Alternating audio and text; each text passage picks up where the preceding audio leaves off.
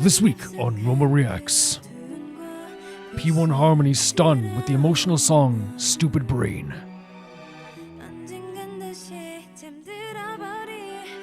Roma is blown away by the Myriad Celestia trailer, Stonehearts Oath, both ends of the scale. She might have killed somebody, but everybody needs a hobby, and she has hers. It's Miyeon with Reno. A beautiful song with a sad undertone. It's Robin's trailer with Sway to My Beat.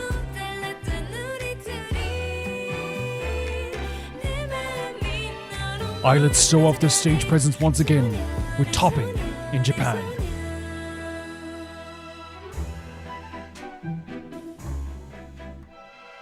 All this and more in Roma Reacts.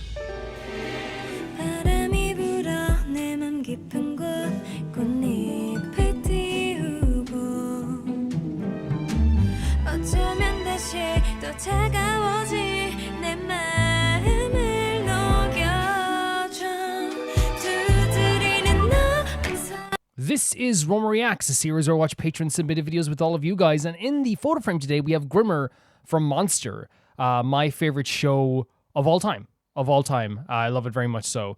The first video is sent in by Leon, and it's more Transformers, More Than Meets the Eye, and it says previously on More Than Meets the Eye, Skids, who has amnesia, makes an explosive entrance. They found 38 of the 40 Autobots, and Swerve tells Tailgate he's been out of it for 6 million years. An amazing scene, honestly. Now a little more build-up. Rodimus and Cyclonus have a talk about the second chances, new beginnings. Cyclonus and Whirl also have a talk, and thus the slow burn commences. Interesting that they're going to have like a talk, Cyclonus and Whirl. If Chrome Dome and Rewind have a nickel for every time they were in this situation, they would have 2 nickels, which isn't a lot, but it's weird that it happened twice. Let's check it out. We're starting from 9:35 to 17:05. Let's go. Where's this going? Oh, this is just where we ended up last time. Yeah, this is where we ended last time. I'm very interested to see how this is going to go. 6 million years? Very interesting.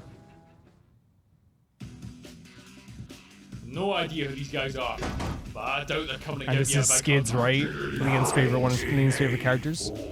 1984. I'm unarmed! Can't we just... Oh, they keep repeating this. 1984. Oh my god, he's mimicking them. If you only use it for one thing. He could be like a main character. He has that main... Oh my god. He has that main character energy, right, for sure. Right, time to improvise. Sorry, Polaris. I don't know what you're doing here, but I'm alive, you're dead.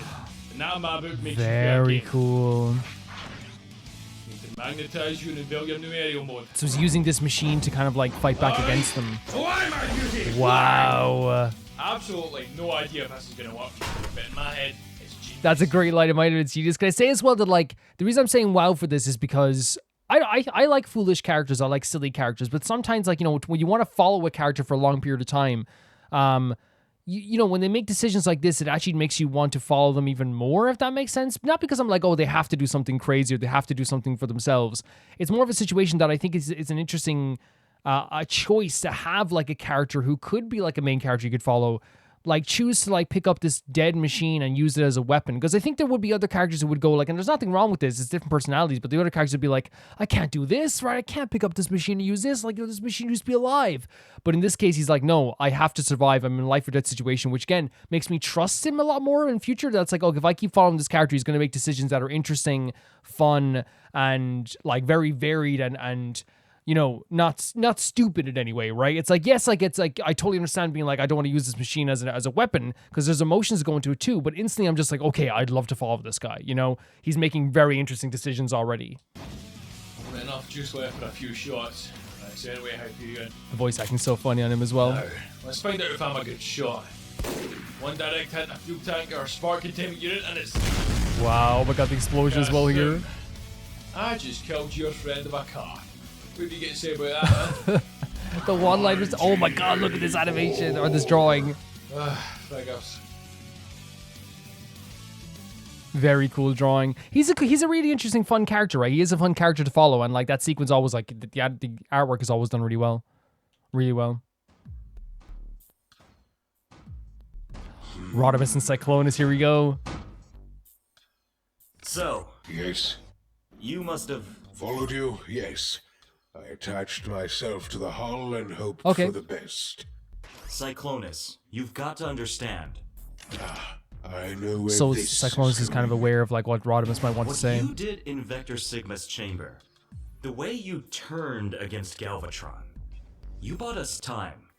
You put your life at risk, and your actions, well, I guess in a way, your actions saved everyone. So we did something good. But before your grand gesture, you led the attack on Kimia. You were responsible for the deaths of dozens of Autobots. That's kind of hard to overlook. Is that one of those situations as well? Like, and I know Lee maybe can correct me, because like for me, like I always oh, I'll let him say this anyway because it looks like it's gonna be something. Want me to say I'm sorry? Yeah. But I can't. It was war and I was following orders. This is what I saw. I wanted him to say. I know how that sounds, but I figure you could handle the truth. The reason why I wanted him to say this is because this is another addition what could add to what I'm about to say as well. Like the whole thing of like, you know, everyone's done wrong in that war, right? And again, I'm not saying that like just that's an excuse, right? Because I feel like that's such a terrible excuse to be like, hey, like it's like, yeah, you did something wrong, but also these guys did something wrong too. You know, it's like, you know, horrible deeds are horrible deeds, and they should sit by themselves, even if like, well, no, like obviously, again, I want to make it clear, like I am so anti-war, I'm so anti like, you know, invasions and all this stuff, and like, you know, sometimes retaliation is needed in some cases when you say you like invade a country and stuff like this, you know, whatever, like that's a whole other thing. But in this case, I think it's like the idea of like, it's just a war is always an interesting thing to say, right? You know, it's a war, because it's like, I never think that excuses it fully. But what I was going to say before that, and that's why I said it was going to add to this, if you go into a room full of Autobots and Decepticons and you turn around with a blindfold on and swing a stick around, you're probably going to hit someone who's done a bad deed regardless of the side, right? For sure. And again, that doesn't excuse any actions that anyone's made. I just want to say that I feel like it is like a common thing amongst everybody here. No, there's not really like a clean hand amongst like many people in both groups. And maybe I'm wrong about that, but yeah. Look, I don't want to be a Decepticon, and I certainly don't want to be an Autobot. Ah, okay.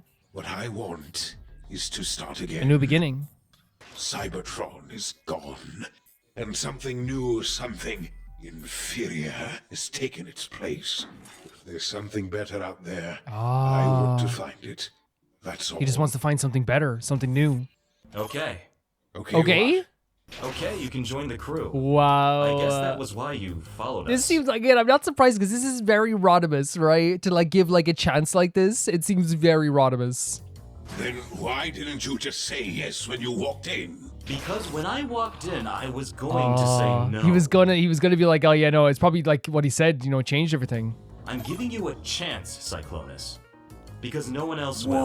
Whoa. But if you let me down, you can save 100 planets, and you won't make a jot of a difference. That's so interesting to me. He's basically saying like it's again, Rodimus as a character, also a character you want to follow. He's very caring and like, and he's very like, he's an inspirational dude, but he's not, again, someone who's just going to be like very silly to the point that it's like, oh, what's he doing? Like, he's basically saying like, I will give out my hand to you and reach out my hand to you, but I'm not going to turn my back to you so you can stab it in the back. I realize that there's a chance that you could betray me at some point.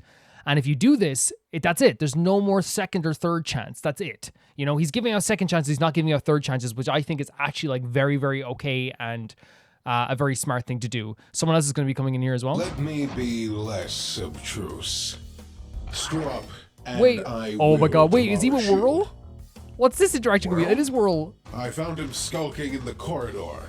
He assures me he's not going to make trouble. Or so he says. Ah, come on, though. Whirl, I heard you and Cyclonus were fighting before we left. Yeah.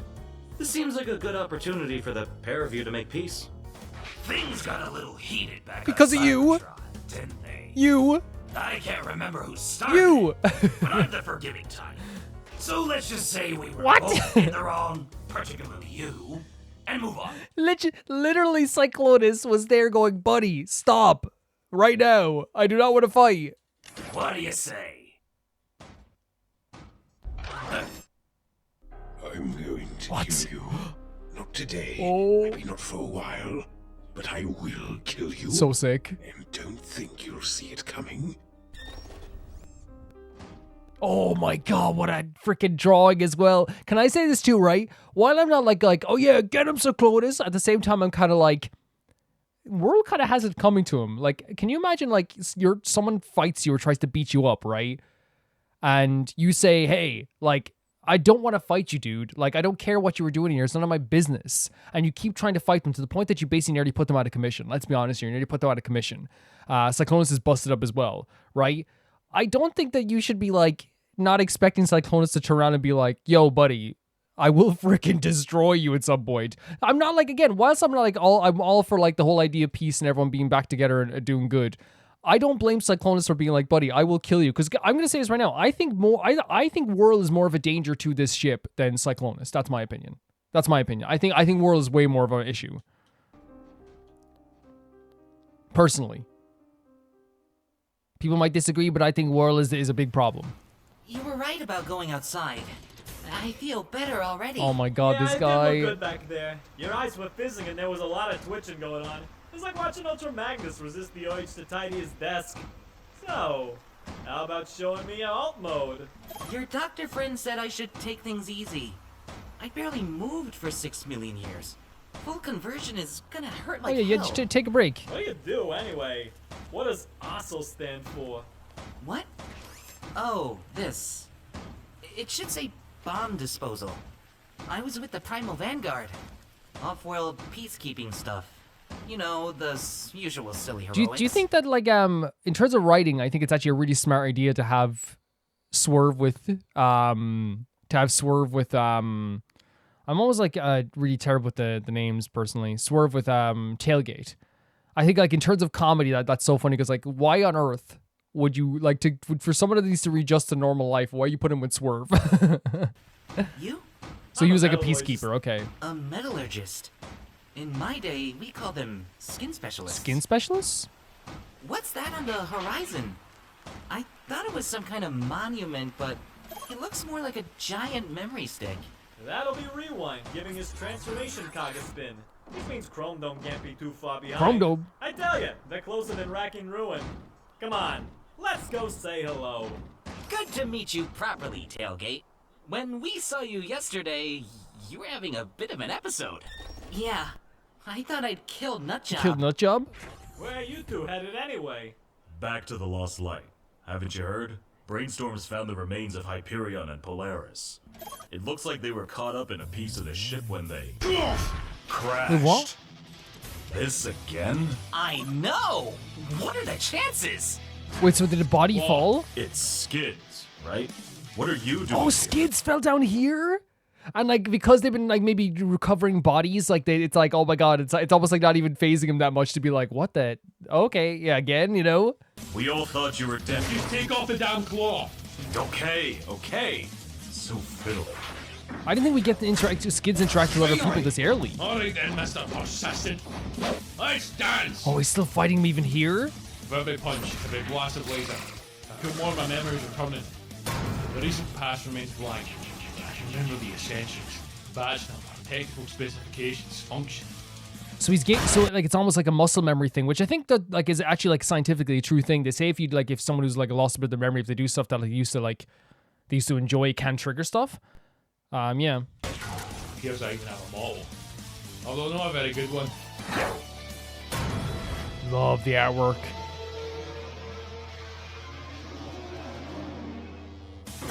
Really cool artwork. Like the way they shook it there, because it actually, like, signifies, like, a bit of violence, you know? Wow.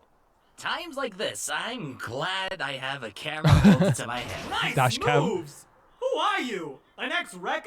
One of the Warriors Elite? Swerve's An old pit voice. fighter? Oh, I Love the detail, and look at the detail on this. The shading, the colors. So good. Why didn't you use your handgun? Before I removed the claw, you were just holding it. What are you talking about? The gun. In your hand. The handgun? Oh, that? I didn't even realize that was there. Never mind that. What was that thing? So he didn't even chasing realize he had a handgun, probably again because of his memories being, like, a bit warped, right? That makes sense. At least to me, it makes sense. Like, it's like it's one of those things where, like, you know, if you're losing your memories a little bit, like, would you even remember that, like, you know, you had this deadly weapon attached to you? Because you wouldn't even know what you would, like, you know, you're looking at your, like, it's like if you woke up in a room and didn't remember, like, what the, like, all this stuff is. You didn't remember what a computer is. You know, chances are, like, you're probably not going to try and turn on the computer to see what's happening, you know, because you don't know what a computer is. You mean you don't recognize it either? Come on, Rodimus is waiting for us. We can compare notes on the ship. You need a lift, Skids? Hey, anyone seen Tailgate? Where's Tailgate? I'm over here.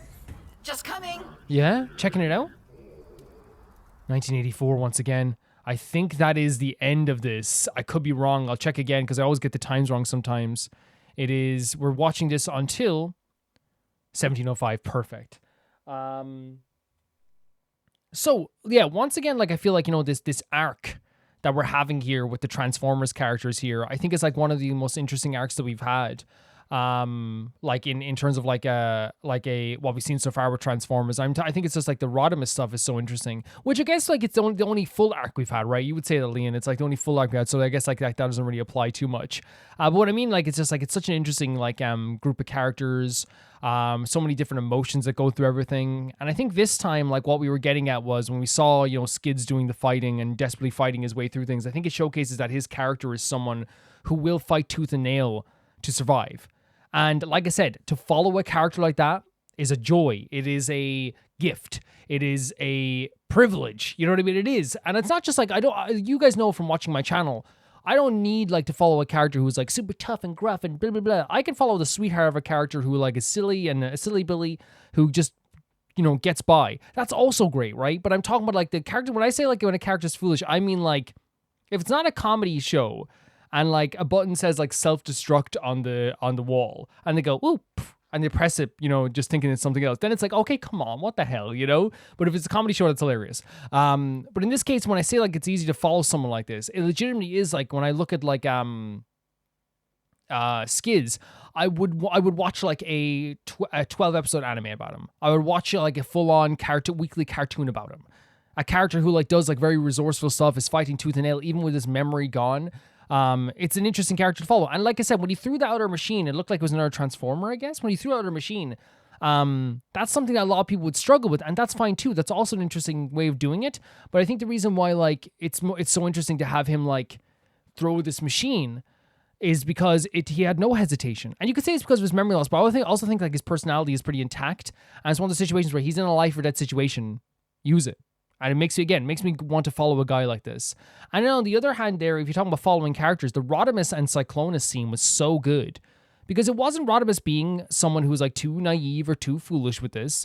He said, you can join. You can join this group, but if you do something wrong, you are in trouble. And I think it was totally fair, because Cyclonus was honest with him. He said, yeah, I did all this horrible stuff. I'm not going to apologize, but here's the thing. I just kind of want a different life. I want a new chance. I want a new thing to get at here. And I think that speaks to Rodimus a lot too, because Rodimus has people on the ship that like, aren't reputable, aren't fantastic. But he understands as well the idea of like why he's doing this is to give people a new purpose in life, to give people a new future. And if he can give that to Cyclonus, Rodimus probably sleeps better at night. It makes him feel better. And Cyclonus like said something that's like pretty like interesting. He said like, hey, I'm not going to apologize because this was war. And I've heard about this before, and maybe like Leon can like confirm once again, because it's probably been a while since we've seen it.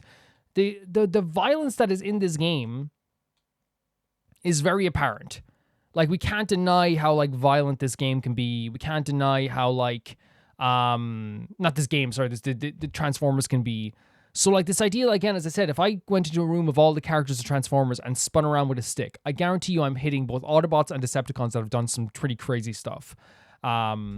Now, that's not all of them. Like, there's some very, like, good characters and reputable characters, of course, too. But you know what I mean? It's like, you're probably going to hit somebody that has done something bad. But in this case, I love the Cyclonus, like, instead of making excuses, he could have been like, because, again, the whole idea, you could say the idea of, like, war is excuse. I think he's more just saying, less of an excuse and more just being like, I'd do it again if, like, it was a case where, like, I needed to fight for this. I would do it again if I was given that reason.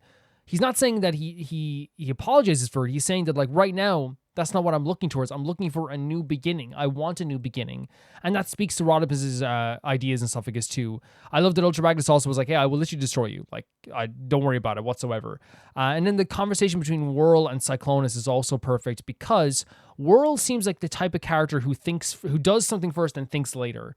And I think he thought here there's a chance that he could be like, to brush it off a little bit. He knew that Rodimus and Ultra Magnus were in the room as well. I think he knew that at that point he could be like, hey, look, like, let's forget about this. Look at this. We have a new future coming forward. Look what we can have here. But Cyclonus, I think very rightly so. I'm never against the idea of revenge. And I think very rightly so, Cyclonus said, buddy, I will freaking kill you if I get the chance. It's totally fair, right? I think it's fair. He gave him so many chances to stop. Like, if they stopped that fight halfway through and World said, I'm sorry for flying off the handle, I don't think Cyclonus would give a crap. I don't think he would care. He'd probably keep an eye out and, like, maybe sure he doesn't hurt him again. But I think that Cyclonus Jetty would just be like, yeah, I don't, like, whatever, your business, I don't care. He seems like the type of character who'd be like, yeah, your business is not my business.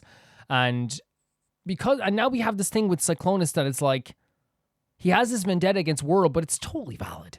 It's totally valid.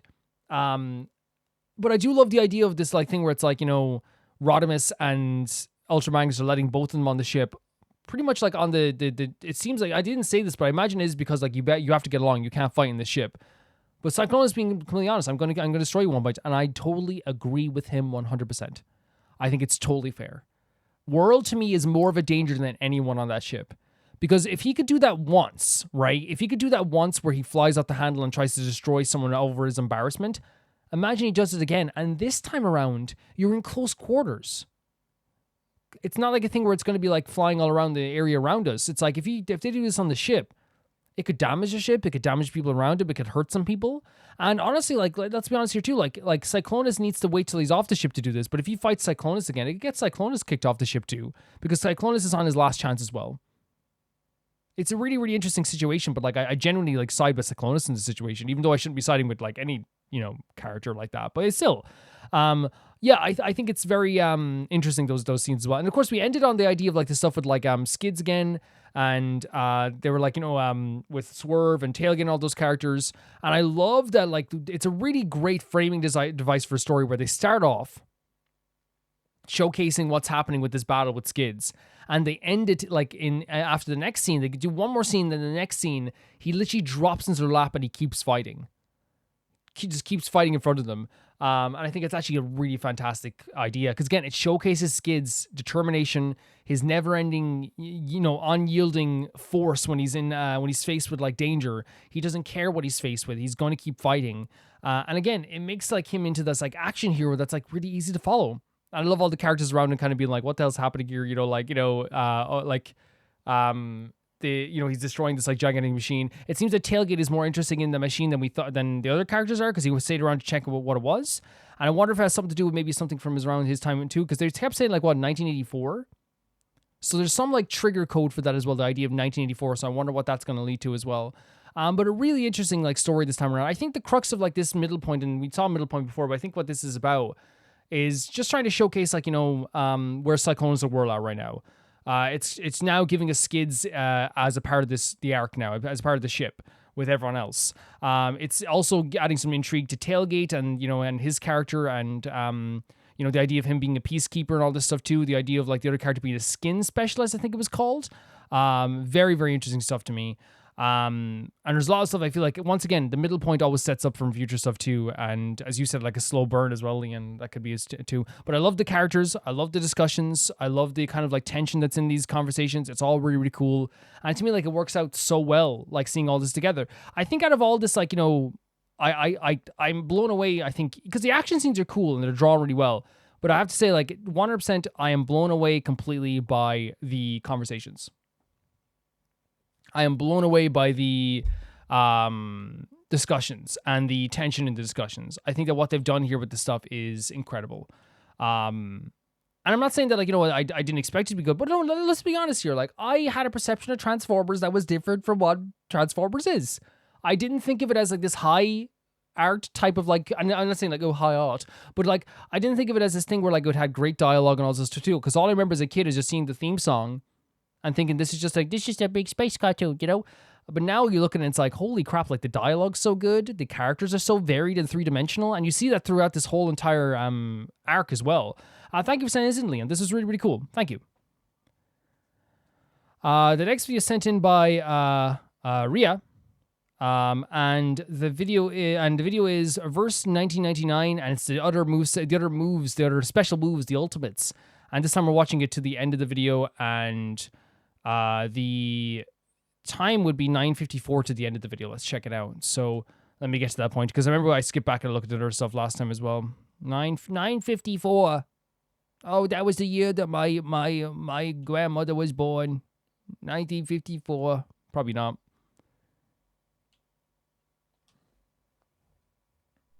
Your brighter future. So around here? Everyone. Yeah, around here. Yeah, some great animations in this stuff. Some really cool stuff that like showcases the art direction and care that look at this. The care that they put into this stuff is also astronomical to me.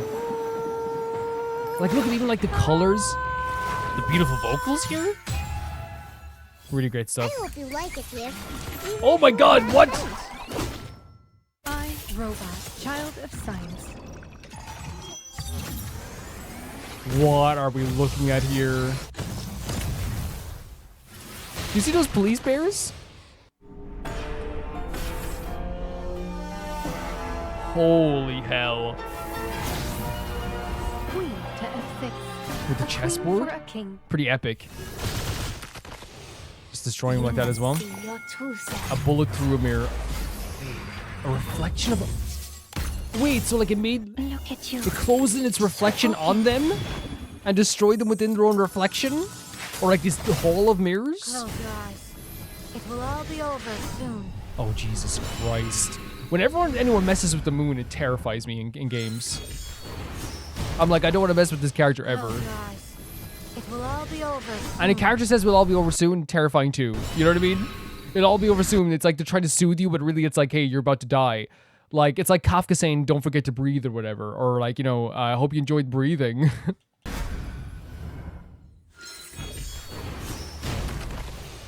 This will show you the way to the heart. Little musical notes going on here. Okay, that was a little more tame, right? Oh my god, with the... Oh my god. Motorcycle with the freaking sword. I am the way. Some of them only have one, I think, but we have more disco stuff here, more dance stuff, I guess. With the rolling of the eyes, was that bad? I am the waves in the ocean and the stars in the sky.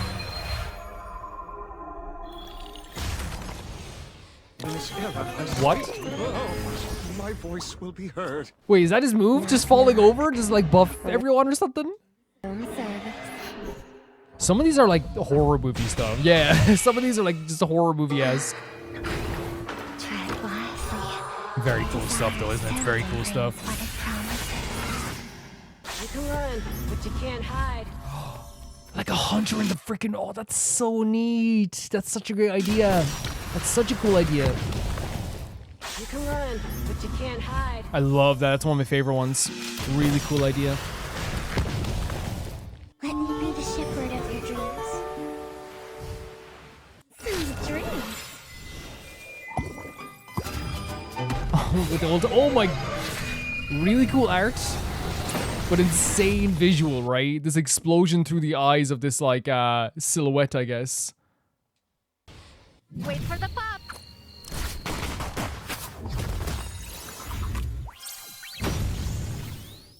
Wait for the pop. Yeah.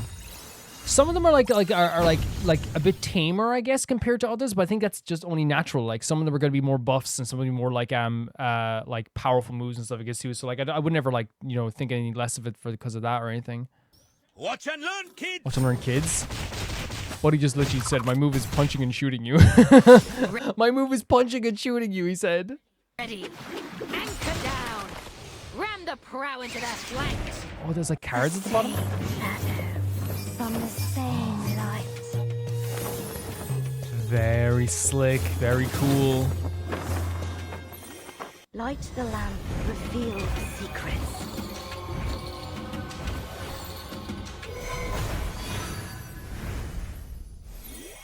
Higher than a bell tower, and deep in the clouds. Oh my god, what? This adorable little one? With like the newspaper stuff? Seems like it's buff as well. That was a really cool one. That was a really, really cool one. Really cute.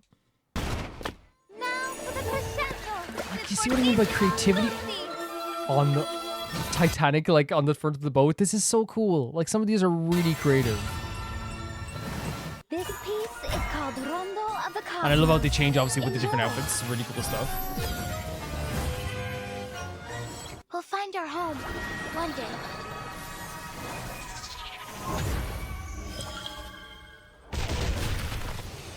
We'll find our home One day. Like this is like galactic damage as well. 强梁既出，王有不为。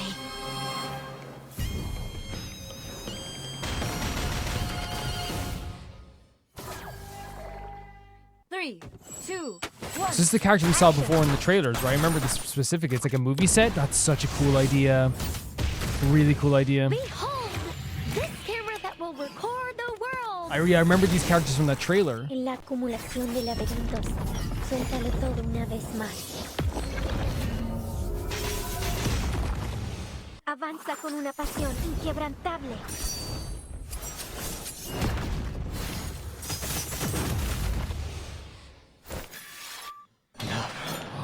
Oh no.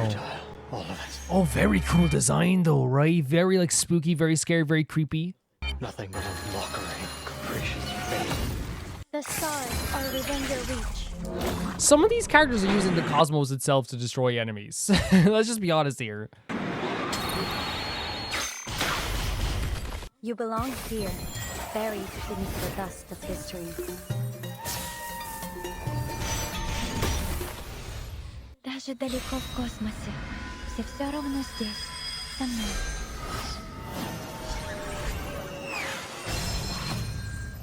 You see what I mean? Like these are like moves that should never be given to human hands. Like look at this. Joining hands as they like use the universe as a weapon. Love the hair. Is that Elio? See, I never played Assassin's Creed in my life, but I do know like that there's a character called Elio.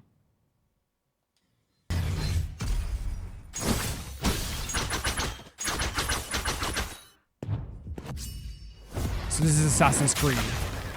They may beg their gods. Their lives are at my mercy. Cool music. Oh, the silhouettes. Oh, with the sun in the background. Very cool stuff.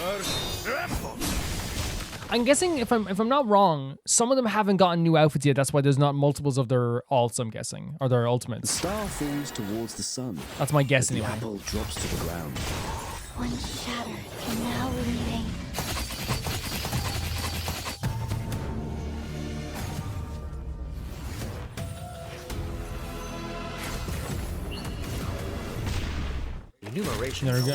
Oh, we've seen this character before as well, right? For sure. Work a miracle. Yeah, some of them seem like just like buffs, but this is also like really, really well designed too. Error? Really cool idea as well. Like using the technological aspects for this stuff too. Through Hypatia's sacrifice, we have reached the stars. Oh, and that's a really cool way to change the design of the alt. Like it makes it like it's still technology, but it feels like a little bit older, a little more classical. And here goes one of the other animals, I guess. Is that the chipmunk? Oh, he's so cute though, isn't he? Fluffy Duke, Scarlet Titan, Brother Jake. Give him the world. Give him the world. Everybody's here. The pine needles in his, not pine needles, pine leaves in his tail as well. Love that. Okay, so there's the other host of stuff from the other host of ultimates from Reverse 1999. What I can say about this is like similar to what I said last week is that like there's so many of these ones that are so creative and so colorful and so interesting and clearly tailored to the actual characters themselves. And then there's some that are just like, very, very simplistic kind of buffs for the characters, which makes sense. They're not something that goes too crazy or is meant to be too crazy. It's something that is just like very much just like, a buff. And I feel like, the only other games where I play games that have like ultimates are like Tekken and like Hoyo games and stuff like that too, right? And like I think there's like all the ultimate moves and like Tales of games too. And I feel like it always varies on depending what the move is, so that makes sense that there are some like varied ideas here for the moves as well. Let me talk about which ones were my favorite of this new bunch here. And I might just mark them down here, just like say as I'm going through here. I would say that I really like the let's see here.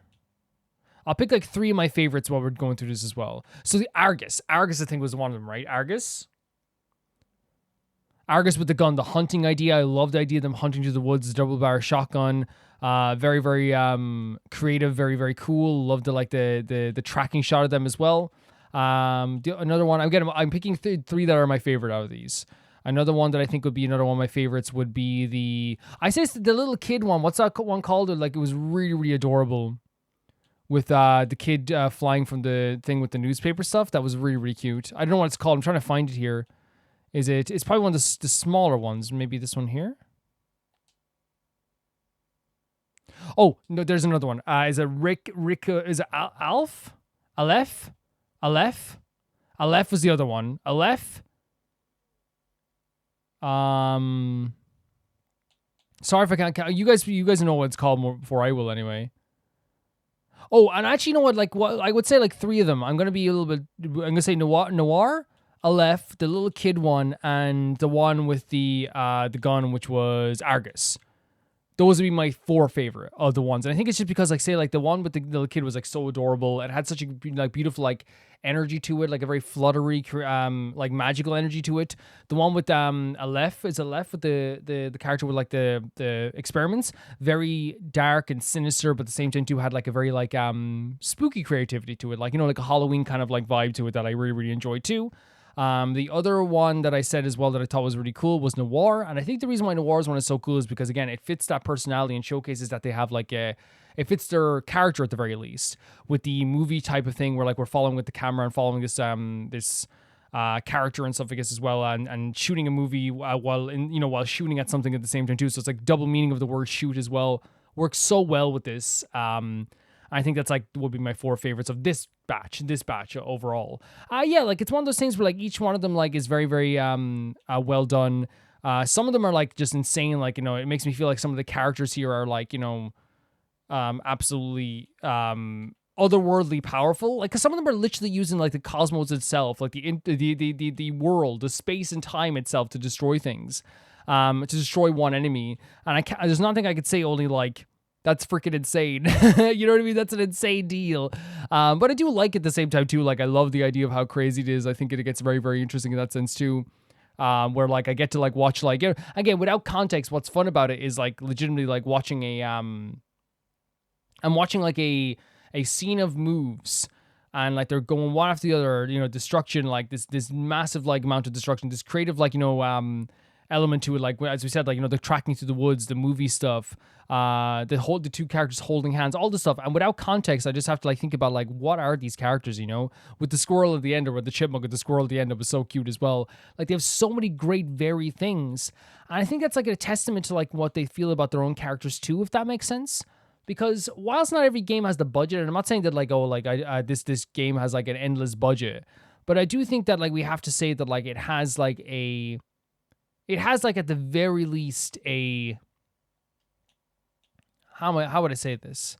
It has at like the very, very, very, very, very least a passionate, does that make sense? It has like, I don't want to say like this game is the only game that has a passion like that, because obviously not everyone does have like the artistry, not everyone does have like the, you know, even some games want to do that, but they can't always do that, which can be like a very upsetting thing for like, you know, a dev team where they want to showcase them. Because remember, like, if there was I'm not gonna say which dev team it is, but remember there's a dev team a while back that basically like said like, you know, our technology is not catching up with our dreams, basically. Well, we want to create more stuff, but we can't do it. But like, this is a showcase of like how like the artistry and the technology matches with the dreams and the creativity, if that makes sense. It all comes together.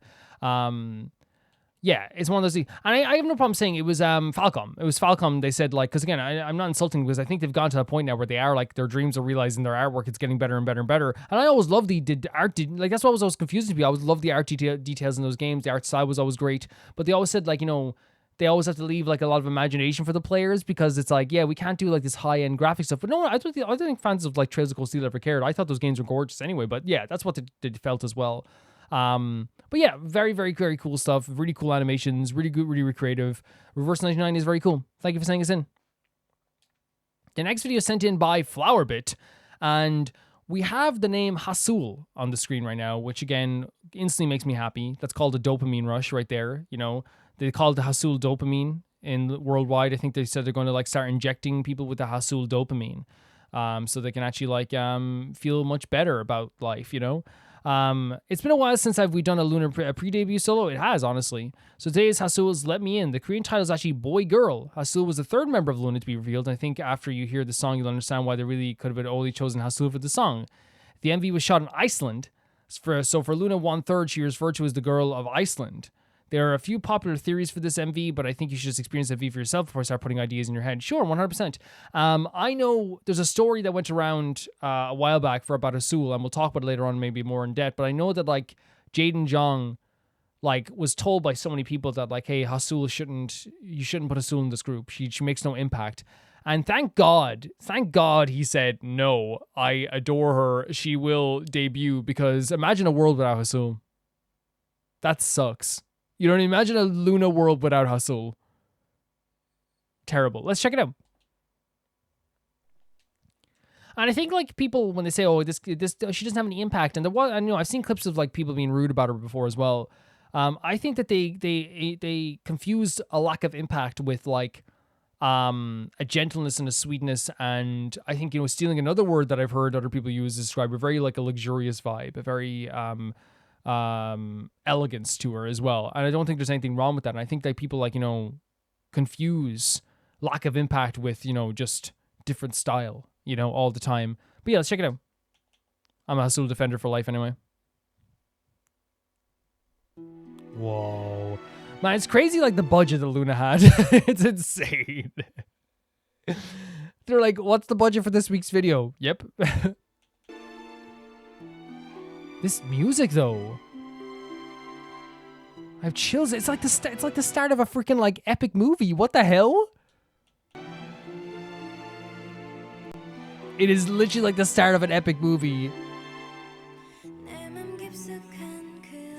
What? The place is dark deep. You barge into my deep dark heart.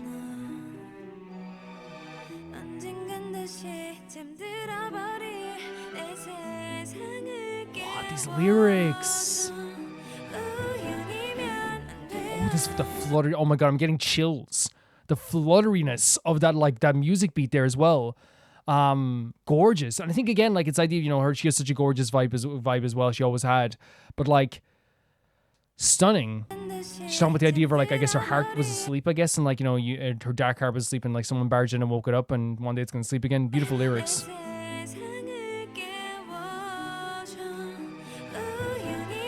Did you hear that flutteriness? Oh my god.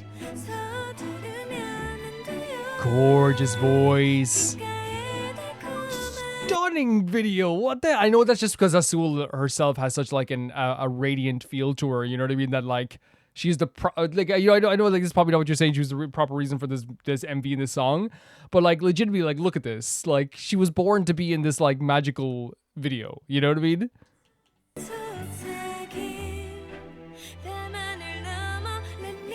What did that? Stop.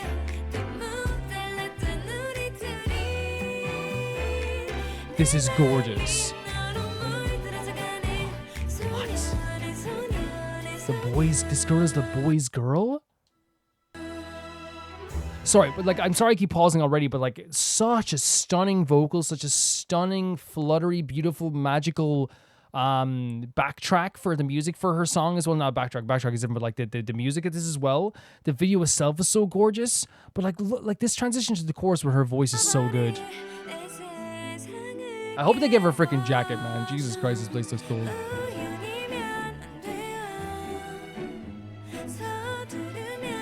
Gorgeous voice.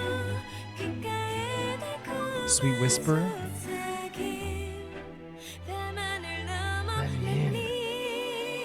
Look at this played. Gorgeous. Absolutely gorgeous. So the two of us are so different. Look at this shot. Like, this girl is the boy's girl is such an interesting... This is such unique energy for a song. Even amongst Loona songs, which is crazy. Oh, that... So many interesting like music beats in this too, again as well. Yeah, when I say like amongst Loona songs, this is so unique. It's so true because like Loona in general has like some very unique songs, and like it's one of those things that like I really feel like even in like K-pop for sure, like it's like it still is like very like rare to hear like some of the sounds that they do, But this is like so unique even amongst all Loona, like the different like musical beats. Feels like a classical song more than anything. It feels like a epic movie soundtrack. It's boned. It's skin chilling and makes you like feel like you're watching something, as I said, epic. It really does. Defrost my heart, so that dark heart, the frozen heart. Look at this outfit. What is this? What is the outfit? Will I be you? Will you be me? The outfit with the short hair. What this is so interesting to me. And then the lyrics as well. The idea of like I'm the boy, this girl's the boy's girl, and also like the idea of like will I be you? Will I be me? It's almost like becoming one with someone, or maybe feel like you're on the same wavelength with someone as well. When I wake up, like is it like maybe like your personality morphing with someone, or like your personality like I don't know. We'll see. Gorgeous. Oh, her voice. So it's like I become you. Stunning. This girl is the voice. Look at this outfit here with the hair. What? These shots. What is Loona's budget? Man, I'm telling you, like, they said we're gonna fly Haseul out here, put her in this this insane like outfit. It's almost like feathers, like a bird. With like this wig as well, almost like honestly maybe like changing like her personality, almost like when One Shaw. This girl is the boy's girl. I wonder what this means. It almost feels like to me like a song about like the idea of like maybe just like two separate entities that are on like the same wavelength. That one of them has woken up the other one, but they don't know who they are at this moment. That could be this person, or that the other person said this girl is the boy's girl. This girl is the boy's girl sounds to me like I am this girl, but it's also this other version of me that's also like me, which is this boy, is also me as well. In terms of personality, gorgeous tone. Like, did you hear this? It's like we're so different though, right? But we're one. So two sides of two. And my heart gets colored with you. The idea of like you coloring my personality, my heart. Look at this. What the hell is outfit, man? Looking more like you. Stop. Did you hear this music? Like I can't get over this. I can't get over how insane this is. Listen how gorgeous, how stunning, and again, skin chilling, isn't it? With the little fluttery parts as well. This lighting is crazy too. With the birds showing up too. All these feathers shedding as well. You're a girl, so. Oh my god. Haseul. What the? My skin is tingling all over. Wait, she's trying to take this. Amazing. What is happening? But now they're singing, they're both singing. And her voice, man. But now the bird is like dead in her hands. She took it down.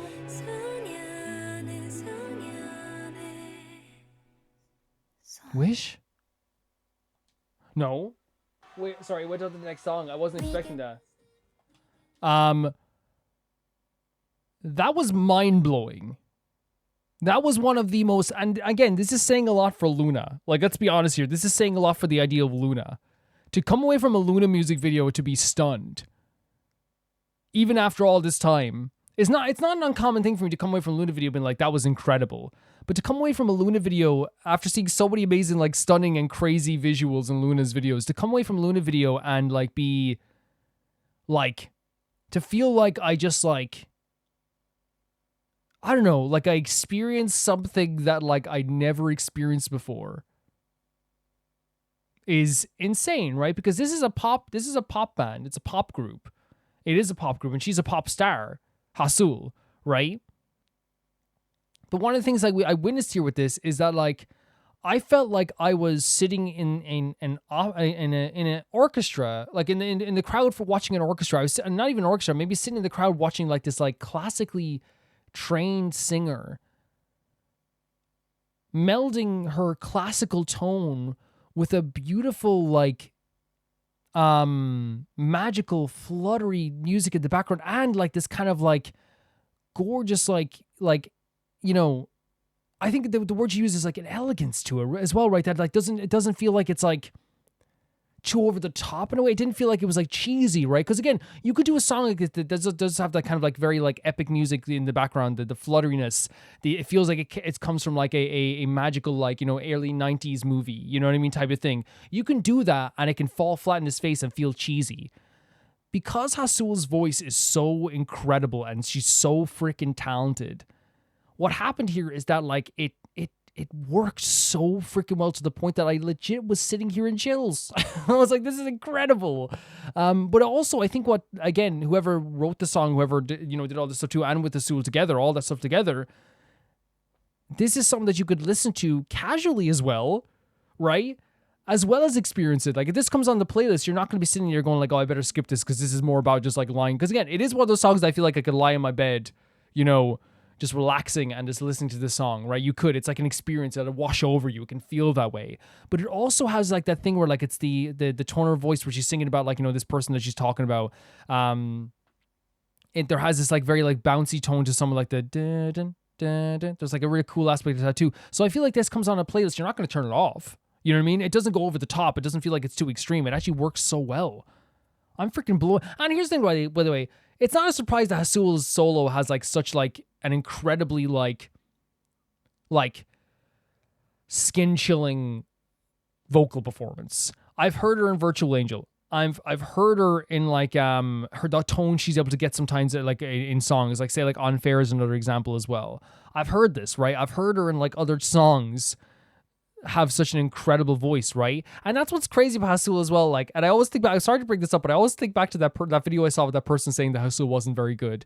It always pisses me off so much is because like not only is she as an artist able to do like these gorgeous like angelic orchestral tones with her voice that like can match like again an epic movie, but she like hangs with the other gals like a pop star as well, because she has a great pop vocal as well. It's like so crazy to me that like, you know, anyone could ever think that Haseul doesn't have a freaking impact, man. Like she's so incredible, and without her, like I just can't imagine. I just can't imagine her voice not being in like Artemis's songs now as well. It would kill me. It really would, like, you know. I have nothing but like good things to say about like how this song made me feel. And I think that's like a good way to put it. It made me feel something. It made me feel like those chills. And I think that like it's one of those things where it's like, you know, and it's a different feeling for like most Loona songs. When I listen to like say Cherry's first song, great pop vocal, really interesting dance beat in the middle as well, and like such a song that would make you smile, would make you like really like dance, but at the same time too, it's like so easy to listen to and so beautiful on the ears. You listen to like Kim Lip's song, and it's just like really open and vulnerable song, but it's such a great R&B beat as well, and like such a great vocal there too, with it's such like a soft but like a gorgeous tone as well. But like there's such like a difference between all these solos, because like then you have Haseul here again who has this like, you know, epic, like gorgeous, like elegant, it's so amazing. Like I'm so happy that we got to listen to all these solos. But yeah, like the music video is crazy too. Like I love like the visuals of this too. I hope they give her a jacket. I think what's so great about this music video too is that it's not like, in terms of like the location, it's already crazy, right? It's Iceland. But it's also like it's not like she's like going through this whole world dancing and doing this thing, right? Because that's obviously another song you see too. Again, we use the example of say like Eclipse, another incredible song. Like, you know, that's Kim Lip like kind of dancing like in this kind of like circle area. In this one, it was just like kind of like, you know, this very much story heavy, but also at the same time too, it was a focus like just like on the idea of like this cold area. Because again, the song seems like it was about like someone having like a cold heart, someone having like a dark heart that needs to be awakened and warmed up, like needs to be colored in some way as well. But I think in this case, like the video itself was like so interesting and weird, but beautiful at the same time too. That the other version of Haseul, because I'm assuming it's another version of like Haseul, and I don't want to jump to the gun and say that's like the boy version of Haseul, right? I don't want to say that, but maybe like you could say it is. But there's another version of like a person out here who Haseul feels like not only does it make her heart wake up, but it's also this feeling of like that she feels like this person is her sometimes. It feels like this is another version of her, maybe another side of her. Because you said like, hey, you're very different to me, but at the same time too, I feel like I am your girl, the boy's girl. And I wonder if it is like, it could be like an allegory or a symbolism of the idea of like tomboyishness, right? Which again, like this idea of maybe having to like contain that tomboyishness and stuff like this too. It could be this idea of like having two sides of the same coin, where it's like I embrace my like very elegant and beautiful side, but I also like embrace this other side of myself too. It could literally be the physical form of a person that she's talking about, where she's like, I want to embrace this person and they make me feel a lot better. It could be that as well. It could be all those things rolled into one. My theory on this is that it is someone who does come to her spiritually and make her feel this way, but it's not exactly like a separate person from herself. I think it might be like a different like side of herself, and maybe that's wrong, because it's like, and maybe it is like this idea of like herself visiting herself, her own spirit, her other side of herself, kind of like making her feel like she's awakened. Now I could be wrong with that too. I could definitely be wrong with that, because it is a very interesting video. Because again, the outfit that Haseul was wearing, the other outfit, with the white hair and like the bird, it felt like almost like, because when she just killed this person, it's almost like they became like they died, they became a bird again in her hands. And I wonder if it is like, you know, the idea of like a spirit, because they say birds, like, you know, like they equate them to spirits sometimes. I wonder if it's like some sort of like, you know, soul or spirit that she had to capture again, that was like maybe escaping her in some way. And maybe I might be going like full on like Loona. Maybe I've just been like so much in the Loonaverse that I'm just going crazy now. But I feel like maybe that's what I'm thinking of, that maybe it was like a spirit she had to catch. Maybe it was something that she had to embrace again with herself. But there is the idea of, yeah, like this idea of like, I am you, are you me, but we're so different at the same time too. I am awakened, my heart is colored, my heart has been woken up, it will go to sleep soon again. All this idea of like, you know, maybe it's another side, like you know, making her feel like more of herself as well. And I wonder, you can definitely like correct me on that if you think I'm wrong, maybe Flowerbird, or maybe if you think you have another theory yourself of what the song as well. Because she does talk about the idea of like how her heart will sleep again, but she's asking this person to wake up her world. So it seems like maybe she was kind of cold and in a slumber. She feels like she was like on the outside of things maybe as well, and that could be a possibility too. She even talks about how like it is kind of like a gentle thing though from the other side. So what if it is like something that is like you know, because she's like, she's talking about as a whisper, as like the idea of like it's like gentleness to it. It's like a gentleness to it as well. She talks about like how like she even says, I think at one point, I become you. But the line that interests me most is that the girl is the boy's girl, because it's like, what does that mean? Like, does it literally mean that like I am myself, but also this other version of myself? I am myself, but the person that you are also is like someone who I feel like I want to be a part of myself. The spirit that is separate from me, I want to be more a part of myself. It's really interesting to like kind of like just try and decipher this. But I think even like with all the lyrics and all the meaning behind the song and this stuff too, I think on top of all that, I would say that the video was gorgeous. Like there's some stuff here like with the stuff with the plane, the stuff with like the tree branches, like they're covering her face again. She looks so amazing during the sequence too, like so radiant that she's radiating it off the screen as well. The stuff with like the snow and like the cold and the stuff, the feeling of cold around it. But again, she looks like she's so at like home in this like beautiful, elegant landscape. It's amazing. There's so much stuff that's amazing too. And as I said with the song as well, like how it made me feel, like it made me feel pretty amazing as I was listening to it too.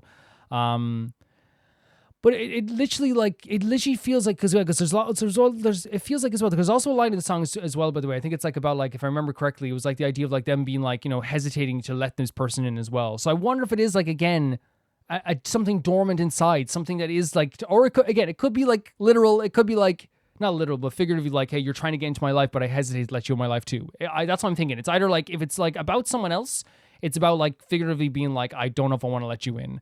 If it's about herself, it's about, I don't want this part that's dormant in me to become something again, to wake up again. Because I think it says about, you know, waking up my own heart it sounds like it is something that's on the outside, but it could be something that like is like a part of her, but has kind of like separated from her as well. I don't know. You could tell me if I'm like going off base here, but I thought this was incredible. Really amazing stuff. Her voice is incredible. Her tone is amazing. The song itself and the video was absolutely incredible. I don't think I'd say enough good stuff about this. I'd be here forever, I think, talking about how amazing this was. Love her vocal tone, how powerful it gets, but also how like subdued it gets at times too, showcasing her range. She really is like a legitimately, so like I'm gonna say this like without any hesitation. I would say if you made me make a list, which I'm making a list, I think at the end of the year, my top 5 favorite vocalists, or who I think are the top 5 best vocalists I've heard in K-pop, she's there. You know, she's there with Miyeon. She's there with all these artists who like are just absolutely incredible. Right beside them. She really is. Thank you for sending us in, Flower, but this was incredible. The next video is sent in by Angel313, and they say, here's an Illit. God, I've been listening to him for like how long? And I made the mistake that like I think everyone makes when they first, because I did make that mistake first time. But I feel like I'm just like, we'll say it's early in the morning. I think I've said Illit right every single time. And of course I make a mistake on like my 20th time listening to like an Illit song on Rome Reacts. They also invited a Japanese singer to sing with them. So this is called Topping, by the way, and she's called Noa Aburasoba. I love these performances. Let's check it out. So this is Glitter Day in Japan, Illit Topping. So sorry, the volume was turned down for a second there. I sometimes turn it down just in case something auto plays in between videos. My bad, Aroa. Aroa, I apologize.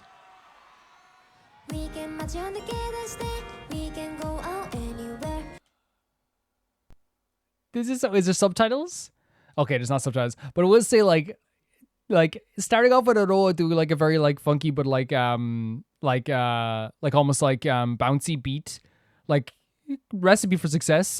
Like honestly.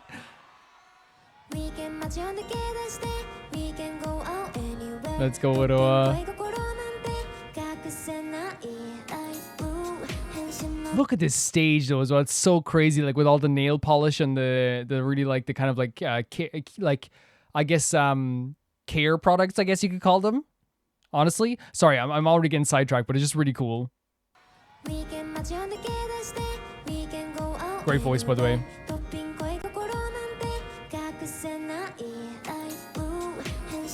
Oh, Winnie. Love Winnie's voice. Loona. The wink? Oh, the smile? It's so different to see the gals sitting down, by the way. It's so different. And honestly, they've earned it. Because, like, a lot of times when we see Illit, they're doing, like, the best choreo you've ever seen in your life, right? You know what I mean? Give them a rest. Give these gals a rest. They deserve it. The outfits are crazy, too, right? It's almost like business casual sparkle, it's like this like it's like very much Illit in terms of like the vibrancy and the gorgeous color tone to the clothes, but it also has like this like business casual feel to it as well, which I think is quite neat as well. I don't know, it's really cool. I'm gonna skip back as well because if Minju's gonna sing, I want to hear it from the offset.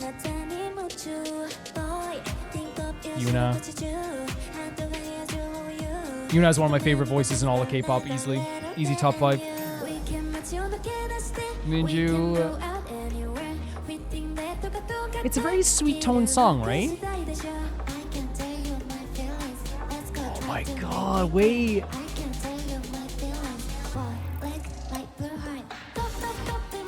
Oh, very cool. Love that. It's like a very simple but like neat choreo, right? So before we go any further, like I love the simplicity of the choreo. That it's still something that's like very, very like fun to follow. As we say, like Illit always have like very addictive choreo. But it's like something that like kind of adds to the song as well. Like they could have sat here and just sang the song, but like the little tap of the cheeks and stuff, I guess, as well as they're doing that too. Like it has like this very like, again, I talk about this kind of like bouncy and fun feeling to it. But because like these gals have like an effortlessly great vocal tone all the time, and I'll stand by that to my dying days. I feel like it's one of those things where like, I always say that expression, if you do things right, people won't be sure you've done anything at all. They don't get enough praise for just like making songs like this just sound perfect. You know what I mean? They have like just a perfect tone to them. They really do. And with the pre-chorus here with Mocha's voice, Mocha already has like this really, really distinctive, like beautiful, like low tone sometimes as well. It always sounds great, right?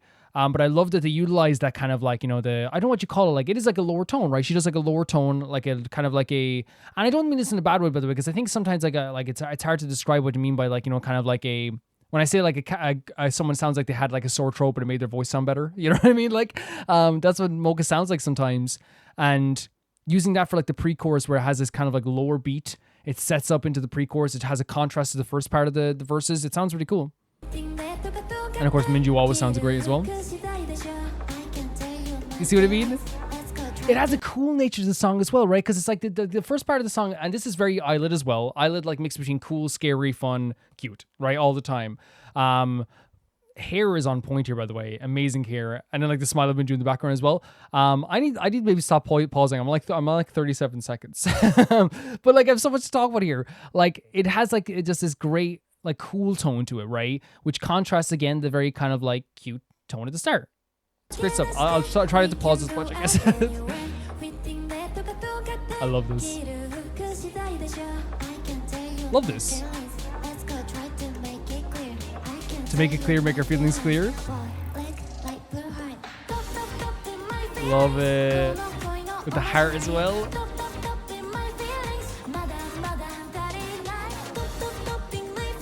Yuna.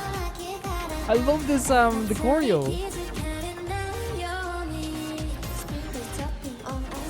Yes, it'll be a good beat afterwards as well. Good rhythm. I know she's going to sing too. Yeah, before we go any further again, like, Aroa has a great... I think Aroa and Mocha do that really well, though. Like, and I feel like the gals can all do, like, you know, different things, and we've heard them do many different things, you know, whether it's a high note or a low note or a cool note or whatever. But Aroa and Mocha, you know, when they have them do, like, this kind of cooler stuff, like, you know, it's like, remember in Jellies when like, you know, kindness, sweetness, is this for me? You know, like that part there, again, like, it has, like, such a cool tone to it. And I think as well, like, with the chorus, too, like, the... like, while I know that it will be like maybe like just, people can say it's just cute, right? You can say just cute. I also think it has like a very good dance vibe to it, right? A very good dance beat to it, which again, once again, makes it really easy to listen to.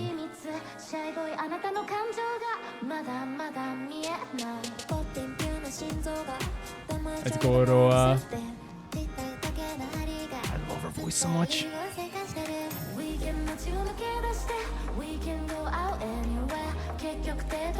It's such like it's so easy in the ears, so easy. Get Yuta. I love the choreo so much. Oh my god, Woody. Minju. Look at these stars. Look at these stars.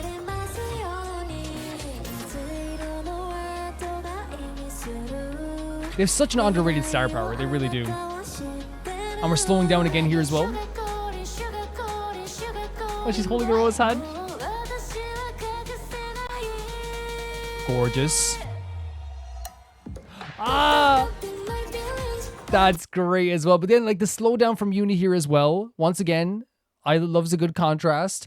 And here as well, we have, like, this, first of all, this is adorable. Love their makeup as well. Really cool.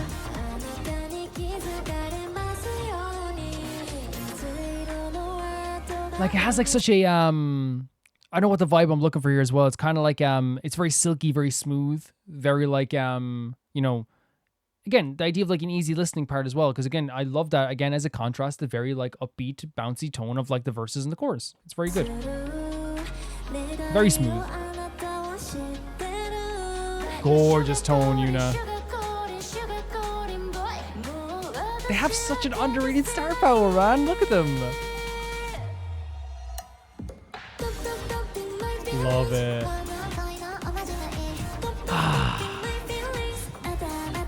Look at Woody, man. Oh, Minju.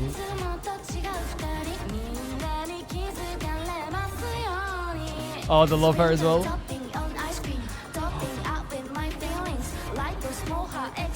Wait. Wait, oh my god, that sounds so good. The rhythm of that is so good. Listen to this. The rhythm's so great. Look at Minju.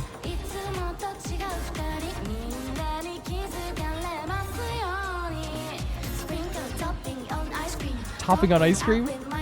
My feelings? Love it, man. The rhythm of that.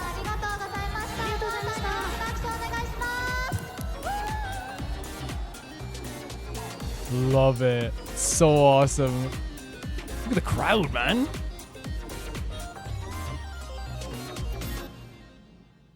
Yeah.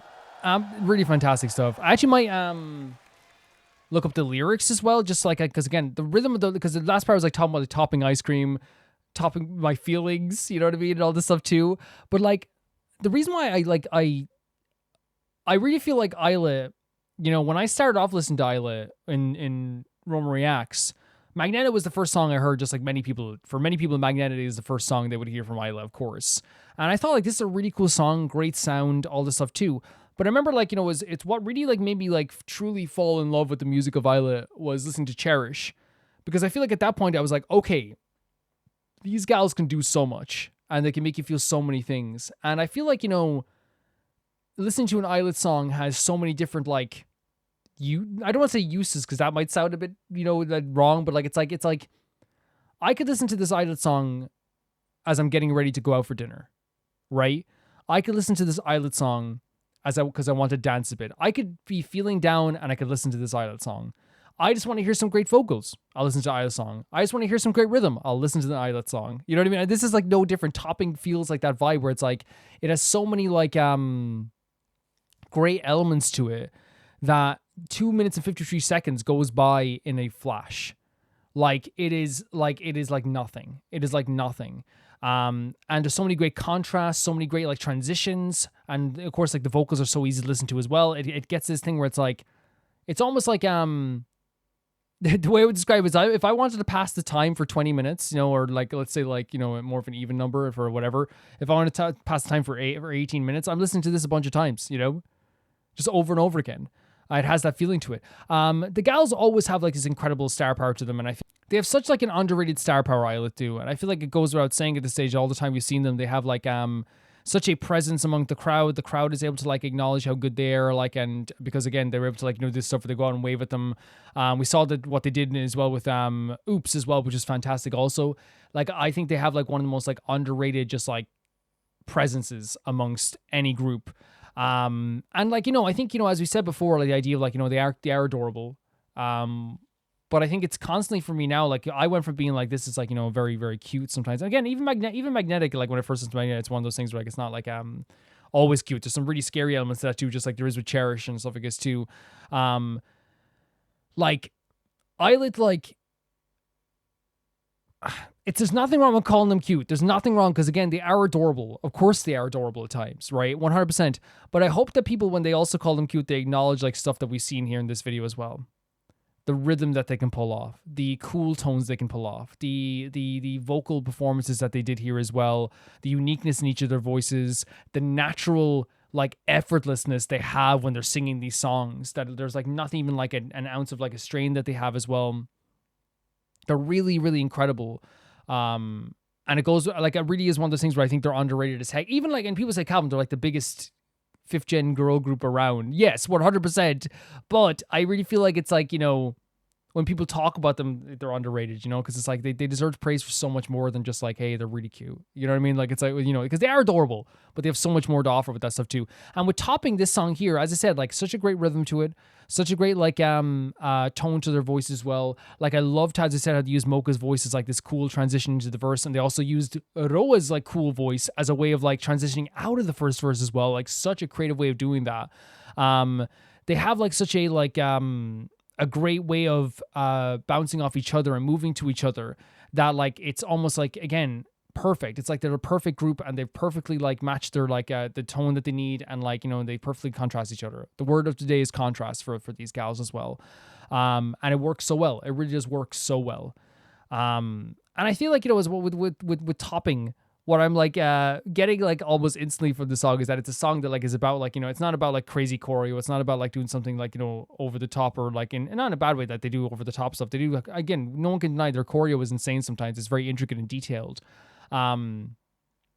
It's more about like, I guess, like feeling the energy of the song and the vibe of the crowd and like just doing like some like, you know, little hand motions that are still very fun to watch. But again, it's another one of those songs that feel like it's more about embracing the crowd and embracing like, you know, how the crowd is feeling at that moment, which again is a stage presence thing too.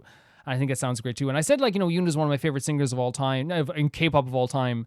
And I really feel like it's just like, I don't know what it is, like her voice is always like, makes me really happy. Minju is always like a backbone singer when it comes to like any song. Like I feel like, you know, she could support the weight of anything, even though like, you know, the other girls sound amazing. It's not like she has to hold them up, but you know what I mean? Like you could put her in any group and she like would be like a backbone of the group as well. And one he like is again, another, I use the word underrated once again, like she doesn't get enough credit for like how fantastic her voice is. And I've heard her sing like, you know, challenges and stuff like that too. She is incredible. She really is great. And they all did a fantastic job with this. I want to look up the topping lyrics because again, the lyrics at the end, like, sounded really cute and really, really fun. Let me see your topping. And also, by the way, Illit as well have like my one of my favorite songs this year. Would be my top 5 as well, which is Little Monster. It's such a good song. What a song. I still listen to that song like every week. So it's Weekend, Let's Go to the Town. We can go anywhere. Topping, I Can't Hide My Feelings of Love. So I wonder if it's like the feelings are coming to the top. They're coming to the surface. Like you can't avoid those feelings. You know what I mean? And then them pointing at themselves, then pointing them maybe with their like their face, their expression and stuff like this too. Light blue, thinking about a reply, waiting for 10 minutes to rule. My brain is racing. I'm crazy about you, boy. Think of you 24/7. Since the moment I first saw you, a current has been flowing from a glance. So this is saying like again, a very natural feeling. We love the idea of like of bringing natural elements to it as well. The idea of like, I am like constantly thinking about you. I got like, you know, a glance of you and now I'm thinking about your reply all the time. A very natural feeling of like waiting for to reply back. Because again, they're not waiting for them to reply. They're doing that thing where it's like, I should wait 10 minutes so I don't seem like I'm like too like, you know, because again, it's not even like that, but it's not a bad thing. It's not playing a game. What is it? You can say it is like that, but it's like very much like we all heard about that when we were teenagers, right? The idea of like, man, don't reply yet, you know? You can't seem like you're too interested, which is crazy. But again, it's how that feeling is sometimes too, you know? It is like that feeling, which is very cute. Mocha's pre-chorus is, and Minju and Mocha's pre-chorus, Weekend, Let's Go on the Town, We Can Go Anywhere. Fitting whether it's a date or not, it depends on the clothes you wear. And it's I can tell you my feelings. Let's go try to make it clear. I can't tell you my feelings, boy, look like blue heart. So again, it's like her saying like Mocha's part was like you know, I can actually let you go. I can let you know what my feelings are. And of course is topping my feelings, the love is magic spell, top of my feelings, it's still not enough. Top of my feelings, today's lucky color. You know what it might be actually? Top of my feelings might not just be like the feelings come to the surface. It might actually be like the idea of like, you make me feel this way so much and it keeps like topping it over and over again. You add more and more to my feelings that like, it's still not enough. I need more. It could be that too. The post-chorus with the Roa, sprinkle topping on ice cream, topping up on my feelings, light blue, small heart. I just can't say my feelings. So it's like, it's really hard for me to express myself sometimes too. And I guess sprinkle topping on top of the ice cream is like a symbolism of the idea of like how they're like, you know, trying to like, it's what the, you know, more feelings for this person are giving them is like, you know, more toppings on the ice cream. It's like every time you make me feel a certain way, I feel like that way more. Secret that you won't notice are little secrets. Shy boy, your feelings, great line. Still can't be seen. Popping, there's a pure heart. If it lies, it gets noisy. Tick tack, the clock, hands and urgent are urging us on. So once again, it's like the idea of like, you know, I'm trying to hide these feelings, but again, it's like they're maybe, again, it could be that they're surfacing as well. You're not saying your feelings ever, you're shy and it still can't be seen, but there's a pure heart to this. But if I ever try to like hide my feelings, my heart gets noisy and it's like a clock. And again, symbolism, it's my heart's like a clock that's urging us to get like, you know, into this, I guess, relationship as well. And then of course the pre-chorus again as well. But it's kind of shorter this time with Minju and Wonhee again, sounding amazing too. Top my feelings, invisible magic spell, top my feelings, still not reaching you, top my feelings, different than usual place, so that you will notice me. And in the bridge afterwards, which was Yuna, Mocha, and Minju, Light blue heart means something. Do you know my wish? But you're sugarcoating, boy. I can't hide it anymore. So again, the light blue heart, I wonder what that means as well. But I do think that it's like the idea of like, you know, do you know my wish? And it's like you're sugarcoating is like, again, the symbolism of the sprinkles. It's like, you know, you're covering this more with like this feeling of like goodness and sugariness. Like I'm getting a sugar rush from this as well, but it's still not enough. And now I can't hide my feelings anymore. And then it goes into the verse. And the post-chorus, which I thought was really pretty. Springland topping on ice cream, topping up my feelings. Light blue small heart, I just can't say my feelings. So that's what we heard earlier as well. Really cool song. And I think the lyrics of the song is basically about like, it's like a symbolism of the idea of like toppings on an ice cream is like my feelings where like I can't stop, like I want more. Every time you put more toppings of this feeling where it makes me feel even better about this relationship, more and more I get more and more feelings every single time. And that's a beautiful feeling to have where it's like, I can't exactly say how I feel, but I know I do feel something towards you. You're really shy and you can't exactly say how I feel, but every time we say we don't feel this way or we lie about how we're feeling, we can hear our hearts kind of pounding like a ticking clock telling us to kind of like say something. Very cool symbolism there. Very cool lyrics as well. Gorgeous, like really gorgeous stuff. And the idea of like, again, like the toppings of the ice cream to me is like literally like, you know, every time we meet each other, more and more feelings get put on top of this over and over again. More and more. But it's not enough even. I want more. I want more of this relationship. And I love even the lines as well, talking about the idea of like, wherever we go, it's only a date depending on like what we wear or whatever. And that's a really cute line as well, because that to me is like saying like the idea that like, hey, like, you know, the feeling changes depending on like, you know, what situation we're in. But this person keeps making her feel like fantastic as well. That too. Yeah. Nothing but praise. Their voices are amazing. The little choreo parts are really cool too. I love the stage presence of the gals. The new singer there as well, who I didn't know who they were. Sorry for not referencing them as much here.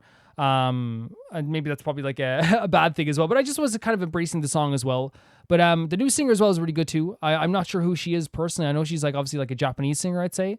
But she did like have like a great time fitting in with Illit, and I think that her vocal performance is great too. I think she like, you know, even though like she was wearing a different outfit, she didn't feel like she was like, you know, too out of place in a song where it felt weird. You know what I mean? It actually like was really cool as well. So yeah, sorry for not focusing as much on her.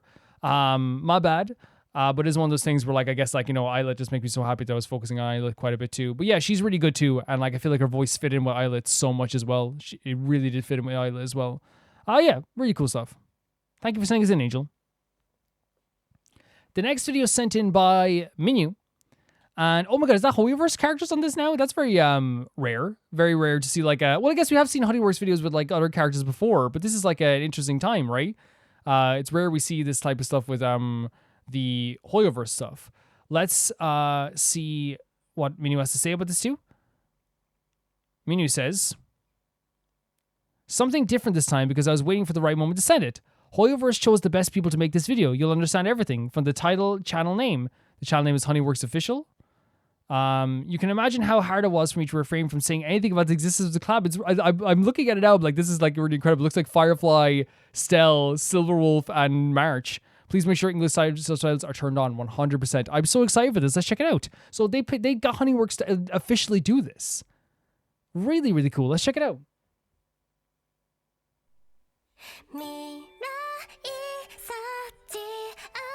Make sure subtitles are on already.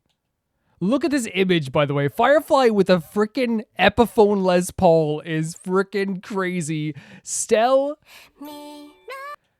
with a really cool red, I guess a school jacket. And then, of course, like March wearing like one of those stylish jumpers as well. Again, like I always like look at these school outfits in like shows and cartoons and stuff like this too. And I'm like, man, if I could have had a uniform like one of these, so cool.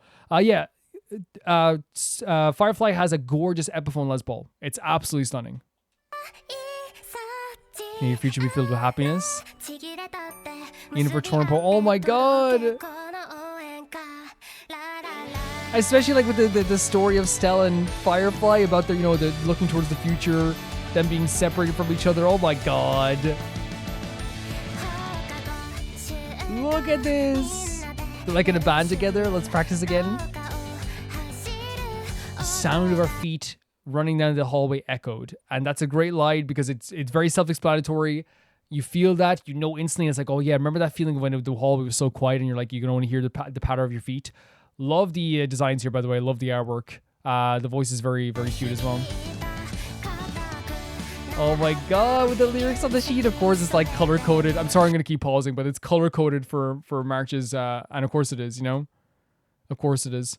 And Silver Wolf on the keyboard it fits for some reason. My fingertips are stiff, you gotta get those calluses. That eagerness is gonna help there, it's so fun. And the day of surprise is getting closer. Oh, nice drums. Some really great vocals here too. A song for you. Wait, who is this? Who is this like covering her? Is this Acheron? Do you think so? With so much I want to say in the lyrics as well. This shows an eagerness, by the way, and a effort, right? She's been staying up all night trying to do this stuff as well. Love the idea around this. I guess they're like moving towards like a performance they're going to be doing. Look at the hourglass. I'm sorry for pausing it. The hourglass symbolism as well. You know what I mean? With Firefly's character, because her character is all about being out of time. You know, it's all about like trying to like, you know, build towards a better future, but she is kind of like fading away. Gorgeous stuff. Is that still great energy to the chorus? Dragging Silver Wolf with a smile. Still looks very good. And carved into our hearts. Is that Himiko as a teacher? Very fun idea. And even turn up over, reconnect. Look at them. Look at them. These are such great designs for them. Wait, oh my god, and carrying Stella away. Oh my god. She was dreaming of that.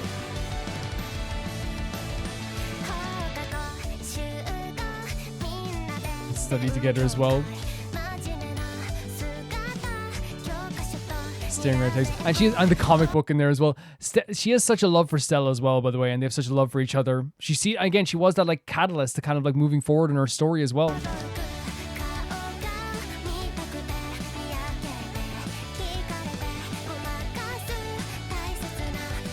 An important surprise.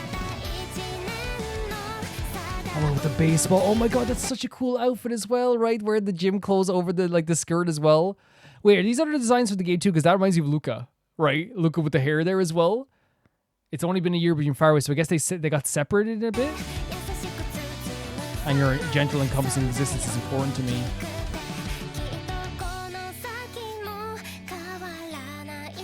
You never know what could happen in the future. Yeah. Oh my god, her smile. And may your future be filled with happiness. I'm sorry, but making her a baseball player is it's so fitting.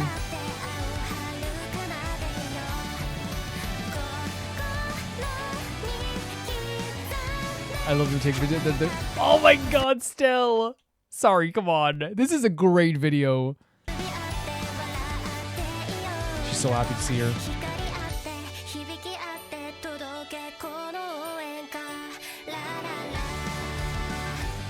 Just really great stuff, isn't it? It's really great stuff. Wait, are Kafka and Blade here like two parents? Wait to see the performance. Himiko and Don Hung, who's like almost like the brother as well. This is so fun. This is so creative and so fun.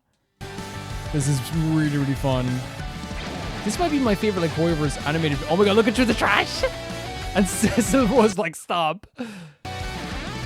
Love the guitar here as well. March has like a Fender bass. So cool. Gorgeous. And she notices her singing in the solo part of this as well.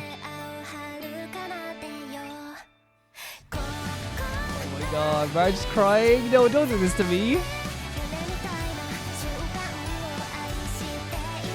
Because I love you. Oh man, all these images, seeing them again. So I'm guessing this performance was like last day of school type thing as well. Oh, look at seeing Stella cry. And oh my god, Firefly. What a great arc, what a great relationship. Wait. Did she just imagine this whole thing? No, you do not. Wait, no, video. What the hell? Did she just imagine this whole thing? Is that the story that like she was imagining herself being in the band with Stell and all these characters? That is brutal. That is so brutal. Oh my god. That is a brutal idea. Whoever designed and wrote that is like is truly into the idea of brutality and pain and suffering. I'm telling you that much. That was incredible. That's one of my favorite Honkai animations I've ever seen. Easily one of my favorite Honkai animations I've ever witnessed, ever seen. I think what's so great about it is first of all, it's like I've said it before. One of my favorite things about Genshin was taking characters that I already loved and knew, and put them in a situation with new outfits and a new space, and it's always like really fun to see. In this case, it was like the idea of a school band, and it seemed like they were playing on the last day together as a school band, right? I think if you want to relate it to the symbolism of Penacony, the way I would see it is I would equate it to the idea of them playing together on like of them taking down stuff at the end of taking down Sunday at the end of Penacony, right? That's why I would equate it to. I would maybe actually a better way of equating it is probably like them trying to stop the bomb on the ship. That's probably a good way to equate it as well. And I think the reason why it I equated to that is because I would say like you could use symbolism and say that those are like final performances on the last day of school as well. The final thing that they are doing together on Penacony, for example, just like in terms of the big quest, is the taking down this bomb, the taking down this Sunday, all this stuff too as well. And it's also like the idea of the lyrics to me very much like relate to the Firefly story. The idea of like, time, the time clicking away and things aren't going to, the idea of like praising youth because youth ticks away and youth fades over time too. The idea of like reconnecting with someone no matter how far away they are, because I feel like that really equates to the idea of like Stell and Firefly's relationship as well. So I think like all that like they did a really good job like all that all together. So like I have nothing but praise for that in terms of like equating it to the story as well. It just seems like that's what like this story was. It's showcasing like them all being together, them all being happy, them all being friends, and it makes sense that Silverwolf is here because I think Silverwolf is actually like the closest, in my opinion, in terms of Stellar Hunters, is like the one who like seems like almost like best buds with Firefly, right?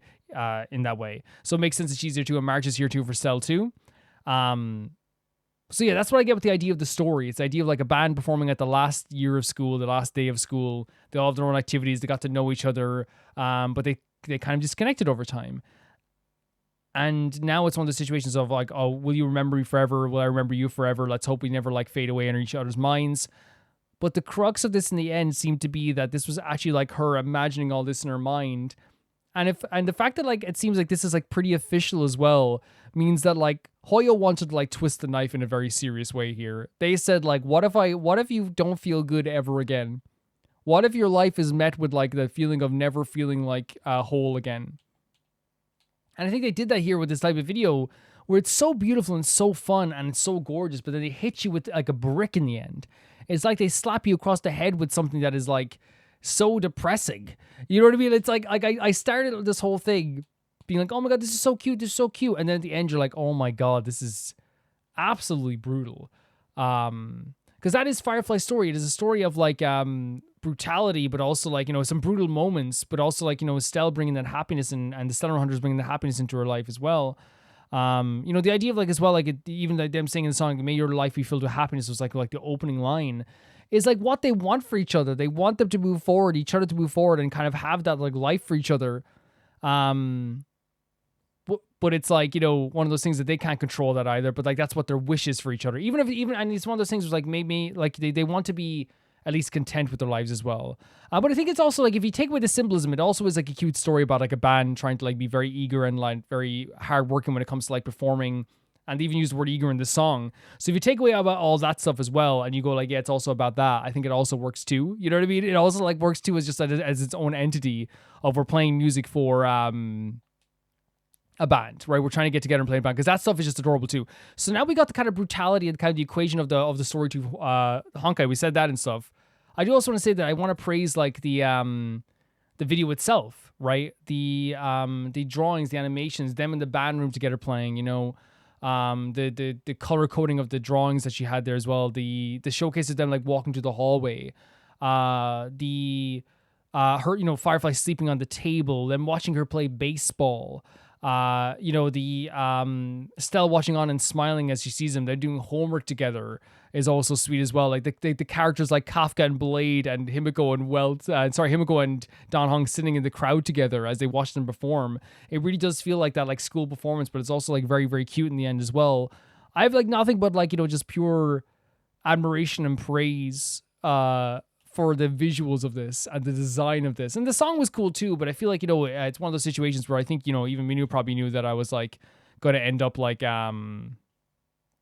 you know, focusing on like the video much more, I guess, would you say? I would say you'd agree with that, Minu. It's like the video is absolutely gorgeous. There's so many amazing moments, so much good time, so much like fun, like cheerful stuff, and of course it has dark stuff at the end as well, but it's hard not to just smile through this whole thing and feel like kind of emotional. It's really beautiful. But yeah, that's what I get from this. It is a song about like, you know, kind of like saying like, you know, someone drifting away from you, you know, embracing the youth so you don't like have that like fall away from you. Does that make sense? Where like, yes, it's one of those things where like you can't be young forever, but it's one of those things where like you wish you could go back in time and tell yourself that and remember that as you're going through life, right?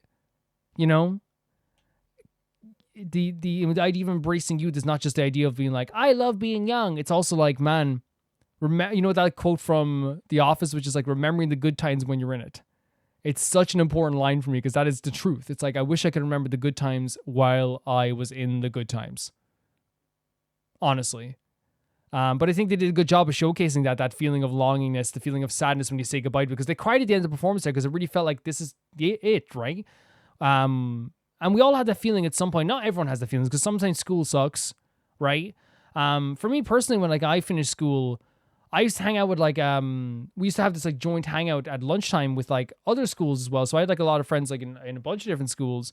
And I remember at the end of school, like for me, it wasn't like the sadness of like, oh my God, I'm leaving like this boys' school. You know, it was more just a case of just like, man, I'm gonna really miss like everyone here. And I remember even like, I think I probably even said it to everyone's just like says the same thing with like, man, it's not over. Like we just still hang out, and everyone says that. Everybody says that. Don't worry, it's not over. And then like, it's not that they're not friends with you. And again, I still have so many friends from when I was younger too. It's not that what that is. It's that drifting apart is so much easier to do when you're not put in one place for 8 hours a day. You know what I mean? It's so much easier to do. And you could say, well, that means you're not friends. I don't think that's true. I think it's just a case of just like, everyone has their own lives, and they realize this, and in this video they realize this. But of course, it ended up in a very dark tone where it's like she was actually just imagining the idea of like being with Stell and March and Silverwolf in a band together. Yeah, really, really beautiful stuff. Like I was smiling from ear to ear at times. Very, very brutal ending. Love the instruments as well. Very cool. Thank you for saying this in, Mew. This is awesome. The next video is sent in by Alligator, and they say the next up for EXO is Growl. This song captured a personality and still pretty well known. We watched a couple of videos from EXO before, of course, and in the past few weeks we've been watching other EXO stuff. I feel like I've been going on an EXO journey, which is kind of exciting. And I feel like, you know, there's a lot of like really cool, varied groups that we get a lot of times in Room Reacts, which is always very exciting. But with EXO, it's one of those things where like I think like I originally watched a lot of their like a few different things from a few different eras for sure. But now I'm getting to really see stuff from like far into the past, which I know 12 years is not far into the past, but you know what I mean? Like in terms of musical terms, it feels like far into the past. But yeah, this is Exo Growl. Let's check it out. Yeah. Whoa. Sorry, it started off like there before I clicked the transition button, but here it is. Yeah. Okay. This beat. Is there subtitles for this? Because there's usually not subtitles on the... Yeah, there's not. Okay, that's fine. That's fine. I think that like it's one of those situations where at this time as well, K-pop and stuff, I guess, wasn't as huge worldwide, I believe. Like it was like, you know, over time it became bigger and bigger. Now it's like, you know, such a massive phenomenon. But like, it's actually strange if like a K-pop group uploads a video now and it doesn't have like English subtitles, you know what I mean? But it was like a common thing, I think, to not just always have English subtitles on something like back then as well. Yeah. Okay. Crazy beat to start off with. Is that Kai in the middle?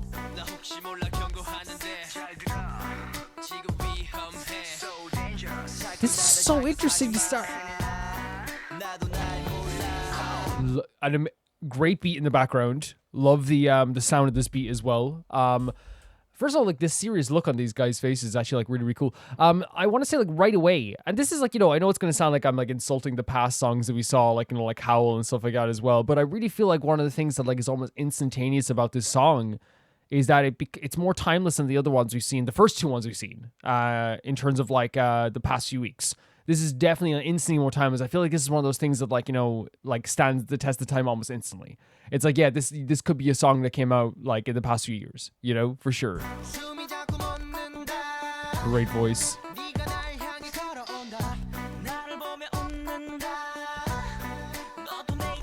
Was this in the medley that you sent as well? Because I recognize this song, right? I think this could have been the medley, maybe? Because it does have like a different, unless it's just a very well-known song and I've heard of part of it before, but it has like already like very like, you know, like I remember it for sure.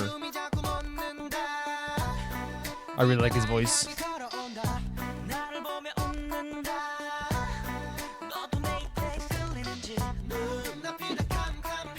Gorgeous tone here, really gorgeous tone.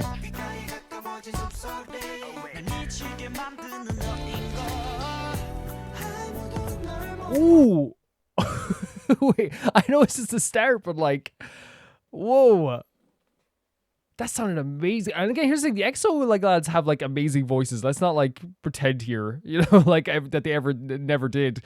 But like it shouldn't be that much of a surprise, but like beautiful sound there to the vocals here.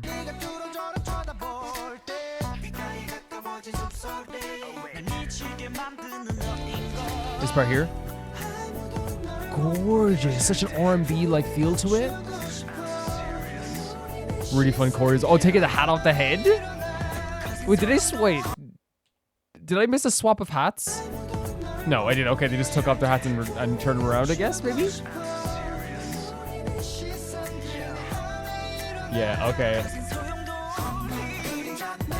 Yeah, this is like such like a cool beat to this as well, isn't it? It's such a cool beat.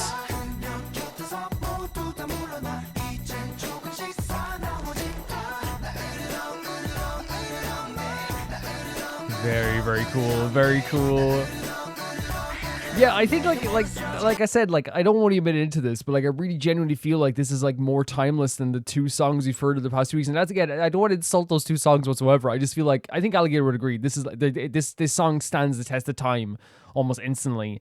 Love the R&B feel to it. Love the kind of beat that's in the background here as well. I love that it showcases like a very cool vibe for these guys, while also at the same time too, like showing off their vocals, because they have really great vocals in this group. They have really good hip hop rhythm, and we've seen that in the medley that we saw before as well. They can do this. They're really good at doing this, and to really showcase what they could do here in like a song that I feel like, again, as I said, stands the test of time.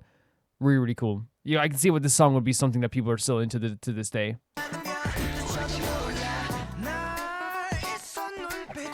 Like it's like such a gorgeous freaking tone.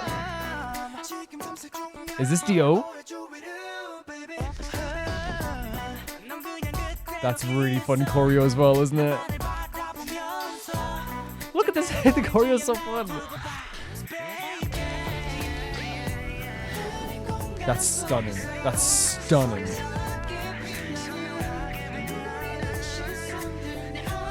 It's such a gorgeous like pre-chorus, right? I know it's just the pre-chorus, like, you know, we're gonna build up to kind of the very like a high rhythmic bouncy chorus, but that pre-chorus is gorgeous. That should be the most replayed section. Are you kidding me?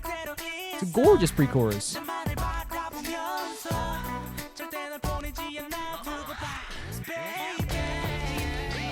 Really cool choreo there too.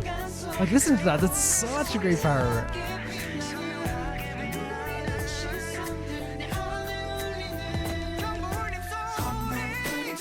And then the great rhythm of this as well. The vocals all sound really good together. They're very harmonious, and I feel like it's almost like a very like a perfect. And again, it's down to the mixing as well, of course. Like, you know, whoever produces these songs too, but like it's a real perfect sounding chorus.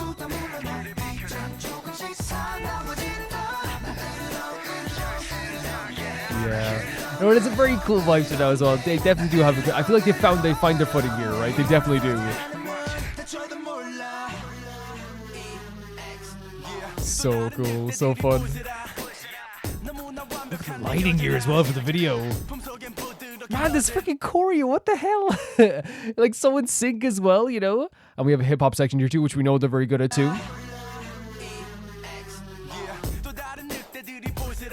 Yes.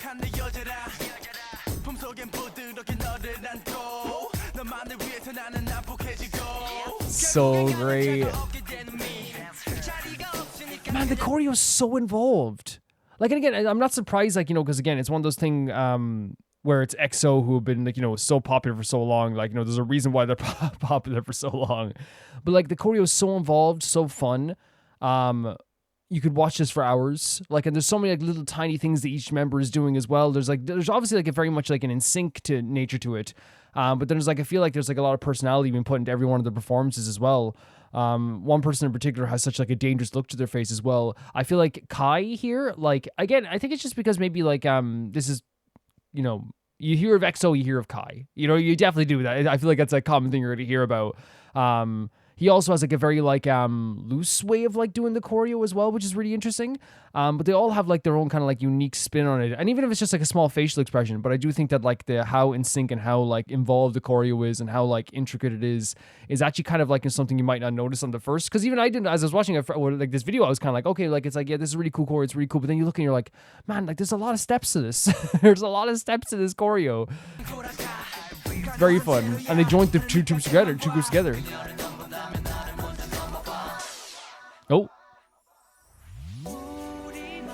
Gorgeous vocals. Stun. That's such a stun. That is the type of beat that you hear like from an R&B vocalist in like the year 2000 that sticks in your head for the rest of your life. I'm like, legitimately, it's so good.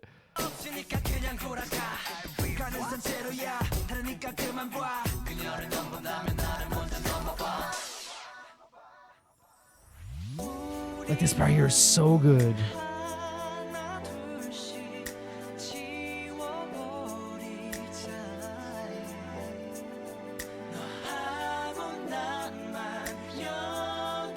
Stunning vocals, great harmonies. And let's go back again. This is so. Oh, the high note in the background too. They did such a good job with this. I can't praise the choreo, the vocals. And again, it's one of those things where like I feel like this maybe like there's probably songs that came out in between. There's B-sides and stuff like this too. But like if I'm like someone who like was just like starting to get into K-pop at the time, like I would have found like the original like Soul songs like really fun and like really like you know like maybe even like in some cases fun, you know, with the choreo with the wolf stuff. Like I would have found it funny, right? I feel like this is where like as an EXO fan, you probably would be like, oh, these guys are cool. These guys are kind of cool, you know? And you definitely get that vibe.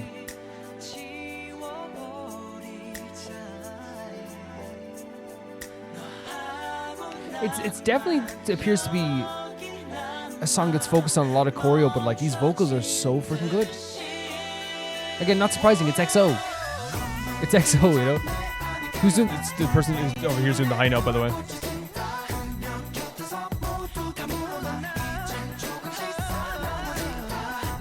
Look at the aggression there to the camera too, like they have found their footing. Look at this.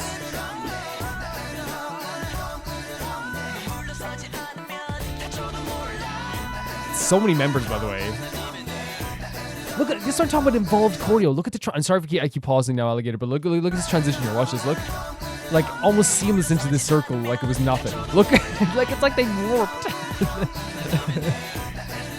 They make it look so easy.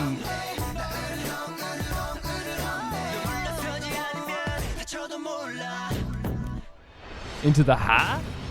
Very, very cool stuff. Oh, there's Obsession. I've heard Obsession.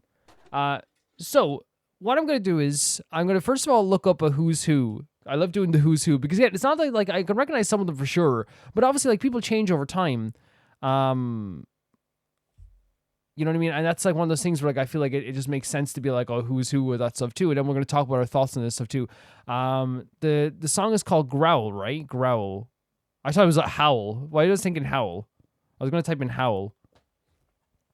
Okay, I don't have a who's who, but it's fine. That's no problem. The images got copyrighted, but I think I kind of have an idea of who they are. I'll be honest. Like, I think that like there's like, again, it's one of those situations where like I could recognize like their faces of I guess too, but the way everyone looks way different like 12 years ago, and it's one of those situations where I don't want to be like that's this person and then I get it wrong. You know what I mean? Even though that's not a big deal, but it's just one of those situations where like there's so many members. There really is so many members here back then as well. But yeah, what I think I would stand by kind of like what I said in this video already is that like I really feel like they found their footing when it came to this song.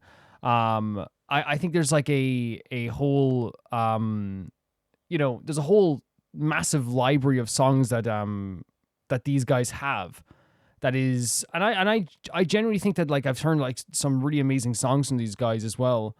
And I feel like this is where like if I was like a fan of EXO, my first idea, my first thought after seeing this is like, holy crap, like these guys actually like, are really cool. Like I think beforehand, like what like say like, with Wolf and stuff like that too. Like again, it is like cheesy in a way. It is cheesy. And there's nothing wrong with that as well, because I feel like now you get to look back on that and be like, it's a fondness as well, because even I was able to watch it and have like a bit of a joy out of it too, and see some of the talent throughout that as well. Because even with the memes and stuff like that apparently come out of that, there's still like so much talent in this group that it's really hard to deny how good they are. And with this song too, they had such a great like rhythm to the hip hop parts, such a great beat and rhythm as well. The choreo was so fantastic. Like I adored like looking at all the intricacies, how involved it was. There's so many moments where I literally felt like they warped into different places, but really they just were like getting into position, like in such like a very precise manner, which I think like is one of those things that like is can be taken for granted sometimes, as I always say when it comes to dancers, that you don't really realize how like freaking talented these guys are, because that old expression I always say, if you do things right, people won't be sure you're doing anything at all. But like I feel like it's hard not to just look at these guys doing this choreo and think like, holy crap, like they are like working overtime with this stuff. And it's not just like like the different movements, the different leg movements, the moving in between each other. It's the expressions they do as they're dancing. It's the way they bring a unique spin, as I said, onto their dancing as well. It's how they like either drop down or like like move their legs, or like pop into place. Like everything just like looks so good on the choreo. There's a moment at the end there, as we talked about there, where they all like moved into a circle, and it was seamless. It was so seamless. And like if you blinked, you would think that it was just like an editing thing. But like these guys were doing such a good job of like making this choreo so interesting. And on top of the choreo being interesting, like another thing that makes it interesting, I should say, they had like two sides of the group, right? The two like one side here, one side there, and again seamlessly moved it together to the point that like you don't even question it, right? It's like one of those things where it's like, oh, there's one side here doing this, there's one side here doing this. They move together and have like this harmonious dance together, and it's amazing. It's really, really good. It's one of those situations where you could watch this with the volume turned down and it would still be entertaining, because you're looking at this really intricate, really involved, really cool choreo. Yeah, there's so much personality within the dances. As I said, Kai was doing a very loose version of the dance here as well. And again, it might be something subtle, but like I noticed. I noticed that like he has like a lot more loose movement in his arm, while other people are kind of like maybe like intentionally more like impactful and stiff in terms of like leg movements where they stomp and all this stuff too. There's members who are like giving like these really like angry facial expressions. Some people doing a cool facial expression to the camera. I feel like they're all making it their own. And if it is like personality based, which again they do have lore as well, which then it makes perfect sense as well at the same time too. I love the vocals here. I think the harmonies are really great. Like more than just great, like I feel like it was so easy on the ear, so beautiful to hear. And then like the pre-chorus is stunning when it comes to vocals. There's like again this R&B style, this early 2000s R&B style, which again to me always sticks in my heart as something that I can never forget. Because it always has this like feeling that it washes over you, and I feel like that's the same feeling I got with this pre-chorus here, where it feels like I'm listening to this and like it feels like the whole song is just like surrounding me, and it makes you feel good as you're listening to it too. Because that's the thing, like I'm listening to this and like there's so many great parts. There's again, as you said, the chorus is just a dun dun dun, like a good rhythm, like the dun dun dun dun dun dun dun dun dun. Like it's like a perfect chorus in terms of like its mixing, the way it sounds. I think the guys went full force into it, like with their actual vocals as well, which made it work so well too. There was the last part of the chorus as well that had a great like harmony with the high note over it too, which added another layer to it also. But that pre-chorus is the star. I think it's such a star of this too, because while it's like the fantastic choreo, amazing like precise choreo that like is so intricate and like so well done. Great facial expressions. They really found their footing with this in terms of confidence and personality. You can see it all here. But also at the same time too, it's just like, yeah, like all that's amazing. It's like, yeah, but then they also have these like amazing vocals, like that pre-chorus vocals. I'm never gonna get over it. It's so freaking good. But it's not just the pre-chorus. They have like great vocals throughout the song as well. But then again, that's like goes without saying with EXO, but I'm gonna say it anyway. Like they do have amazing vocals. Yeah, I think overall this song was like really, really great. I have nothing but like a true passion for this song. And when I say a true passion, like I'm it's one of those things where it's hard to describe, like, and I hope I am describing it well, where like I really like take a lot of the parts of this song and I feel like it's one of those things where like they are going to be on my mind forever. I know I keep mentioning the pre-chorus. I know I do. But there's not just the pre-chorus. There's so many parts of the song that are so great and their vocals are so great. And it's really hard for me to express also like how much I like this song as well, because I feel like I'm still very new on my EXO journey as well. So like I don't know all the names. I even now when they're younger, like I feel like they changed like their appearance almost every single like video I've seen, which is, you know, an interesting thing as well. And it's one of those things that I'm like very early on with my EXO journey. So like even though I've heard some songs before, like one of the things that like it's very interesting to hear is because like I always like knew them as like a vocal group, because like of course like a lot of the songs I heard before were very vocal heavy. And there's nothing wrong with that whatsoever, by the way. I think it's always so cool to go back and see when they were like, you know, at their like, you know, their youngest, and they were doing like some crazy choreo, they're doing some like crazy beats and stuff like this too, which is also very interesting. And I've seen like say with Obsession as well, like these guys like do go hard with stuff too, like they do, and they still go hard. It's not that like, oh, they could only do it when they're younger. Of course they still go hard. But it's hard for me to like really truly express, because I'm so early in my journey, like how much like I do appreciate like the members of this group and the vocals of this group and the performance of this group and just like the actual group in general. I feel like it's one of those situations where like I'm looking at the group and it's like a very like it's a lot of respect, right? Because obviously like I don't have like a lot of EXO like on my playlist or anything like that, because I haven't heard like a massive amount of EXO. Like, you know, the reason why like I say like Illit is like on my playlist all the time is because like I've heard nearly every Illit song now.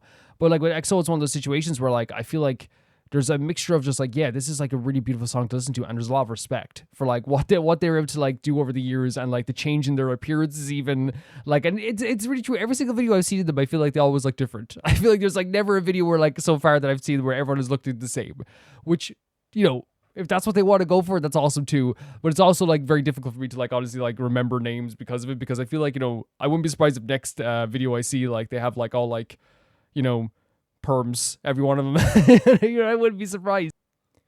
So the lyrics are, I want you just in case. It's getting dangerous now. Stop provoking me. Even if I don't know what I'll do. My breath keeps stopping. You're walking towards me. You're smiling at me. Are you attracted to me? 2.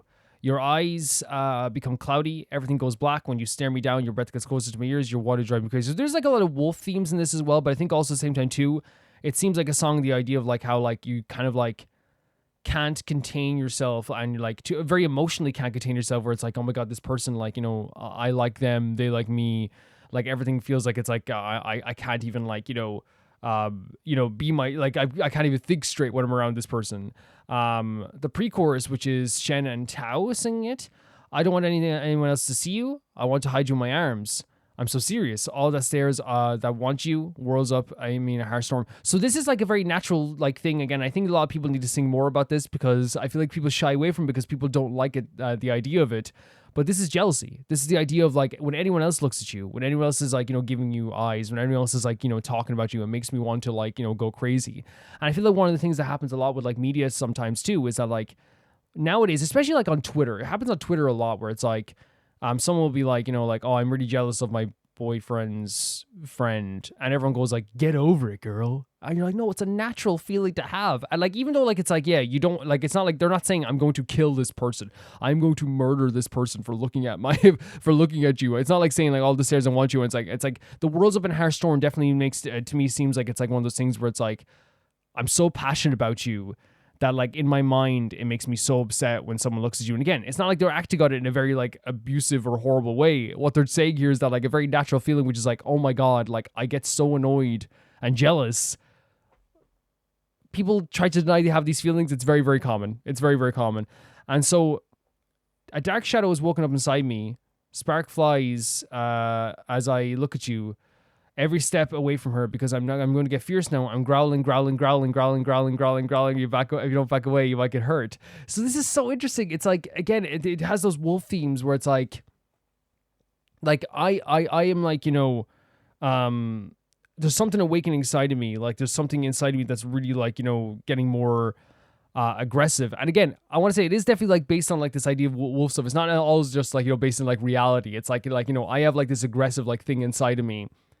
If you get close to her, if you try to do anything to her, it will literally like destroy me and it will make me so angry. You're best to stay away because I'm too dangerous. So I feel like it has that double thing where like you can relate to the lyrics can be relatable in EXO songs so far, where it's like this thing where it's like, talking about jealousy, talking about like loving someone so much, talking about caring about someone so much. But then also at the same time too, they have this feeling of like where it has that kind of like supernatural aspect to it too, where it's like, it goes that extra step further where it's like, I literally like have a monster inside of me. And because of the lore, it's like obviously like, can be taken literally, I think, as well. Because even here, my eyes get sharper. The tension feels like I could cut. I'm searching around your surroundings, baby. You just stay as you are. Don't only look at me. I'll never let you go. Just watch. So again, it is one of those things. It's like, again, it is like in a very, I don't want to say aggressive song because that sounds so bad when they're talking about a girl that they like. But you know what I mean? It's almost just like, there's a tension between us. Only look at me is like one of those things where it's like, say like, it's like, it's only us in the room right now. But yeah, it does have those vibes as well. But then the pre-chorus then is Luan and Dio. In this cloudy space, you vividly shine. The stairs that you seek in you ring sound as an alarm in me. So again, it does seem like it is a song, which is like an animalistic thing, which again, when I say like you can relate to, I'm not saying that like everyone could be like, I'm a werewolf too. I'm saying like people can relate to the idea of jealousy and how like, I think it makes people feel, angry and upset when like someone is like, when someone is like closer to the person you like or something like that too, which is again a very natural feeling as long as you don't act on it in a very bad way and don't talk about it like in a very bad way. Don't go up to someone and be like, you should be talking to me only in that way, because that's horrible. But in this case, it feels like it is mixing that very natural feeling that people can relate to with an animalistic vibe of EXO, which is like, I literally have a monster inside of me, and when I see someone else look at you, it awakens that. An alarm sets off. Maybe an alarm of protection, maybe an alarm of jealousy, all this stuff too. But again, it really fits the vibe, I guess, as well. And then, of course, the dark shadow is broken up beside me. Sparks fly. Everyone step away from her because I'm going to get fierce from now on. I'm growling. If you don't want to back away, you might get hurt. I can't see let other wolves see her because my girl is just too perfect. Wow. I was softly holding my arms and become violent just for you. In the end, only the strong one gets the beauty. That's it. No one room for anyone else. So go back. Your chances are zero. Even though try, you'll wear her out. If you desire her, you'll have to get past me first. And that's the thing. Again, like I said, there's aspects of the lyrics that are relatable, but I think, again, they also go into the lore aspects too, which is like, I am literally a wolf. And if any other wolf sees her, like, they're going to want her because she's so beautiful and she's so gorgeous. And again, I hope I'm making myself clear. It's not like me saying like, oh my God, it's so relatable, man. I want to also rip people apart like a wolf too. I'm saying that like they have relatable aspects of the feeling that people get when they see someone with the person they like and they go, oh man, that's like, it's so frustrating. But again, you don't act on it in that way because again, there's nothing you do. You don't own somebody. But in this song, it mixes the animalistic nature of which is literally just like, you are literally the only person that makes me feel this way. I am a monster on the inside, but that monster comes out when I see people trying to like, get close to you. I think that's what the song is about. And again, I don't think it's like an ownership thing. I think it's more just like, again, it's a jealousy mixed with animalistic tendencies. Does that make sense? Hope I'm making sense, Alligator. Maybe you can like correct me if I'm wrong on that. But yeah, sorry for going off on the lyrics so much there, but I do think that this is a really cool song with a really cool energy to it. I like the vocals. The choreo is really cool. All the stuff is really, really interesting. And neat to watch. But yeah, I do love as I said, I love the choreo. I think the vocals are absolutely great as well. I think that like, the vibe that they're trying to set off here, which is a very cool but aggressive vibe, really works for the video too. I like that they don't shy away from the themes of their song and they shy away from the themes of their ideas, like for their group. They're definitely leaning into it. I know later on they would kind of like, do less of that. I think maybe I'm wrong. You could tell me, Alligator, but like it definitely seems like they are leaning into the idea as well, which again, if they do it with sincerity, it always works very well. And again, it's one of those things, if you can do a story that's supernatural, as long as it also like relates to to actual feelings in real life too. And I think they did a really good job here as well. Thank you, Alligator, for sending us in. The next video is sent in by Golden Witch Beatrice, and Golden Witch Beatrice says, now that you've seen the in-game Durin, here's a little animation from the most recent Hoyo fairy without spoilers. This animation is a foil to Dane's negativity in the Travail trailer. So a foil to Dane's negativity. A foil. Interesting. So Beyond the Journey, Hoyo Fair animated short. Let's check it out. Ato-kun.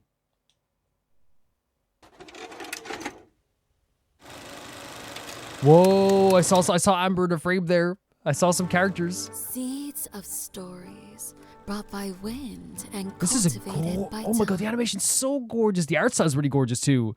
But I just love seeing Jean in any art style, honestly. Like, you know, one of my favorite characters, our leader. Outlander, the path you walked sowed a new future Varka? across these lands. See the young ones. Golly, oh my god, and Amber. Like dandelion seeds Best on bud. the breeze. Durin. Freedom is no longer burdened by ancient. Oh, this is what I wanted. This is what I wanted. Look at them looking at Durin as well. Can I just say as well though, like I'm so glad I have such a great audience that, like, you know, only send in stuff after like I've seen stuff. Because imagine this is the first time I see Durin is in this video. I'm like, who's that? Look at Vaughn. A new dawn approaches. Even venerable guardians find joy in earthly matters. Taking out his wallet. Oh, evolves. look at GG. Divine and mortal join hands. They have so many characters here, even like well-known NPCs as well. The contract remains. Shao. Oh, the contract. Great art style again. This music's really fluttery and beautiful as well. Like it gives you like a very heartfelt vibe already, you know, for sure. In the sakura-filled garden, on the Kazuha and there's so much stuff happening. Like, this is so well done. Kazuha and freaking Ayato having a sword fight. I need to see this in game. I guess that's what fan animations are for, right? in the sakura-filled garden. Look at this. On the flame-lit. Oh my god. Stillness. Them rocking out together. Change. I'm sorry for pausing again, but with Charlotte and Hu Tao there as well. In the sakura-filled garden, on the flame-lit stage, stillness retreats. Change fuels progress. The truth of eternity. So pretty. Is Oh my god. found in moments of fleeting joy. All this like stuff relating to each journey, I guess. Oh my god, look at this too.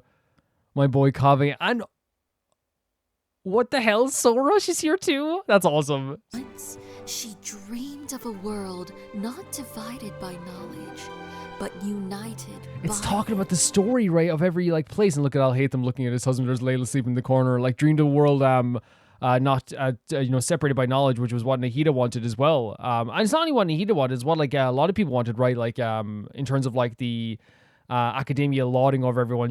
There's something that people wanted to separate. People wanted like the academia to not be considered like this high powered entity that can decide the world, everything for everybody as well. Oh, Farzad. In realizing this vision, wisdom reveals its The true birthday. purpose. His music's gorgeous. A song unfettered. Deceptions. What? masked What a great transition to Fontaine, by the way. A great transition to Fontaine. purpose. A song unfettered. Look at that. Deceptions mask broken. Look at her Now on her stage. true self makes its Greatest character of all time. There's Navia.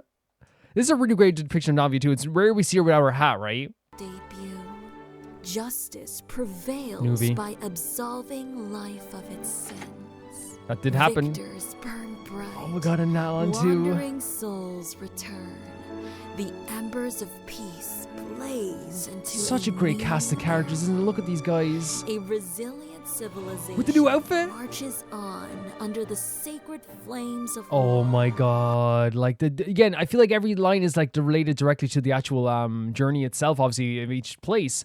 But like seeing like all these characters again just in one big motion, and like it fills me with so much joy and happiness. Like, what an amazing journey we have been on in this game. Honestly, like, it's incredible.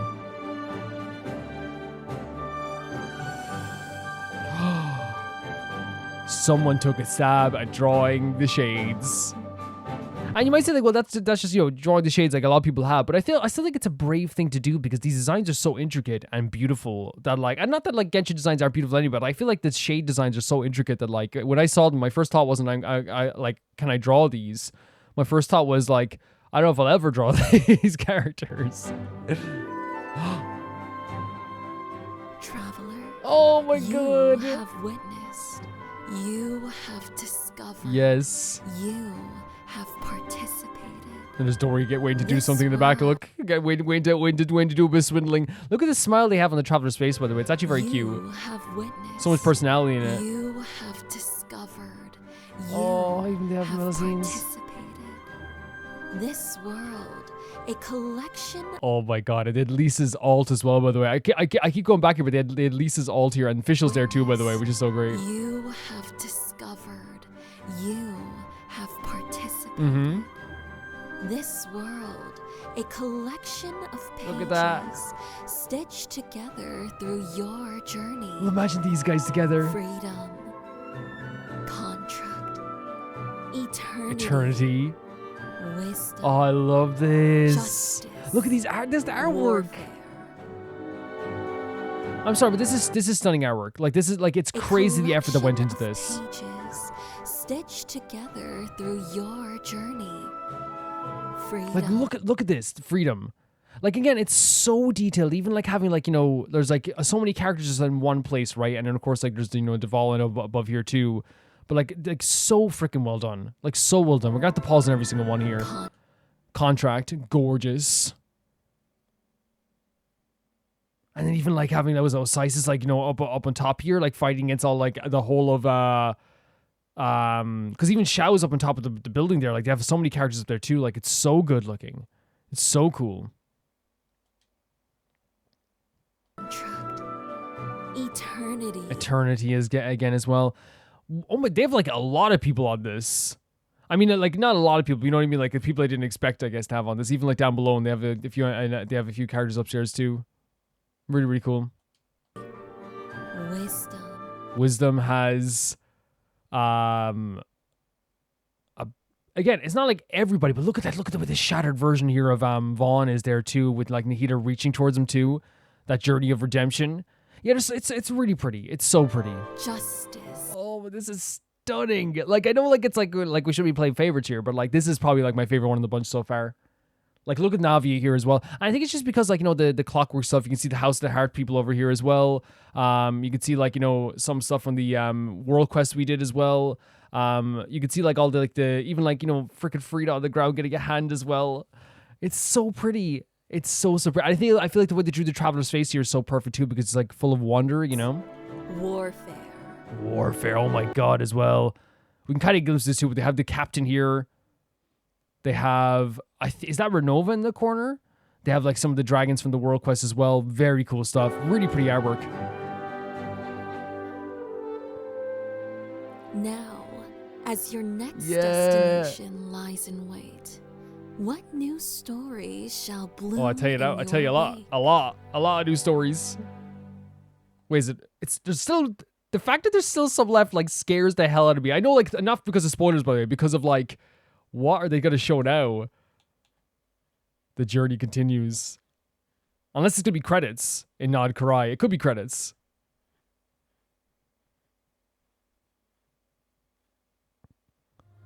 It is credits. Okay, I'm kind of happy. Not because I didn't want to see him. Oh my god, wait. Look at these guys. The freaking... Yes. The Aranara.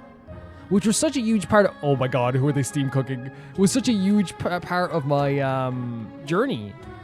Oh, they're like custom Aranara? That's really cute. With some beautiful music in the background. Yeah, they like the Aranara is such a huge part of my journey too, that I'm glad they showed this here as well. But no, like legitimately oh, is Stroth doing the VO? Very cool. I love it. So it was a lot of different artists then. On the moped as well. That was stunning. The music is What a Hopeful Voyage. Really stunning what they did here.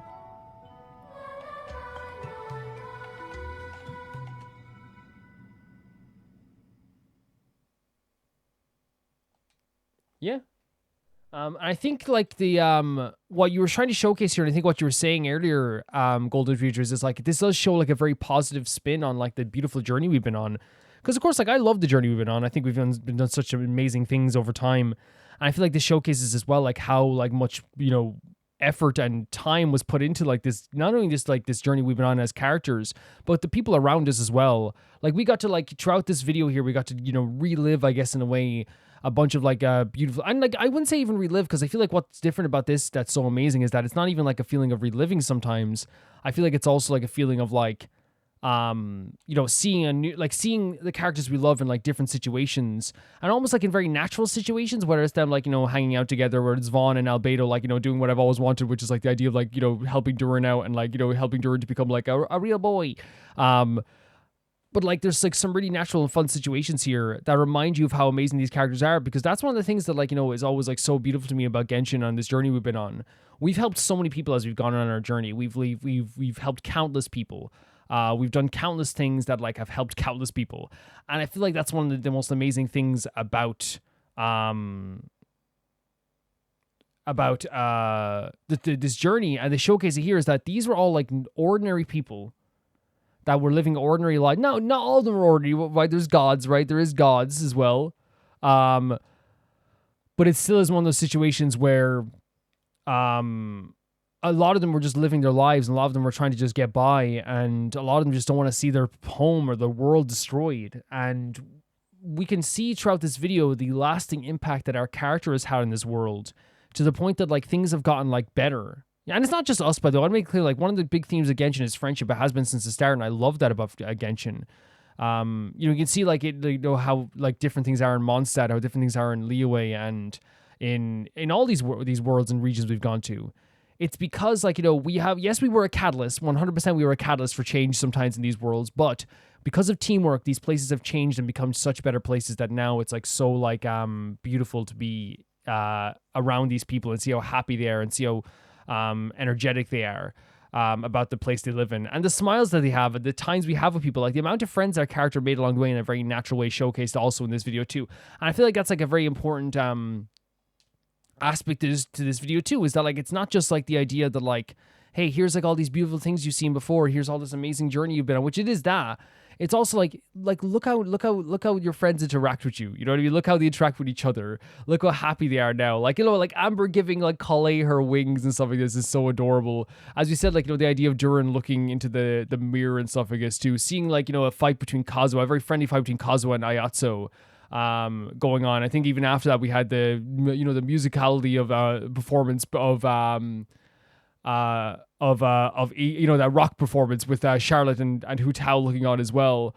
There's like even like scenes where like people working overnight in Sumeru. We saw the birthday stuff as well. And then like even the kind of made up scenes at the end. I know I say made up, but like they're still gorgeous to see, right? The scenes on like with all the characters like with the travelers smiling and everyone kind of like surrounding him or crowding around him, all the characters we met along the way, even like like we had like Dory looking on the background and stuff like this too, like a bunch of really great characters, and it's great to see how many friends we made. And that's, I think, is showcased here in such a great way through like amazing art, of course, but also I think through the idea of our memories, right? Because then when I look at this, I think of the fact that like whenever we do an event in any world and we go back to see Sino, he treats us like an old friend, like, and it's the same if we go back to Mondstadt. We'll talk to any character. Like we talk to Jean and she treats us like an old friend. It really feels like we were welcomed in so many places now because we were so close to so many people, and it's so great to see it that way. I love as well the artwork they showcase in the end here, the video too, with like the different locations where they showed like Contract and Eternity and all this stuff too. I think that's obviously there were so many artists that worked on this clearly because there's so many like individual beautiful arts here that are so gorgeous. I think my favorite one was the Fontaine one, but that obviously like is probably cheating because they got the advantage of like having like the fanciest of outfits and like the most beautiful like movie type production stuff in the background with clockwork stuff, which is always very cool. But it's so detailed and so beautiful at the same time too.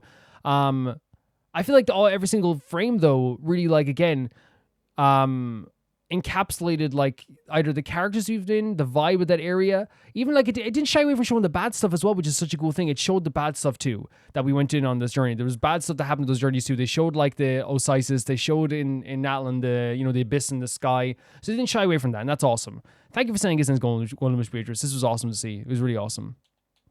The next video is sent in by Malcolm Condé, and Malcolm Condé says, The Stanley Parable Ultra Deluxe continues the story of the original Stanley Parable, while also keeping the content of the original in full, but there's an exception. One of my favorite endings, the Blue Door ending, was changed entirely between the original and the Ultra Deluxe edition. Since you already found the new one, I'd like to share how this ending went in the original game. Keep in mind, this is the version of the game back in 2013 and reflects a popular game from the time. You know where this is going. So there was I'm guessing there's maybe a joke in this that is a very 2013 joke, is what I'm getting. Is that what I'm saying? Is that what I'm thinking? Right? There's probably a very 2013 era joke, which if you were around in 2013, yes, there was still like a lot of stuff you just shouldn't have said at all. And you look back and it's like, I didn't say that stuff. But I feel like it's one of those things where like a lot of like times they would make like jokes back then, and it was more of a Wild West than even it is. And I feel like it's obviously like, stuff has gone bad again, but like it was a Wild West back then. It really was.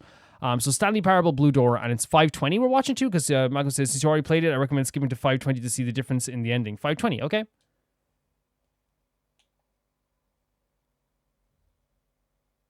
And there's 520.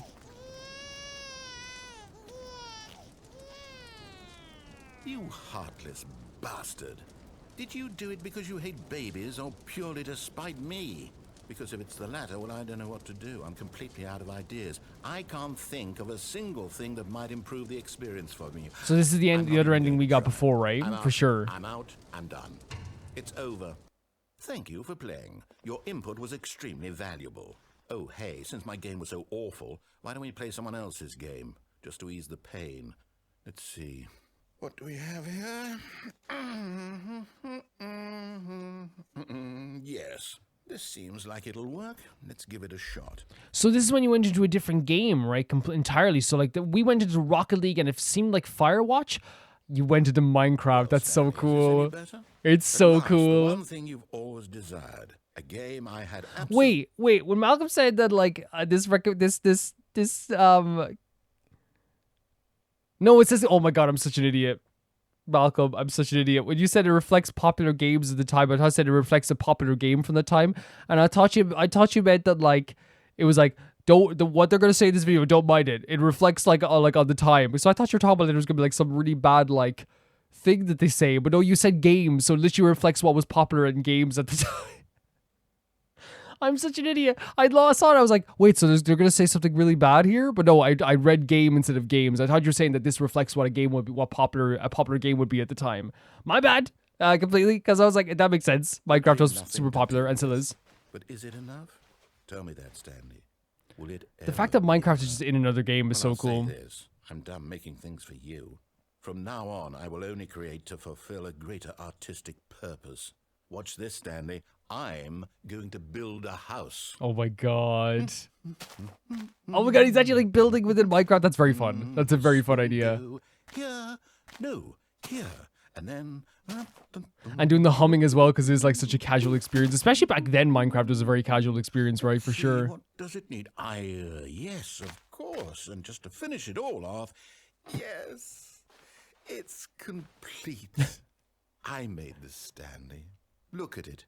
Gaze upon my work of art and feel ashamed at your own inadequacy. And again, having him like talking about our inadequacy again, by the way, it really feels like even back then in this version, like it was 100% just like, in a way a sarcastic thing, because I feel like if you built a house like this even back then, people would be like, that's your house, bro, But it is kind of like saying like, like I, like even in my most like smallest and worst piece of art, it's still like more adequate than you.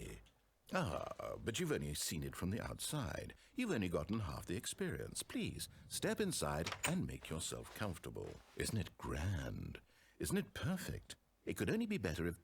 Wait, that's it. We must rebuild it out of... And that's such an extreme way of putting it, right? Everything. Yes. Come along, Stanley. We have to go mining. Because it adds as well to the idea of like what I thought before with this other ending, which is like, when it comes to like, say, like him doing the leaderboard stuff...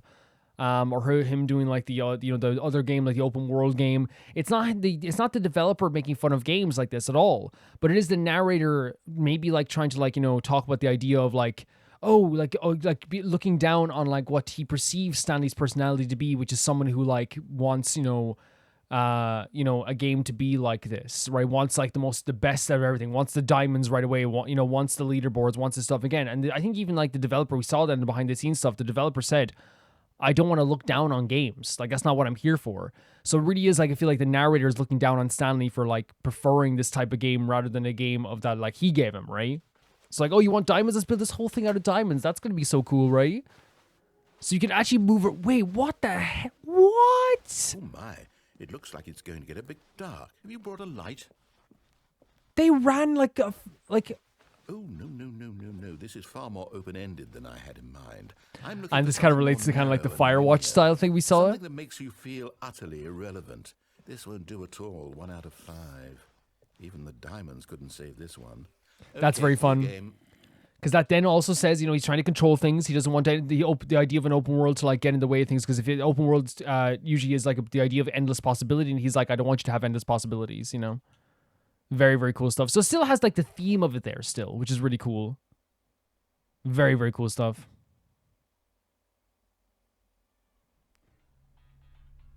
What game is the second game? I feel like people said that the Minecraft was the second game. And in Portal, yes, okay. I don't even know what this game is, That's but very I cool. love it. You trapped in a glass box with no way out. It is Portal, listening right? to me talk. Oh, it's inspired. Yeah. I couldn't have done it any better myself. I only know about Portal because of people suggesting the game to me. And then also at the same time, too, I know that when I was younger, like a cousin had it. And I never played it. It was one of the situations where I always remember, you know, when you remember it under shelf, you remember like it was like, or it wasn't even under shelf. I think it was like on top of another pile of games, like on game cases. And you're like, oh, that's Portal. I wonder what that is. But I never like, I think as a kid, like I was more into like horror games. So I don't think I play, even though people might say that Portal could be a horror game too, like, you know, I'm not sure. But like, yeah, I think people were saying there was Minecraft and Portal, but I just forgot about the Portal part of it. What is this game even supposed to be? I can't figure it out. Okay, now I'm curious. Let's go find out what the hell this is.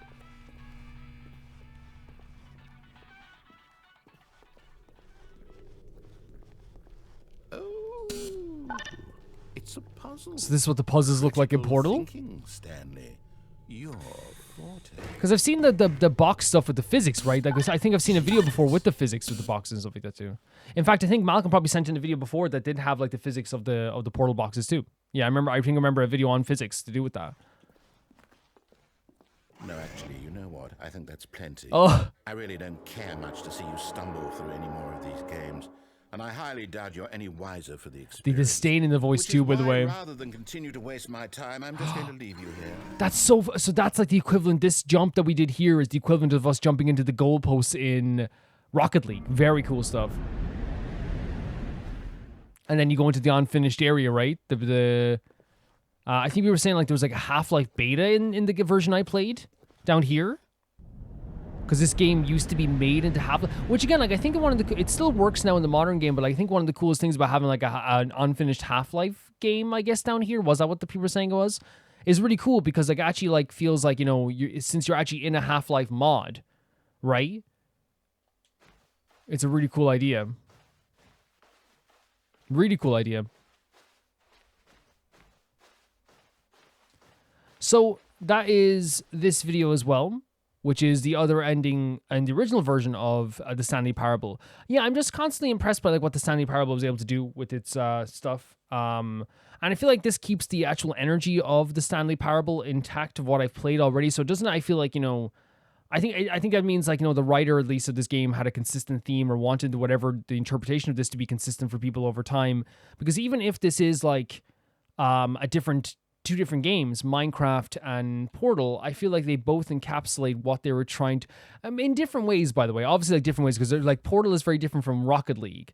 But I feel like, you know, we can talk about the difference and the similarities. Obviously, the similarities that you have between like, you know, the ending that we got with Portal versus the ending we got with Rocket League is that we ended up doing something that we shouldn't have done in the end, right? We go against like the grain, and they tried to also keep us there in our world and tried to dictate our fun. I don't care if you have fun.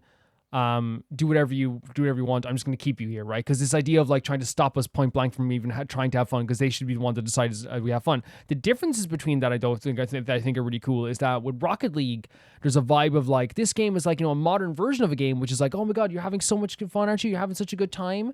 what if I take that away, you know, with the taking away the balls? Because if you don't have the ball in Rocket League, it's like, okay, you're just driving around the place. What else are you going to do? And I feel like with Portal, what he did was he took away an elevator from us of some kind, which means we can't progress, which again is like, okay, if you can't do any puzzles, what's the point of like playing Portal? So he takes away like the stuff that would feel fun about those games, right? And I feel like what's so cool about changing it from modern times with Rocket League is that you're going to have a lot of people that are going to play Stanley Parable at the age of like 12, 13, 14, younger even maybe as well. Because again, like, you know, it's one of those things where when I was a kid, I played like, you know, GTA San Andreas when I was a kid. So like people will play games that are like, you know, like more that seem like they're geared towards a different audience. So it's really good that there is like a thing where now we look at this and we actually have like a there's a modern spin to it, because I feel like, you know, if a younger cousin of mine played this game and Portal and Minecraft come up, they're gonna know Minecraft. Like, let's be honest, they're gonna know Minecraft. But like, I feel like if Portal come up, they're gonna be like, oh, well, what's this? They're probably gonna think that it's just a different game they invented within a game. Whereas now, I think as well, like, you know, they're gonna know Rocket League, and you know what I mean. So it's cool that they change it for modern times too. I think the similarities between the Minecraft and the Firewatch thing are also very interesting too, because and also there's differences too.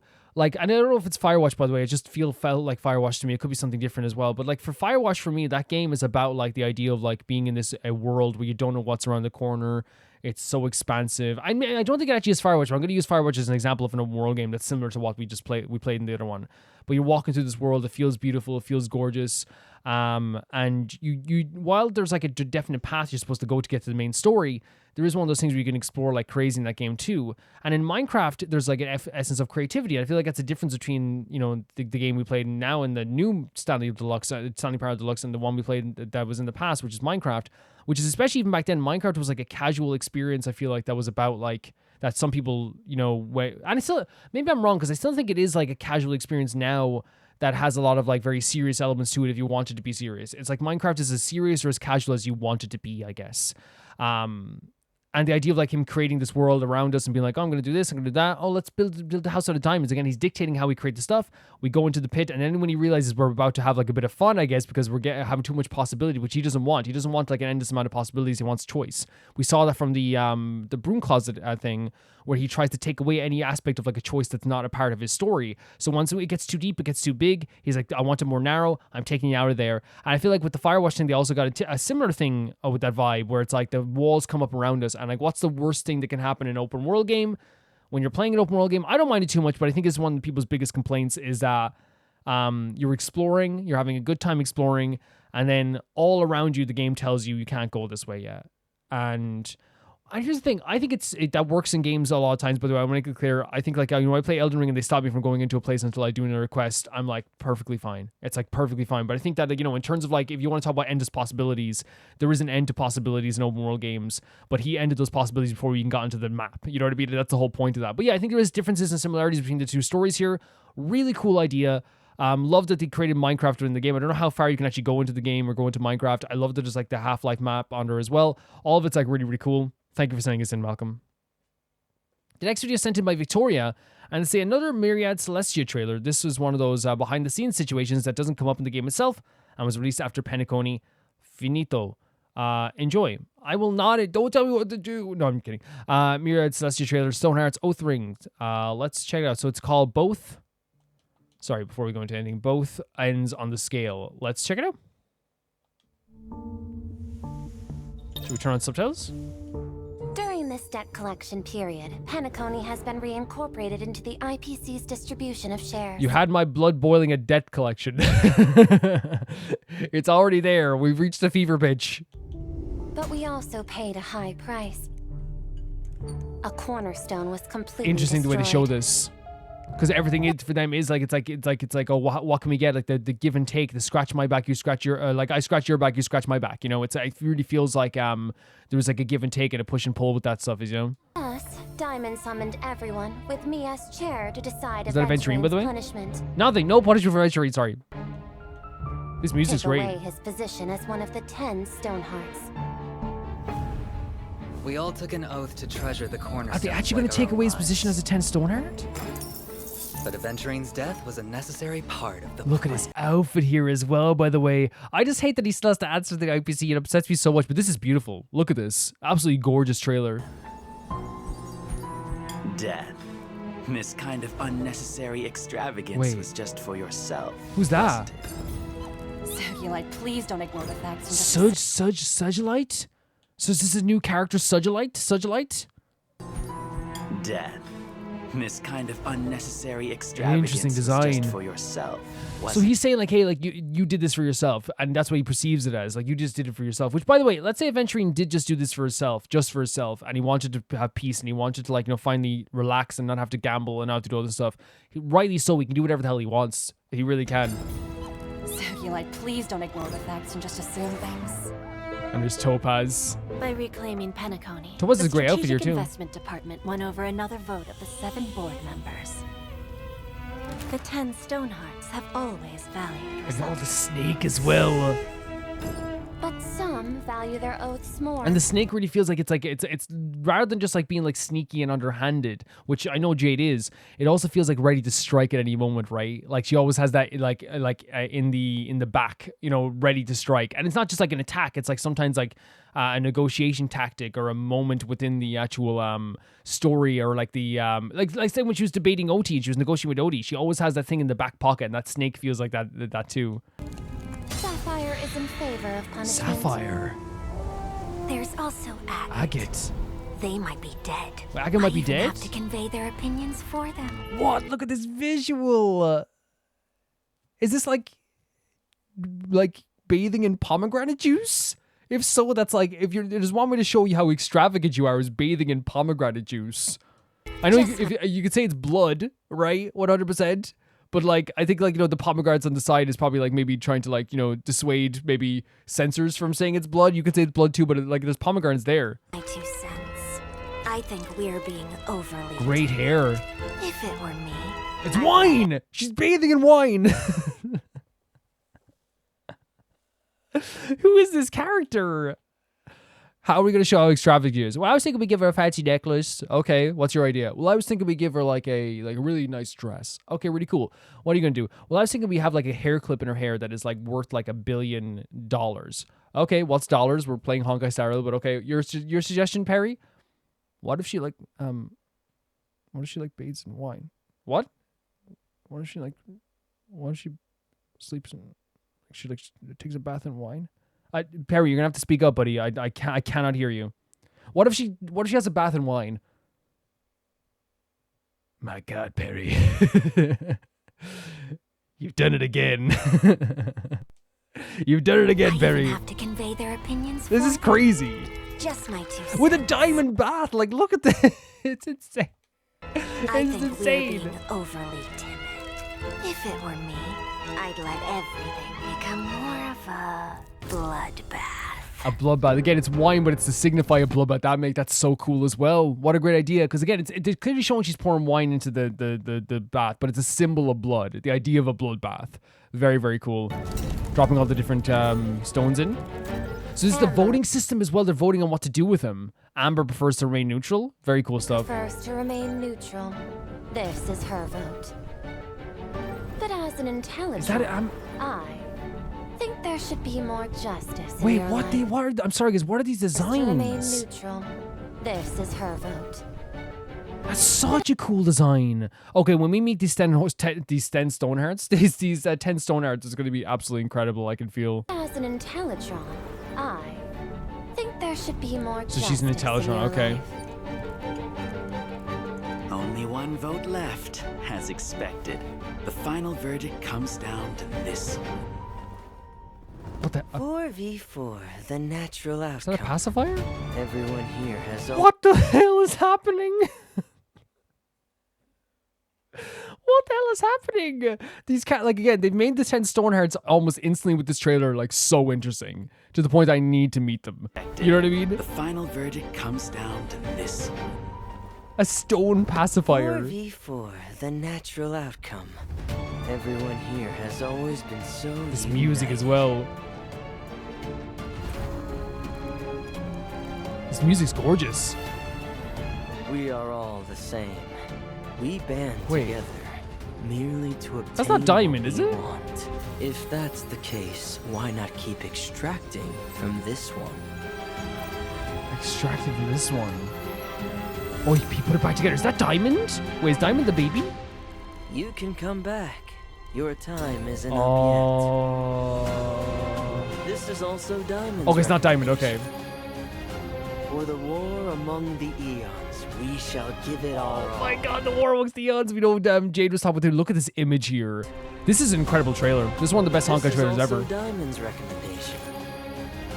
For the war among the Aeons. Look at that. This is an amazing shot. So I thought that was Diamond for a second, but there's like, guys, there's literally a 10 Stoneheart baby. I think we should invest in Goo Goo Gaga, he's gonna say. Like, he's like, look at this. I think we should invest in jelly babies. Please stop. Okay, just a suggestion, you know? This is so freaking interesting. Like, every single one of these characters makes me want to, like, meet them. Like almost instantly. I know we met Topaz and, like, Jade and Venturina already, but these silhouettes are so cool as well. And we're talking about the Battle of the Aeons as well. But this is one of my favorite trailers. Easily. The mighty hammer of the Amber Lord has struck. Since we bear the duty of the stonehearts. Look at this. Even if we must risk our life and limb. This music. We will follow the preservation to the end. That's a baby. All for the Amber Lord. Very cool stuff. I'm gonna pause it here and because it's gonna be ending very soon. Clearly when we get the logo now, I'm gonna pause here because I want to go through this again as I'm talking about this in the post discussion, because we're not gonna go through the entire video again. I just want to look at some screen caps and stuff, I guess, too. Like this one here, for example. We're gonna look at this really quickly. Look at this. So we have like the different symbols, right? And all the different 10 Stonehearts. Like, the way they present this, even with these silhouettes, is beautiful. Even if we must risk our life and limb, we will follow the preservation to the end. You know what's so interesting about like seeing this trailer? Like almost instantly, I've gone from legitimately like just being like, and again, here's the thing: I'm not a fan of the IPC. I never will be a fan of the IPC. Never will be. But you guys know I always like, I'm always very consistent, but I always like, treat everyone on a case-by-case basis, but I'm always consistent with my feelings and stuff, always. I know once or twice people would try to say I'm not consistent, but then like I have so many videos, I'm able to like go back and like show receipts. But like, I feel like with this video, what's so great about them, what it's done for me is that I still dislike the IBC, but like I'm almost like instantaneously just like, I need to meet all these guys. I need to meet them all. I want to meet them all. There's such an interesting vibe to them. Some of them have a very scary vibe to them. Some of them have a very like elegant vibe to them. Some of them have a very like sinister vibe to them, and all of them seem like they have such an interesting story to tell in some way. Like like we had like the baby like one, the one with the, was it the agate? Was the one with agate the one who maybe it was like maybe I'm getting the names wrong, but like the one bathing in wine was so freaking insane. It's like, it's an insane shot. It legitimately is. You had, characters here, like there's an Intellitron, there's like a whole, and in fact, I can actually just show you here, like what, like I think was like one, like such like an amazing, amazing design was this Intellitron here. Maybe if I can get it back up here as well. It's so great. It's so great. So they say Amber prefers to remain neutral. This is her vote. So this person voted for Amber. So she voted for Amber. And this is the Intellitron. This is such a great, and it's only a silhouette. You don't even see their full facial expressions or their full outline. This is so great. And then of course this here, insane. I'm equal parts scared and equal parts like, there's like an equal parts scared, amazed, and like, all this stuff too. Like look at the backdrop as well. This character scares me in ways that I cannot express. I've never felt like this thing where I'm like, man, like, no, I have felt before, but it's just like the idea of like, I want to meet this character, but also same too. I want to meet them like as like, through a doorway. You know what I mean? Where the door is closed and locked, and I could talk to them that way. You know what I mean? I want to avoid them for as long as I can for now as well. There's also like, and then of course there's the baby one. Let's invest in little chocolate pizzas. No, we can't invest in chocolate pizzas. Okay, I guess so. With the Elton John glasses as well. This is a crazy cool design. Like, again, the silhouettes is all we have here of these characters so far, and they're all really well designed. I love the idea of the scale as well. I think it's so cool because it really matches up with, like, their vibe and, like, their idea and their story. They always have this idea that, it's always you scratch my back, I scratch yours. We have to get something out of it. If we don't get something out of it, then it's not a fair exchange. I know like in the past people have tried to say they do stuff for the kindness of their hearts. The one like Topaz literally got punished for trying to do something that wasn't a fair exchange for them, and it was a fair exchange. I want to make clear it was fair what she did in Balebog. But I think it's also like the reason she got punished was because she did something to benefit Balebog more than it was to benefit the IPC, I think. And they, weren't a big fan of this. And I think the scale symbolism is to showcase, like, once again, their ideals, which is things have to have a balance to them. Things have to have like this idea, like, if you give something out, you want to get something back in return, whether that be a debt or helping someone.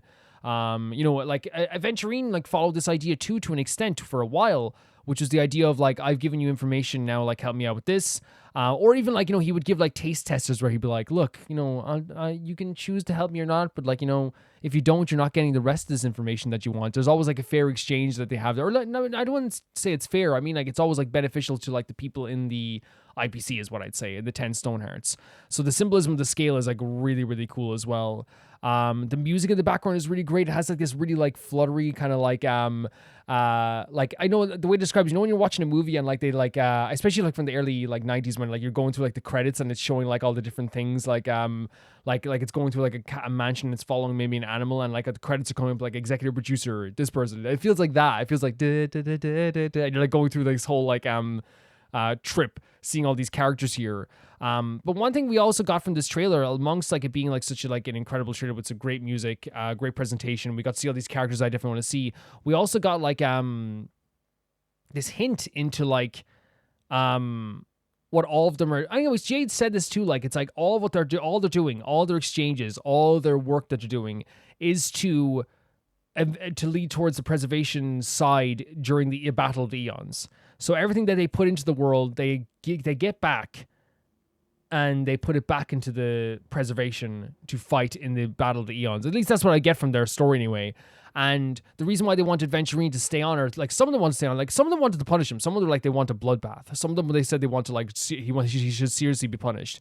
But in the end they decided like, hey, like, it's like we're gonna need you in this battle. I think that's what most of them might say in the end too, which is like, this thing that they need to do in the end is probably like their most important task that they're heading towards. But yeah, like it's a really, really cool trailer. I'd say it's my favorite Honkai trailer. Maybe not my favorite because I feel like, the Don Hung stuff like made me cry. So maybe I would say that. And the Firefly stuff is incredible. But I feel like maybe in terms of like, is it fair to say in terms of like an introductory trailer to like characters we hadn't seen before, it's one of my favorites. That's a good way to put it. Because we've seen a lot of those, like a few of those in Honkai, and this is pretty incredible. Yeah, because one of those things where like at the moment I'm feeling like, oh, is this like one of my favorites? But I think back and I'm like, no, the Don Hung stuff and the Firefly stuff is incredible. It's absolutely incredible. But this is really well presented too. Yeah, great music, great presentation. Love the silhouettes of all the characters. Love them showing off like little tidbits of the personalities. Love the different outfits each character's wearing. I love the symbolism of the scale and how it fits with their organization, all this stuff too. I love them kind of giving a little bit of insight to each of their personalities and to what Diamond wants too. There's so much in this trailer, and I think it works so well. I thought it was amazing. Thank you for sending us in, Victoria. This is awesome. The next video sent in by Zevi. Hi Romer, hope you're doing great. It's actually, I'm doing very good. Very good. Thank you for asking. Here's another new, I hope you're doing well too. Here's another new Identit V video. This time it's a survivor turned hunter character, just like the prospect returning to the Fool's Gold trailer you've watched before. This is Melly Pinius. Pinius. I said Pinius. Melly Plinius. As a survivor, she was known as the entomologist. In her original survivor story, she started as a poor manor servant before marrying the owner. However, their marriage became unhappy, and the husband later dies because of a rare bee venom. Jesus Christ. Melly inherited her husband's wealth and became a rising star in the biology field. Suspicion fell on her for her husband's death, as that happens in the past as well. There's lots of stories of people blaming the wife, because many saw that she had a special bond with tiny insects and thought that she used them to kill him. But she knows that that's not the case, because her husband was meticulous with research and that he would have not have unrecorded species of bees in the apiary. She later accepted the manor's invitation to join the games and find its answer to the husband's death. In this side of the story, however, her hunter story, Melly still works side by side with her husband. She was talented in her field of study, but she chose to support him until he became famous, even letting him take credit for her research. That's pretty crazy. Perhaps the husband felt threatened about her talents and that he chose to discard her instead. Fun fact, Melly's voice actor is Chaska's voice actor. Okay, cool. So you said perhaps the husband felt threatened about her talents and chose to discard her. Okay, because you're saying that she started as a manor servant, She married the owner, which is already like a very big, I think, power dynamic, right? Off balance power dynamic. She became unhappy, and he died. And she inherited his wealth. Good on her. The husband died, and people were suspicious of her. She joined the game, the Survivor game, to answer the finances of her husband's death. In the side story, her hunter story, Melly still works side by side with her husband. She was talented in her field of study, but chose to support him until he became famous, even letting him take credit for researches. Perhaps the husband felt threatened by her talents and chose to... So, are you saying that when he became famous, it seems like he maybe discarded her? Is that what you're saying? Well, anyway, let's check it out here. That's a really interesting start to this as well. Let's check this out. Identit V Queen Bee background story. We're starting with like a, I guess like a, what would you call it? You said it here. Is it like a apiary? Because I was gonna say greenhouse, but it might be apiary. Love the art style always. Caught in a spell. A larva goes through several transformations. In this process, Great designs, aren't they? they learn to feel warmth with their extremities. That's how new species are, Melly. Always fascinating. Observe dreams. So sorry, I hope it doesn't. It's not bad. I got distracted for a second by trying to look at both the lyrics and the text above. So I'm gonna look at the text above. I think. In this process, I love the designs here. they learn to feel warmth with their extremities. So insects learn to feel warmth through touch and stuff like that as well. And I think a lot of insects do like feel things out through touch and through feeling, right? Even like you know, if you ever try to like squash a bug, sometimes like a fly, I feel like they like have that feeling right before it even comes near them. They'll be able to feel it, That's how new species are, Melly. Always fascinating. True. And this is him becoming famous, I guess, as well, and taking credit for what she's done as well. Observe dreams with their compound Trying to reach eyes. towards them, but she can't.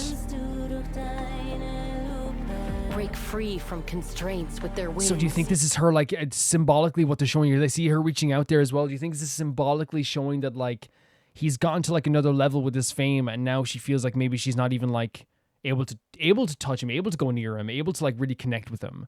As you can see here right now, like, there literally is, like a reaching out of the statue and a reaching out of her as well, Can you really see who I am? Like, it's like she can't reach up, but he's, like, reaching out his hand, like, and pushing her away. Melly. They want to know who I am. Oh my god, look at this. Blue feelers, that's so, my god, it's so...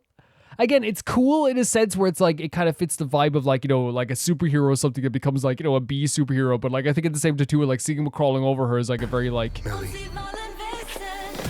I don't know, very like scary symbol. And like even here too, like I guess you could see it as like the eyes of a bug, but also like a honeycomb at the same time too. And she's kind of like trapped here too. So I wonder if like it's also like trapped by the like the idea, I'm gonna say by the idea of these bugs, but like I guess like these bugs are always going to be like something that she was like very into the idea of researching. She was had a special interest in them and stuff like this too. So I wonder if it is like this idea, like her special interest, like because of all the research and him, like taking the research has led to her kind of like having like a feeling of now being trapped in this space rather than being in like enjoying it as much as she used to, because it's the place that she used to be with her, the one she loved a lot. Like this is a crazy image. They ask who I am, like she doesn't know who she is. Like this is a crazy image. I have the eyes of 1,000 compounds now. I just remembering all this stuff is all being pushed away. Trying to escape. And pierce through lies. The hand. Oh my god, what? Oh no, she actually looks pretty cool, doesn't she? With their stingers. Oh my god, what a cool design. Can I say as well, like I feel like this happens before, Zevio, and you could probably say this too, like every time like we see like a transformation from a character into like a newer character, like into a more monstrous character, I feel like I'm constantly just like, yeah, that's awesome. It's like honestly, pretty cool, Pierce through lies. You know what I mean? Like even though like at first I'm like instantly here I'm like disgusting, right? Absolutely disgusting, and then I go, oh, that looks cool. It's like actually like improvement, It's so sick.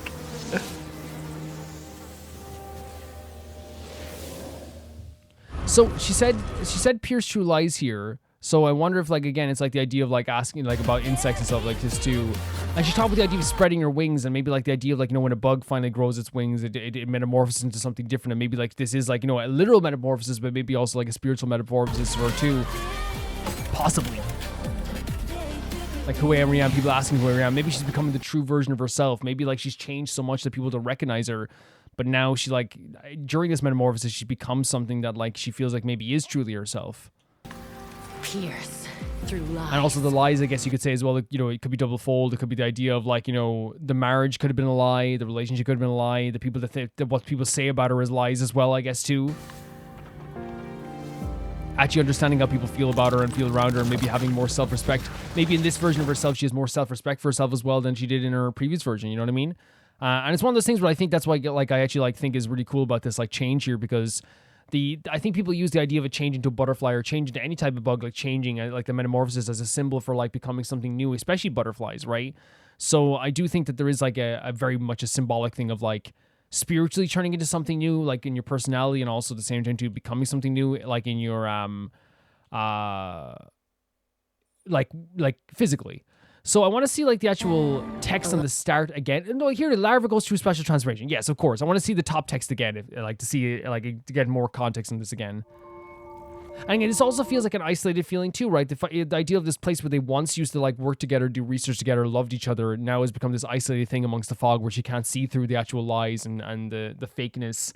And it's only like this like container. It went from being like a beautiful space where she like was able to like do all her research. She was with her husband, and now it feels like it is like a isolated chamber, you know?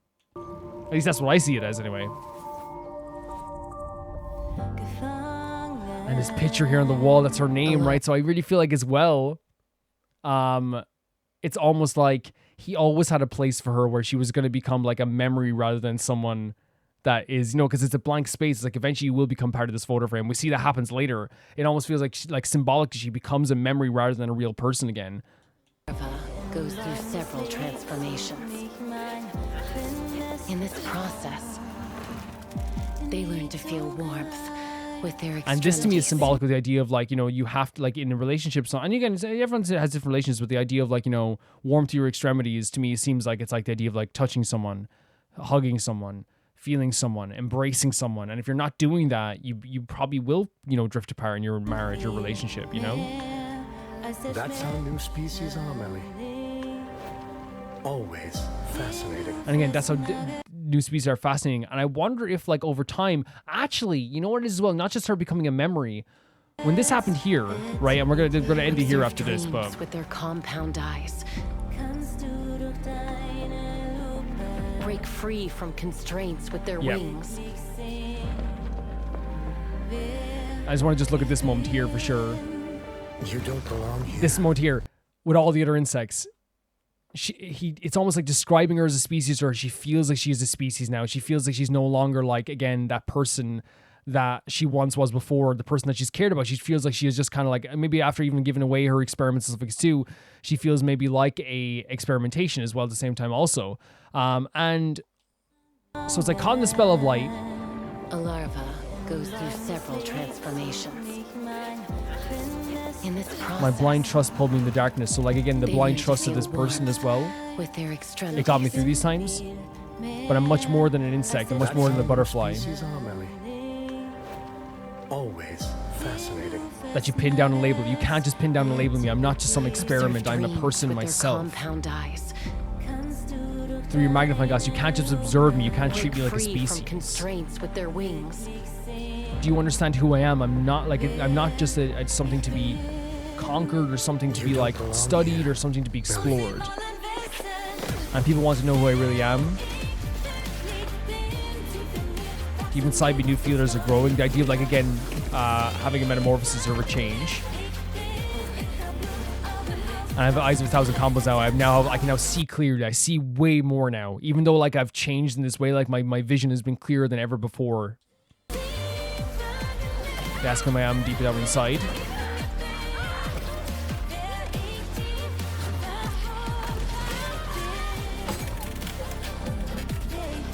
And the idea of like again becoming something new, becoming that metamorphosis. Yeah. So I hope I'm sorry what I was so like on that, but like I really feel like it's a very interesting way of doing this. It feels like that's what they're getting at as well, is the idea that like even though she's become like an insect, right? Even though she has become a bug, she sees the world clearer than she ever has before, because now like it's one of those situations where symbolically she's an insect, right? All this time, because what happened here in my interpretation of the relationship is that like once he became famous, she kind of was like, wait, does this guy actually truly care about me? And maybe he did care about her once, but it was also a situation where like that photo frame at the start, as you said, really seemed like at all times she was just a species that he was understanding, and then once like her usefulness and he found out what or at least he thought he knew exactly who she was, she became just like this thing on the wall, and you order one of the bugs, someone that he tries to like again explore and understand, you know. She talks about the idea of like how, you know, bugs feel things through feelers, and I really feel like it is like one of those things where like it's actually like she tries to, it's like a you know, she's saying like if I'm not doing this with you, then I'm not feeling that true warmth that we have together.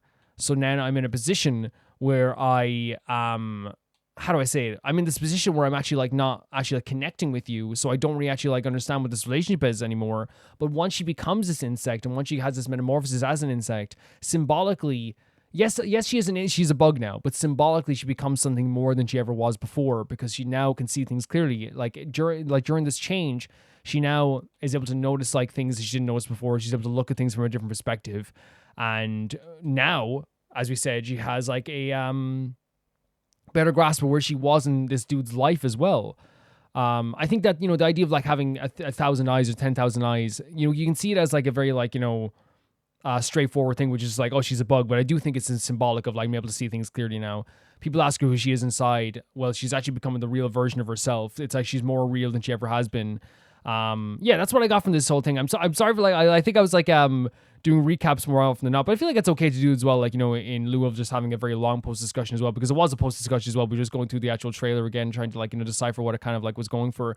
But I do love the idea of this trailer and having like the idea of a character like becoming something new, but really understanding who they are through that process, as like become, you know, even like to everyone else, it's like, oh, that could be disgusting, you're becoming a bug. But it's actually, again, as you said, she has never felt more clear like than this moment of who she actually is and what she actually is. It's like, and I think it's so interesting where it's like almost like a choice metamorphosis, where it's like, I'm not a bug, she says to this person, I'm not some species to be studied.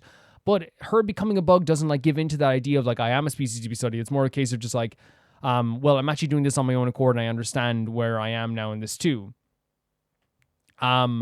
I think it's also like as well, in terms of just the trailer in general, it has such like a very like dark vibe to it, very pretty vibe to it at the start as well. There's like so much contrast between like the parts in the actual, you know, area. I'm gonna say greenhouse because I don't know how to say the word very well. And like the earlier on stages too, they clearly showed like, you know, how it felt like she was trapped in one case, and another case she felt like she was free. She was holding this butterfly in a jar, holding it up to him as she showed it to him, and then she became that butterfly in the jar until she broke out of that place and smashed out of it herself. Again, symbolically trying to, you know, become something new with her life. And I feel like they showcased that so well here too. Such a beautiful trailer with such amazing music in the background. It had a very passionate soundtrack in the background. Maybe it's like not the desired reaction, but I actually have gotten to the stage now where I'm looking at this and I'm like very much like rooting for her, and I want the best for her, and that's what I get from the vibes of this trailer, where I'm like, when she turned into a bug, I actually like, well, like at first I was like, ooh, and then I went to like being like, I actually support her so much. I'm actually like, get it and find him and kill him. Maybe I shouldn't say that in Minecraft, YouTube, in Minecraft, but yeah, like I really feel like that's like the vibe I get from the trailer now, which is like not a bad thing, you know, not a bad thing at all. But I actually think that's a maybe I think it's maybe could be intentional that you want to support her even more after this, and you support her metamorphosis in a weird way. I think her design is really cool. I think that the idea of the story is like really, really intricate and detailed. But yeah, this is a really, really cool trailer with really, really awesome stuff weaved throughout it. I found it to be really, really interesting. The next video is sent in by Aka, and I wanted to send something that would show and team are off the stage, but I couldn't choose one video that showed the whole group, so I decided to just focus on two members, some of my biases, Nicholas and EJ, or Yejo, which is Korean name, which kind of means like Weejo, okay, or Weiju. They've known each other since before there even was an idea for An Team. They met during Island, a Korean show that was formed in Hyphen, and then were part of the confirmed lineup during And Auditions, a Japanese show that formed An Team. Now they're the only Japanese members in An Team. Nicholas is Taiwanese, and Weiju is Korean. They're both 23 and are both taking care of rap verses in the Ant Team song, and they say that their personalities are the same, but their likes and dislikes are different, so they get along well but tease each other a lot. I just think they're very fun duo to watch, and I was just smiling a lot when they do stuff together. I don't know if the title will translate from Korean, but it's something like Ant Team, Nicholas and Wiju, Genus, Angel, and Silly Devil. Okay. Who's the angel? Who's the devil? Let's check this out then. Let's go. Love Nicholas's outfit here. It's awesome. Can Angel and Devils be buddies? Put his hat down. That's not like I was saying don't show his face or his forehead. Oh, his subtitles, yeah. I was more saying like, don't want anyone looking awkward with their hat up above their heads. Love Nicholas's outfit here though. The jacket's great. I feel like sometimes blazers in just common places can look very awkward, but I think it looks really good here with the chain and the kind of like vest top as well. Silly Devil? 천천히 Nico, okay.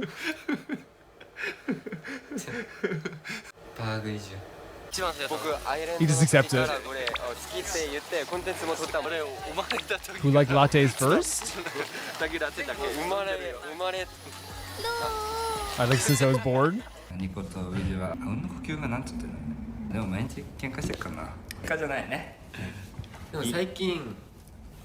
It's not a fight, but these days, a squabble. Does Nicholas just have like one of the best fashion senses I've ever seen? Like why? Like maybe it's just like that. Like he has a face that works for everything. Because I see that sometimes when I'm like looking at K-pop stuff, especially where like one member of the group could just like wear, and it's other groups too that have one member of the group could just wear anything and it works. This is just a pink shirt, but it looks like high fashion. You know what I mean? Like I don't know what it is. Maybe it's just like that's how they are. But they're talking about like even the other members notice that they're like I guess have little squabbles. I guess which is fun.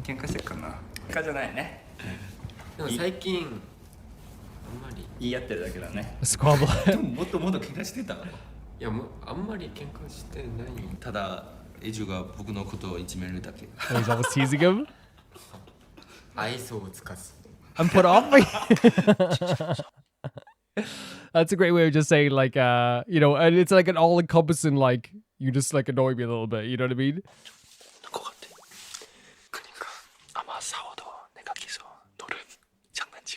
I kept messing with you. Oh, it's a great chorus, isn't it? People snitch, okay.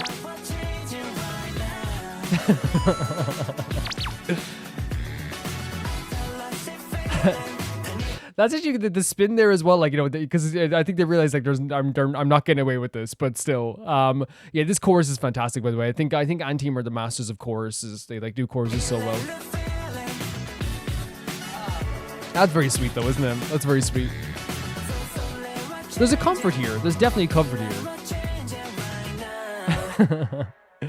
트윈스 같다고? 어디가요? 안경 때문이야 이거. 에이즈 바보. 바보예요. Just accepting it. 그 다음 없어? 그냥 말하려 했는데 그런 말 하지 않았는데 못하겠어. I was gonna say a famous idiom. 해봐. 눈에밖에 모르는 바보야. 나 바보야. 눈에 밖에 안 보이는 바보. 똑같이 A fool that only knows Loona? What does that mean? 아, 그래? 내가 더 멋있는 것 같은데. 싸워라. Fight. 안 싸워. I think the fans probably like want they probably clip farm the hell out of them having like little bickering fights because it's very adorable. I think I've definitely seen that from fandoms too where it's just like the Tom and Jerry-esque like let's all have like a and everyone knows it's not serious. I think it's different if like it was serious. Like everyone knows it's not serious, and there's a comfort to watching two people that like to know each other so well, having like bickering with each other while also laughing and not taking it too seriously. Right? There's a comfort there. 내가 먼저 말 걸면 풀리는 것 같아. 야 공주야 공주. 애주가 삐치며 아니면 화내며 그냥 계속 나를 무시하고. Oh, wait, really?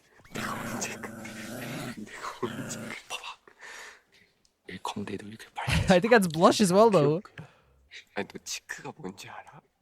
알잖아. You know what cheek is? 아니 요리랑 똑같아. 너 요리 못하잖아. You're not good at cooking. 사실 이거 비밀이야. So interestingly enough, like like this is one of those things that like some people are like that. Some people literally like shut down when they get upset with someone because they don't know what to do. And I think it's always like, to me, it's like always very adorable. You know, obviously if it's something serious, it's not like adorable because you want to like make sure they're okay. But I feel like some people just legit shut down.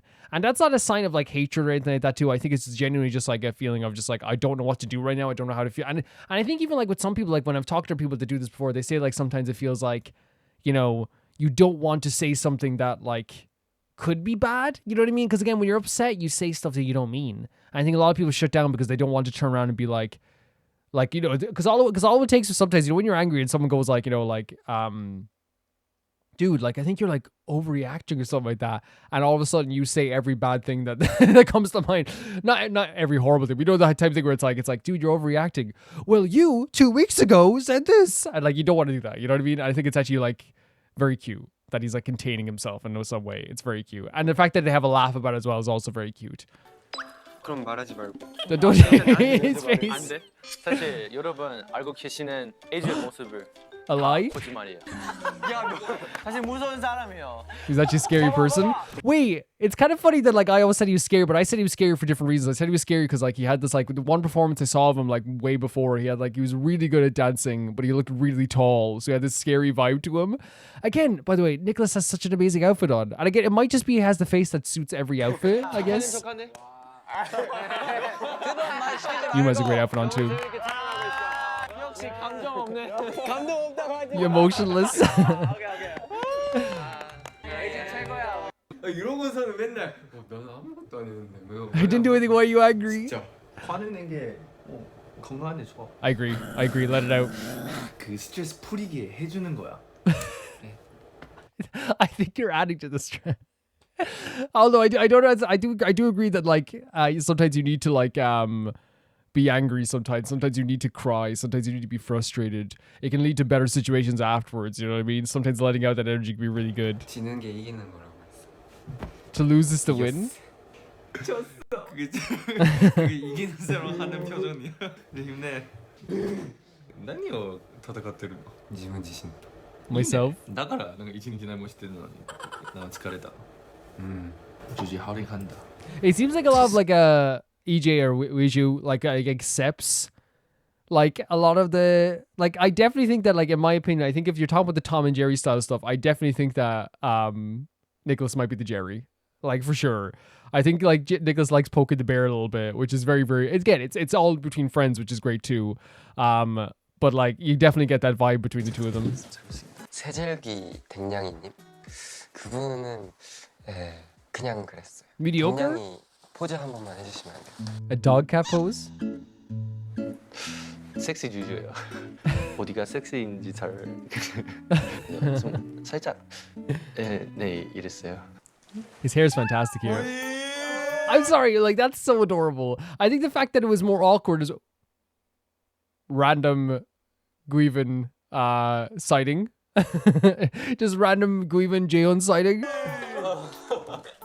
I think no, the fact that it was awkward is cuter. Is that Hanbin as well? The fact that it was awkward makes it cuter. Am I right? Am I right in saying that? Like everyone agrees. The fact that this is like more awkward makes it more adorable. 네 이랬어요. The fact that he was smiling like he was hurt here makes it more adorable. At least the way I see it. Is this from the official Anteam page or is this from... It might be just a duo page, I'd say. Look at Guiven's face. Slick back. Again, this outfit's amazing as well, Nicholas. So they have Wonok. Wonok's here too. That was Wonok on the other side. Yes, it was. 8 points because you're so cute when you're working hard. Hanbin 9 points for the same hobby. 8 points I like rapping too. Juju 5 points. Honestly, he didn't do well. Wait, is Guiven the question mark? 10 points heart racing with the last heart sign. 10 points I like Orzeus. 10 points I love his vibes. 4 points. 1 in Korean, Japanese, English, Chinese. So he's like, they're giving each other very low points. Could I say as well though, like what's so cute is look at Guiven like, you know, focused face. 형도 지금 단짝 친구. 단짝 친구 없어. 그래? Oh, just moving further away from him? But I hope it doesn't sound like I'm not complimenting Weiju's outfits either. I just think that like it's very clear that like Nicholas like I don't know has like a crazy fashion sense. At least I know he's probably styled in some of these stuff too, of course, but like he just has a face that suits him for everything. I think. 같이 안 놀아줄 때가 많아요. He doesn't play with me anymore. 주주 The 이소가시네. kid was like, oh. 니콜라스가 이소가시대. Great looking for Weiju. の来たけど。いやでも Love the hair. No で。お昼にうどん食べて夜にラーメン食べに行こうって誘う。違うやん種類違うやん。お前さ。何？ちゃんと Vlog 撮れよ。 Film the vlog properly. He's about to like have a rest. で、君は何してるの？名古屋のツアーの練習をしています。Great complexion, right? Jesus Christ. ちょっと新しいジェスチャーやってる？じゃあ一回カメラに見せて。なんで逃げた。So again, what's so crazy, and I keep saying, I'm sorry I keep bringing this up. First of all, it's very funny they have their interactions they have with each other. I love there as well, like the idea, like, you know, that's again a true friend. The idea of like you're trying to like sleep and the first thing they do is like annoy you. You know what I mean? it's like a true friend. But I keep complimenting the outfits. Like I don't know, like they all look great, but like I don't know what it is. Nicholas is just wearing a black vest top, and he has a face that just fits any outfit. But yeah, like you can clearly see here, like a playful bickering with each other, and even like the idea of like what like of choosing dinner and stuff like this too. Those are like the friendship arguments you have where it's like they're the same. No, they're not the same. Like I'm not having them twice in a row, but they're not the same thing. Like it's really cool seeing that.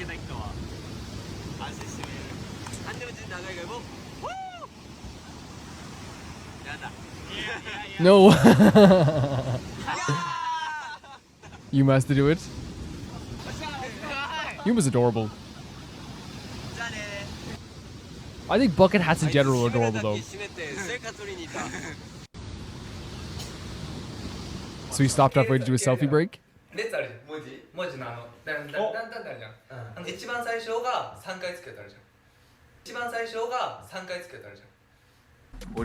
What happened there? It's the most replayed section. So he literally left to take a selfie, by the way. What happened here? Letters? And the letters there are that.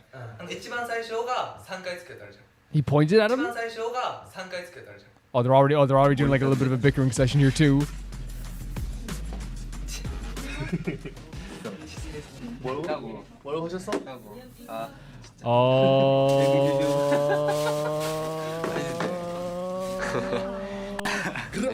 Again, the outfits. What are we doing here? Why is this like the best dressed K-pop idol? Well, I guess maybe fusion J-pop, K-pop. You braided your hair, touch it, which is a cool braid in the hair, and he goes, whatever. And he tries to talk to him. And he's like, I forget about it. Again, the bickering is very, very cute. It's very cute. So big. 커뮤니케이션 덜 곤란하니? 네 머리 만져도 되냐고 안 됩니다. They're getting a lot of mileage out of this live, very clearly so. You know what I mean? I know, rightfully so. If there's a lot of stuff that happened here, yeah, get it done. 만지지 말라 그러면 Okay, I'm now thinking they're both Jerry. I'm now thinking that there's Jerry and Jerry. I'm now thinking it's a bit of a civil war going on between the two of them. What do you say if you tell me? Oh my god, the pose as well. 안 됩니다. 만지지 말라 그러면 만지고 싶잖아. If you tell me I want to touch it, I want to touch it more, and then the look. What do you mean? Of course I do. 작게 보이지만. But it is legitimately like, I guess like they do have that personality, I guess, where it's like if like, you know, and again, that is again a friendship thing where it's like, you know, your friend goes like, hey dude, like, you know, try not to pat my back again, and like the urge to be like, you know, obviously if it's a paining thing, it's a difference, right? But like, obviously you're just messing with each other, it's different too. 나쁜 사람이요. 이런 사람 제일 위험해요. Most dangerous. 쉽게 믿지 마세요. 믿지 마세요, 여러분. Bad juju. 난 니콜라스 한정. Only to he's like, I am bad, but only to this guy. 빠지게 해서. 내가 당한 대로 똑같이. 안녕하세요. The same way he did for me. 촬영 금지래요. No filming, and you were just like filming and sleeping again. Hilarious. Hilarious stuff. 여기 써 있잖아. 룰 안 지키는 남자. 위험하고 섹시해. Okay. I think this is definitely trying to give off the vibe that EJ or Wiju is like 100% like more dangerous than he is. Not in a bad way, but kind of being like, don't trust this guy, you know? But I think what's so funny is that like Wiju kind of just accepts it and is kind of like, yeah, I that's me, you know? Which I think is the best way to go about it too. You know what I mean? Even if it's just like, I'm only this way to Nicholas. I think one of the worst things you could do in this situation is to be like, no, I'm not, dude, stop. But instead he's like, yep, you know? But just to you, you know? I do like their vibe with each other too. 왜? 이거 나와야 되지. 오케이, 지금 아까 어디까지 찍었는데? 아, 맞아. 지금 도착해서 재밌게 촬영해 봅시다. 완전 추워. 만들어 보겠습니다. See ya. Bye bye. Butlers? Okay, that was fun. When I'm with her, I have fun. It's way fun to run. So I guess like he kind of said something that sounded like he was like saying that like, you know, they're maybe like in a relationship maybe. Yeah, like I think this is just a really fun video. I think one of the great things about like, you know, funny moments or moments between two members of any K-pop group that has always like worked so well for me is the idea of like showcasing like, you know, the love they have for each other mixed with the fun they have with each other. And obviously we've seen our compilations to have more serious stuff, but I feel like, you know, one of my favorite things to see is like, you know, is just watching people invite you into their, you know, personalities and their life for like a few moments. And it warms your heart, right? And I'm watching this warms my heart. When I watch this type of stuff, I feel kind of like this like great energy off it as well. And I feel like that's like fully showcased here in this video because these two guys definitely have like a great relationship with each other. It's definitely very healthy. And I think one of those things that like, you know, we have to obviously have, as fans of groups always have to understand is like, we don't know these people obviously personally. So like you can't read into stuff too much. But I think one of the things that like, you know, is okay to read into sometimes is when they do this type of compilation stuff. And like, it's 100% like hard to hide the care and the love and that people have for each other sometimes. And in this case, they look upon each other with like a great care and a great love for each other, right? They do. You can see the sparkle in their eyes and the happiness they are when they're around each other, the fun that they're having. And through that bickering, there is that feeling of like, you know, I understand our limits. I understand how far we're going. And even in this video, you know, they understand their like emotional limits, which like describing, you know, we do like with the idea of like him ignoring him, for example, like whenever he gets upset, like he knows that EJ is going to not be too upset by that. Nicholas knows this. And so Nicholas is saying this out loud. And again, what happens is then for viewers is that, you know, a bad viewer would probably watch this and be like, you know, oh my God, that's so awful. Why would he tell us secrets? Why would he do this? Why would he do this? But again, it's like, they know their limits. They know the relationship. They know who they are. And they're inviting us in for a small moment. And it's so fun to see. It's so fun to see their dynamic. It's so fun to have a good time with them. And I end up smiling from ear to ear watching this. And while I think, you know, one of the things is I don't understand like their dynamic yet fully, because that's, of course, I like, you know, I've mostly seen music videos from them as well. I do think what's great about it is like that I can still like smile throughout this whole thing. And that's a sign of, I think, like of a good duo. Because duos, I think, happen a lot of times in K-pop and J-pop and stuff like that as well. And, you know, I think people like sometimes put people together in like boxes, you know, even though they don't interact that much. But it's always good to see duos that like are clearly like, you know, destined to be duos. And I feel like that's one thing you saw here. You saw like, you know, with the tiny bit of bickering they had going on, the pushing and pulling with like, you know, their, you know, getting on each other's nerves. Like, and again, I said like at the start, it seemed like Nicholas was definitely like the Jerry of the group. But I feel like one of the things that like, EJ is really good at as well is like, you know, countering that with like a lot of like very sweet, like adorable emotional stuff, you know, like the whole thing of like, I'm not talking to you right now, or like the stuff with like acting like he's like, you know, he has no more friends, and then like Nicholas moves further away, or touching the back of his head, you know, like, and being like, and then doing the pose like, what, I got to do it, and like Nicholas like accepting like, is that my fault then? You know, which again, I love that. I think it's such a sweet moment. Because again, it's between friends, and that's why it's not bad whatsoever. I do also want to like, you know, before we go into anything else about like how fun it was to watch these guys just have a good time with each other, smiling with each other. Like I loved it. Before we go into like what the other thing I want to talk about, like again, the great style with these guys. Like EJ has like a complexion of an angel. First of all, I want to say that too. Great complexion of an angel. But yeah, like. There is like this thing as well, like through every single clip that we saw here. and it's so important for like my enjoyment of like these type of videos too. Whereas that it's like this vibe of like that you're sitting on it. Like I know how to say it. Like it's like the vibe of like you could have such a bad day. You put on this type of video and all of a sudden there's like nothing else in the world. And I'm assuming that's how like Akka feels as well when they're watching this. And it's a credit to the fact that these guys just are very comfortable around each other. You know, we saw this stuff with them, you know, in the live stream where they were kind of like, you know, poking at each other and prodding at each other.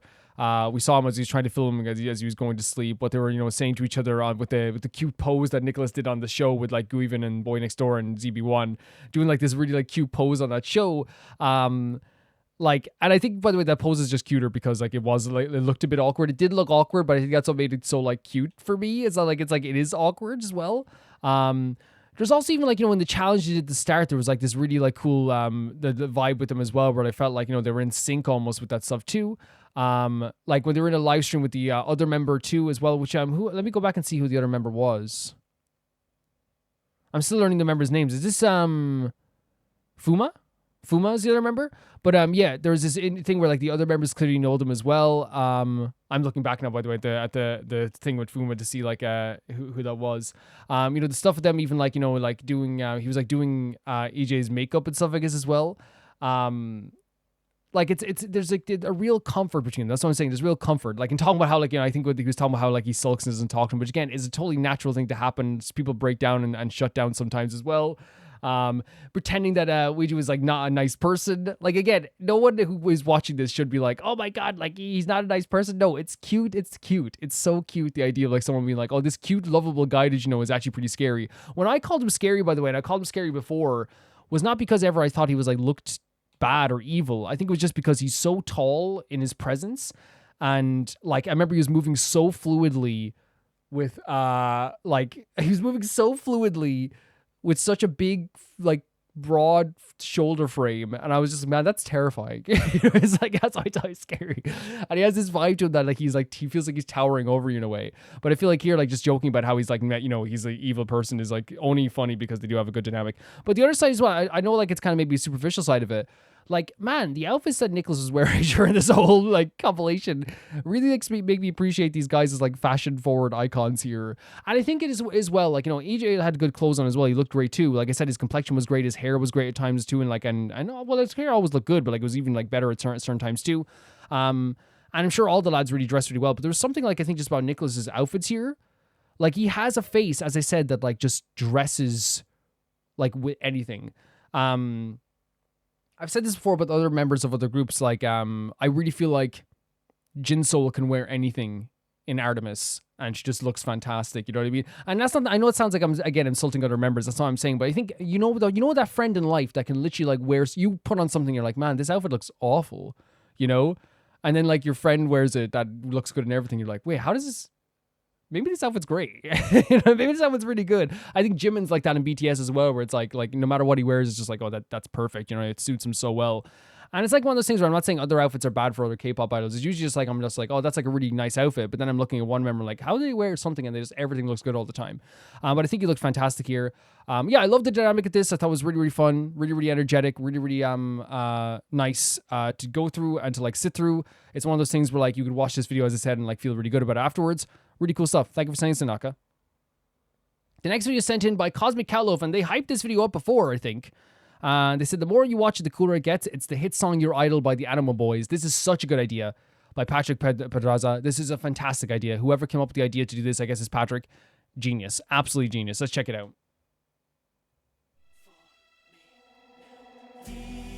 I had the... Sorry about that. Sometimes I turn that volume to avoid echo at the end of something. If something plays by accident, my bad. Pray for me. Oh, there was no audio. So this is based on obviously like the movie K-pop Demon Hunters, which I actually watched in the past few months, like 3 months ago maybe. And it's actually really good. It's a really good movie. It's a really fun movie. Oh my god, the crowd as well. With the light sticks too. With the Anemo light sticks. Very cool idea. Very cool idea. Oh my god. Oh my god. I didn't expect the Traveler to be here. So are they doing like I think the voice actors are doing singing as well, right? That sounded so freaking good. I love these illustrations as well.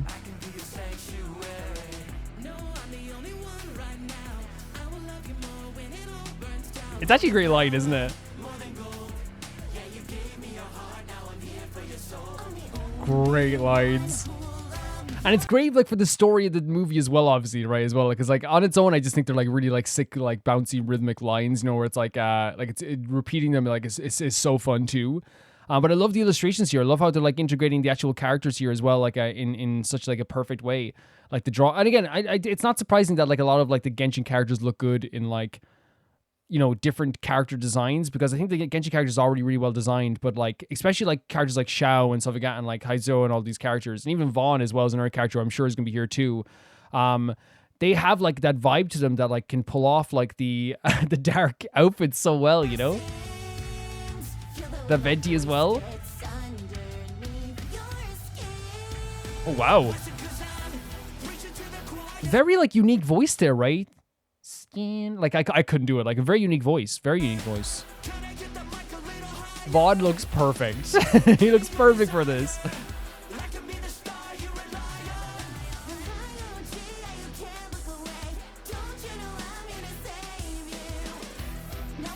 I don't know if they have the actual voice actors. I think we talked about this before, but I might just slip a mind, and I'm sorry if it did slip a mind, Cosmic Catloaf, because we were talking about the ideas for it. I thought it was so cool too. And maybe I can go back and check it out there as well, of us talking about that too. But like, I thought it was like, it's such a cool idea. It's such a cool idea. Like, I love the way the voice goes here.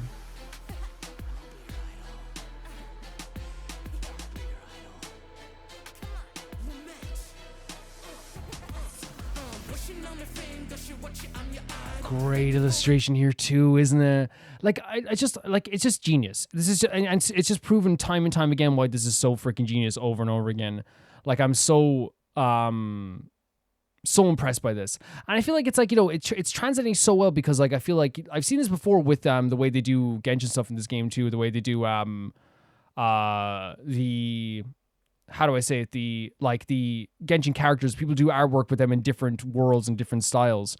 And it always like really works out well for me, because I think that they have like a, you know, and if you have a vision for them is what I think is that why it works. And in this case, whoever decided this was like, whoever thought of this, and again, it seems like something that anyone could think of, right? Like, it's like, oh, what if they were like the K-pop Demon Hunters Saja Boys? It's like, yeah, but they didn't. Someone thought of this and then like drew it, got someone to draw it up, did the freaking video, and it's such an ingenious idea because it fits so well. It really does. And having Xiao do the rap as well is so perfect. Look at Kazuha. It's a very unique harmony they're doing here as well. I think it's like very cool that it's not exactly like the original song, right? I think that's actually a really good idea too, because you want it to be like more of its own thing. But it's very, very cool as well. Very cool. Like, I love that unique aspect of the voice.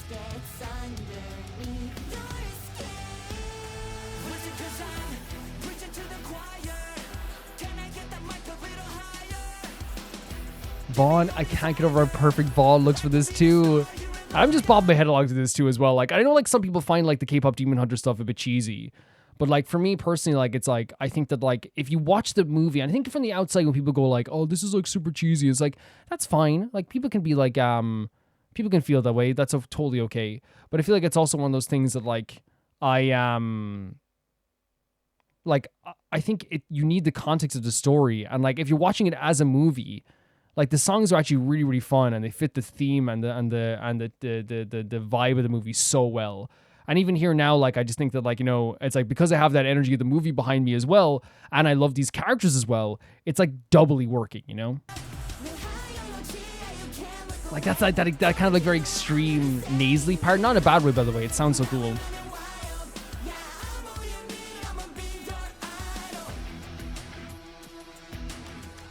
With the Anemo symbol as well.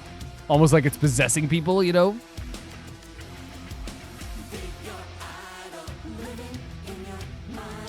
so freaking cool.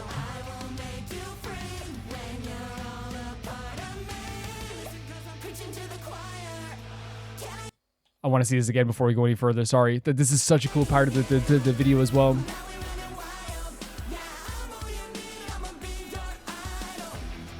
Like, I love the Anemo symbol as a symbol of people like worshiping, which honestly, like, you know, the Anemo characters are really, really cool in this game.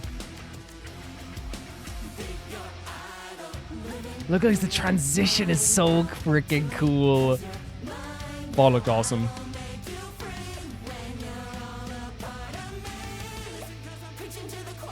So cool. It's so cool. Oh, with the okay, we're going into this part too as well. And they have this the kind of like Genshin kind of like font as well as there too, which is really neat as well. But when I say like going into the high part here as well, like again, the voices that they're using here are so unique. Like again, I like that it doesn't sound exactly like the actual like they didn't try to like emulate just the song itself entirely. It has a twist to it.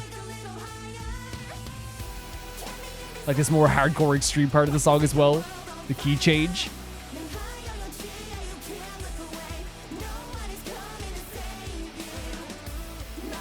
Like it has a new, like it feels like originally it was, you know what it has like to me? It now has like a new metal vibe to it, you know? Which is cool. Or like a metalcore vibe to it.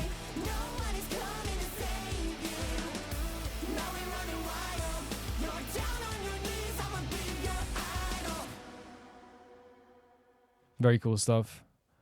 I'm going to check this because again, I know like I literally talked about this with Cosmic Catloaf before, but obviously it's been a few days. Yeah, it is the voice actors. Like that's crazy. Like the voices that they were doing here, the harmonies they were doing were so unique. Like literally got like Zach, Layla Berzins, Erica, Kieran, Amarka, and like that's. Like, that's what I love about the Genshin community, right? I love this about the Genshin community. Yeah, you're like, I remember this because I didn't want to say it like outright just in case I forgot, but I think you even told me that they got like the voice actors as well to do this, but I didn't want to say it outright because then, you know, when you assume something, you make a butt out of yourself. But yeah, like they did such a good job with this. And I think what's so great about it, like I said, like they came into this with trying to embody like, I guess, like the actual song itself while also keeping like, you know, their own twist on it with their voices. And I think like what was really holding up a lot of like this really cool aspect of the song too was like how well animated it was too. Like it really had like a really awesome design choices, and these characters already like, you know, it's one of those things where like, yeah, they made like the Traveler work, they made Kazuo work and look so cool here as well. They made like Venti look so cool here too. But like I had no doubts that like personally that like Haseul, Xiao and the Wanderer and Vaughn was going to work, because I feel like they already like, you know, kind of fit the vibe. I'm not saying that Haseul is like a darker character, but like he has a very like, you know, slick and cool vibe to him as well, you know. Well, Kazuo is kind of like, you know, more kind of subdued sometimes, while, you know, the Traveler has like a very heroic vibe to him sometimes too. And I feel like, you know, with Venti, he's like very, you know, sweet, cheerful, and mischievous, you know. But I feel like they kind of like made that all work here, which again fits the theme of, by the way, can I say, fits the theme as well with the Saja boys, because the Saja boys have all like these different personalities that are like tailored to different audiences. And I feel like in some way, right, like it's kind of like a meta conversation we're having now with this song too, where the Saja boys are set up so like there's one for everybody in the audience, right? There's an idol for everybody. It's like, here's the cute one, here's the strong one, here's the mysterious one, here's this one, you know, like. And I feel like in a way like Genshin characters could be like that too, where it's like there's somebody for everybody, there's someone for everyone's personality, you know. And in this case it's like, hey, are you more of like a mysterious person? Yeah, your favorite character is probably Xiao, you know. Or maybe not just you like more mysterious characters. Are you someone who likes like more like complicated and characters that make you feel stressed? Vaughn is probably for you. Are you into more like of a somber story with some like sad vibes? Kazuo is probably for you, you know. Like I love that. I feel like that fits that energy too, because again, the idea of this whole thing. And again, spoilers for obviously like K-pop Demon Hunters if you haven't seen it. Of course, you just watched the whole video if you watch this of like one of the ending points, not the ending points, one of the later points of the movie. So please, spoilers. But yeah, the whole idea of this is like that they've got a hold of the audience. They've like done like a win over the K-pop Demon Hunters, and they've like kind of become this kind of like mainstream idol group. And the whole point of that whole performance is kind of this like a solidification of this idea of like, what most idol groups do. You know, they're cute at first, you know, like My Little Soda Pop, You're All That I Drink, you know, that catchy song, right? There's that. And then it's kind of cool to see that they have like they transition into kind of a darker vibe, which happens with like K-pop idols all the time. It does. What happens is with K-pop idols all the time, you see it so many times, they'll do like, they will start off with like one concept and they like all of a sudden they'll do like a 180 turn and do a different concept. And it's like so cool to see. And that's why concepts are so great, right? Because you get to do like see them in so many different like fashion items and so many different perspectives. And like with this as well, like I feel like that fits that vibe because the like we know the Anemo boys as like different personalities, like, and we know them all as like, you know, people we love. Like, let's be honest here, like all of these characters in this grouping, I think are great characters. They're great people. They really are. But then you get to see them like a different twist, just like in the movie. Like, it's like, hey, you saw us, we already got a hold of your heart with, you know, with the Vaughn having a complicated story, with Venti being mischievous and cute, with the Traveler being so heroic and honest and open, with all these characters having different personalities.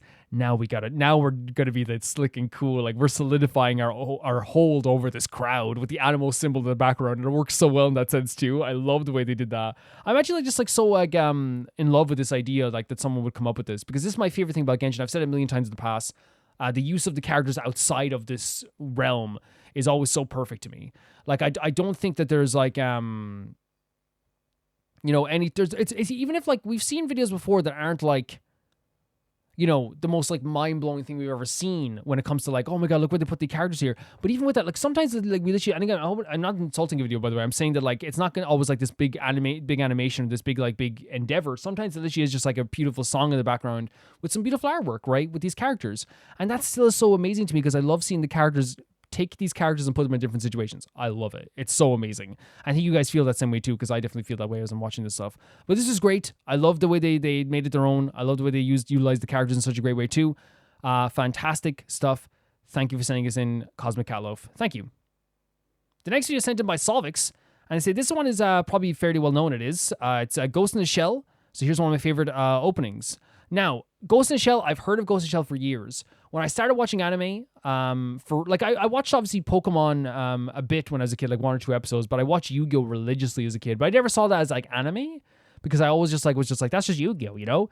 So I don't really count that as me like getting into anime first of all, but I actually did get into anime like a lot of people do, which is a bunch of my friends were talking about Death Note and like, you should check out Death Note. And like, I think a lot of people like, got into anime through like those type of shows. I think Attack on Titan and Death Note were like the 2 ones that like were like gateway to like anime.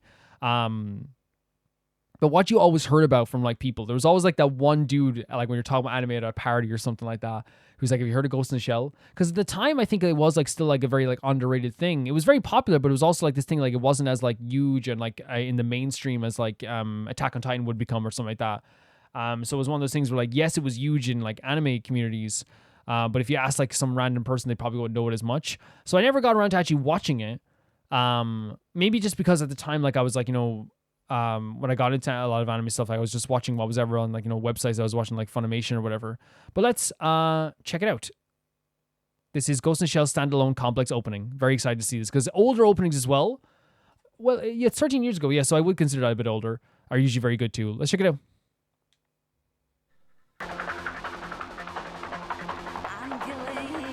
Oh, interesting transitions already, right? With like the voice in the background, like it's like true text into the bottom of the city. Oh, cool reflection. Do we need subtitles, by the way? We do not. Okay. Gorgeous song.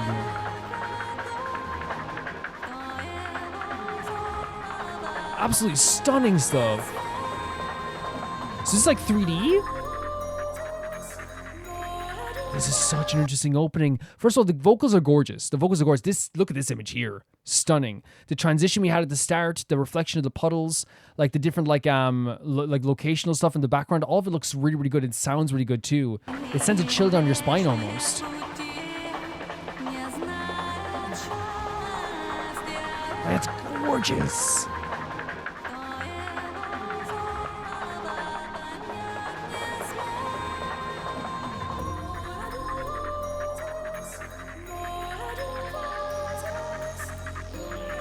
Gorgeous music here. So this doll as well is such an interesting, like, breaking it apart.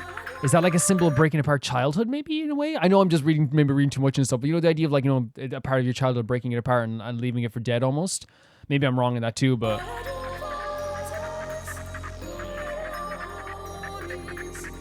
That vocal is so gorgeous, isn't it? So stunning. Look at this image. Like this must be the main character, possibly, but they're like in a pod of some kind. Oh, whoa, this song. I'm getting stopped at my tracks a little bit. The song like has this very subdued nature to it with this beat in the background, but the amazing vocal like sends that chill down your spine, right? And she's like in a pod of some kind. This part here. But with the beautiful vocal over top of it. This is a really interesting opening.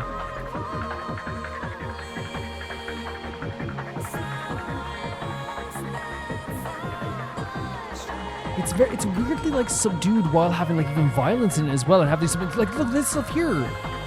Like it actually becomes more magical than like violent or scary, right? It's almost like there's like a somberness and sadness throughout this, like, you know, whether it's the flip at the start or this jump off the building or the destroying of the machines, there's like a somberness and a sadness to it, right?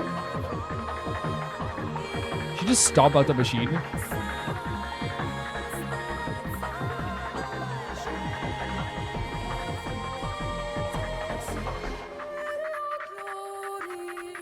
I didn't expect it to be 3D, first of all, because I'm, you know, it's always like, you know, there's nothing wrong with 3D animation, but it's always like very like interesting to see like what is 3D and what's not 3D, what's, you know, like, and some people choose to do some 3D and some 2D, but this seems like a very 3D animation focused show, which I think it's both. I think there was like Ghost in the Shell like movies and stuff like that as well. I'm not quite sure. You could probably tell me that's Solvix as well. But what I find like really great about this is, as I was saying, like there was like a real haunting feeling about this. I felt a chill down my spine as I was watching this. There's like this amazing vocal throughout this entire video that has like such a gorgeous feel to it and such a gorgeous energy to it that when I'm listening to it, like I just can't help but like feel like, you know, my heart is like fluttering a little bit. As I said, there's a chill down my spine. And I think what they did really well here was like there's a feeling of somberness in this video, right? In this opening. There's also a feeling of like nervousness in this video. And that's something I was feeling as well throughout this whole opening, was that like I had like this feeling of like something's going to happen, like that's going to be extreme here. And when they got to that chorus and they subdued it again, I feel like it's actually a very interesting thing, because maybe it's like something that happens in the show, but they trapped your nervousness in a box and had you keep it. And I think that's a very interesting idea to do this, because instead of letting it all out, they were like, you know, what sometimes people do, they would like, it goes into the pre-chorus, and then the chorus just goes, instead of going like, which again would have been cool too, because then it would have a different vibe, it has a different energy, it has a different meaning it's going for. But I actually instead feel like this, like, you know, the dun, dun, dun, dun, dun, dun, dun, this very subdued feeling, which I think like is I think it's an intentional choice for this story, maybe because it feels like the story itself, or the vibe I'm getting from this, is that there is violence in this, there is a lot of extreme action, there is stuff like this too, but there is a sadness to it, there is a somberness to it, there is a feeling of nervousness to it. And I feel that like in that subdued chorus, where like I went from being like, oh, here it comes, and my mind was like, here it comes, and it stops, it kind of like slows down even. And then you're made to sit with your nervousness and think about it. I think that's if it's done intentionally, that's very cool. Even if it's not done intentionally, I feel like, you know, art is up to like the viewer as well, so it's also cool as well. Love the vibe of this as well, like just like the futuristic, almost, you know, it's like modern times, but also like at the same time too, it has like a very, very like futuristic style to it. There's like clearly something going on with this like character. She's like sleeping in a pod. I don't know if she is like a machine herself. I think I heard something like that. Maybe it is something like that. But she's destroying all these other machines as well. These machines are roaming free among the city, amongst like these very like natural places, or these, I guess, like historic places. And that's a really cool contrast as well, to see these shrines and these gateway shrines. And then under it, you have like these like robotic machines at the same time too. You have a very like Neo version of like a city with like so many bright lights and stuff like this too, but there's kind of like a darker, dingier vibe to that city as well, even though there is a lot of beauty there as well.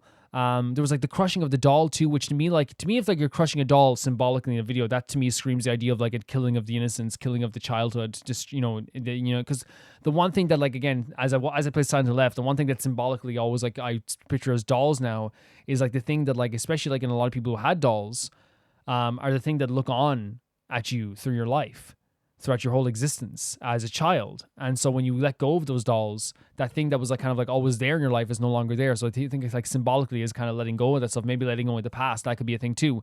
But yeah, really beautiful opening. Such gorgeous music in the background, such an amazing energy to this, and a really scary energy and a somber energy and a nervous energy to this, but it all looked really amazing. Solvix, thank you for sending us in. This was awesome. The next video sent in by Loona, a parody video of the talented voice actors Andrew Russell and Nicholas Leung for our unexpected friendship with Petticoaty. Yes, the marriage, Dan Hong and Boothill. As a fun aside, I had the song playing in the background when I pulled Boothill's banner, and it blessed me with my first and only double 5-star pull. Wow. So I need to find a song as well to play in the background, you know? What song could I play in the background? I'll record a song. I love you, Dan Hung. You are so beautiful. I want to kiss you. Marry me, honey. And then I play that in the background, you know, and I'll get anyone I want. But yeah, like very interesting, very cool to hear. Let's check this out. Good looking. Boothill pull song. So you play it as you're pulling for Boothill. That's very funny. Good looking. That's what it sounds like he's gonna sing it like. Good, you're good looking. I was searching for a ranger. It literally is like a country song. Then I found a little Stop. might as well just Stop. drop in. That boy, I drew my gun on him, and Fluffy, he just said Fluffy, what gives? Then we fork and save the day. Me and my bro all the way. How is this almost over already? What's so funny about this is the vibe you get off Boothill as well. Like it really did feel like a married couple or like two people that have known each other for their whole life, the way they were acting around each other. And I love that he sees them almost kind of like a spiritual soulmate here. Gorgeous voice. I love that like this is like Don Hung, but like just like with Nicholas, he has an amazing singing voice. We've heard this before. I believe we heard it before. We definitely have heard it before. But what's so beautiful about this is that like he's belting this stuff here as well. So while he's trying to like remind him of like that this is not the relationship maybe he thinks of, I think what's so cute is that like his voice sounds so like powerful here. Me and my bro all the way. Cyborg man, Hollywood babu, you're out of your mind. Cowboy, let me remind This is like the country song when the girl is like, when the guy's like, let me take you out on a date, and the girl is like, honey, you're out of your mind. You know, like that. It's like really like has a country vibe to it. That gun away.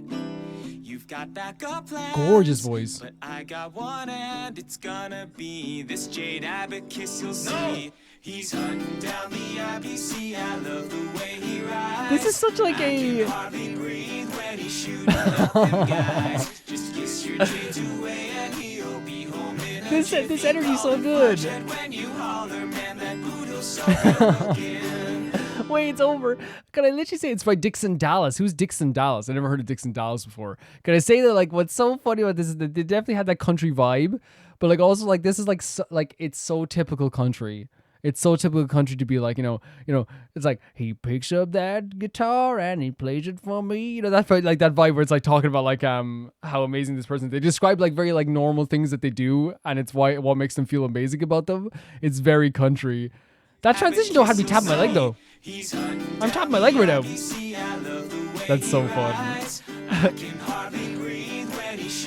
You know what I mean? It's like that's what I say. It's like this is what Boothill does normally, and like in country songs they have this sometimes. It's like there he was coming into the bar. He picks up his whiskey. You know, it's all like it really is like very much describing like everyday things that they do, but it makes it sound very sweet as well through the like kind of like country voices.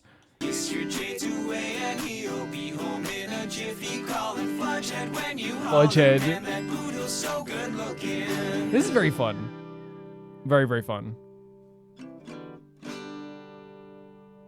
Good luck on your Boothill polls. I love that. That's a very fun idea. So, one of my favorite things about the Boothill relationship with Don Hung so far is that I picked up a vibe, and I think it's almost intentional right away, that they were like almost like bickering like an actual married couple.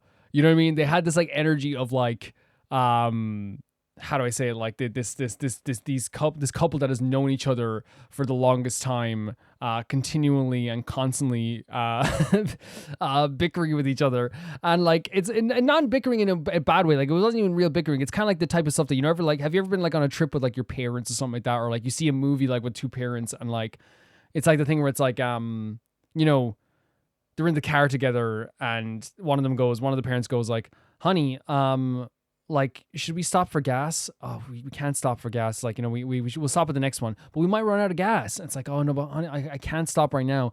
But if we run out of gas, it's going to be a bit of a problem. Or like, I think a better example would be like, should we stop to get some food?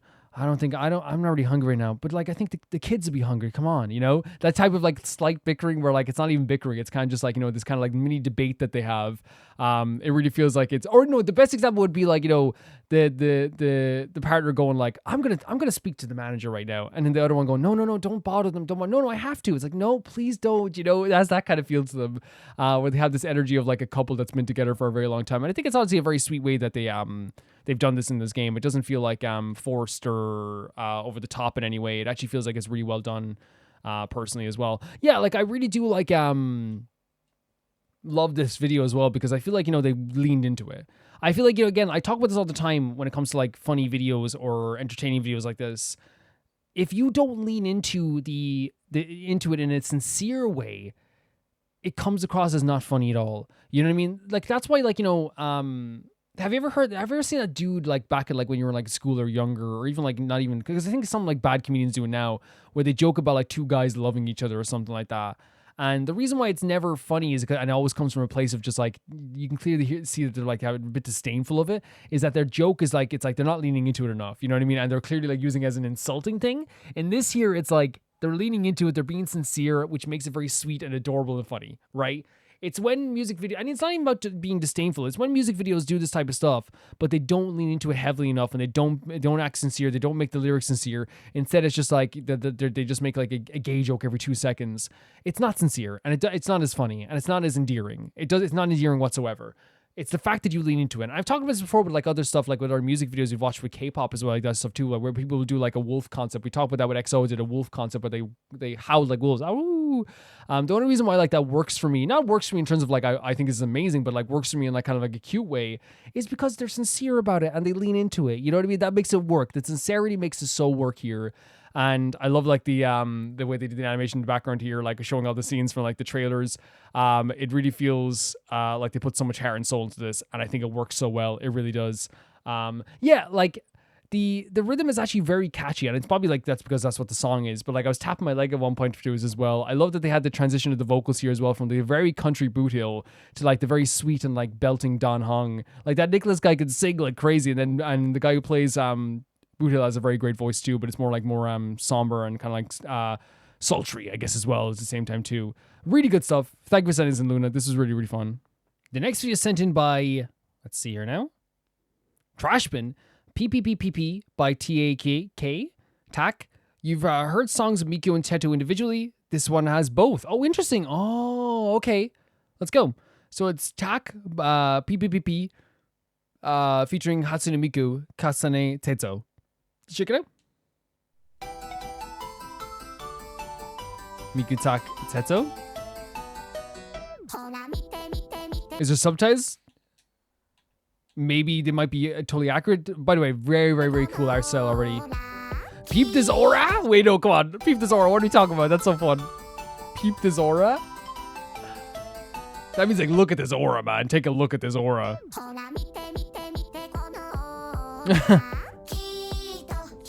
Oh my god, the modern language as well. What is it? Is that like Gen Z slang or whatever? I know, it's sorry. It's actually quite cute. Yeah? Oni? This is such a cute vibe, right? Like I know like it's like it has a great beat in the background, and like, you know, the drums are really cool too. But there's something so cute about just one character just like, yeah, like, you know, using the word uni as a way to start off, like, you know, or hey uni as a way to start off like a line for rhythmic rap or whatever, you know. It's really cool. Uni. Uni. This is so cute. The animation with the fighting game too,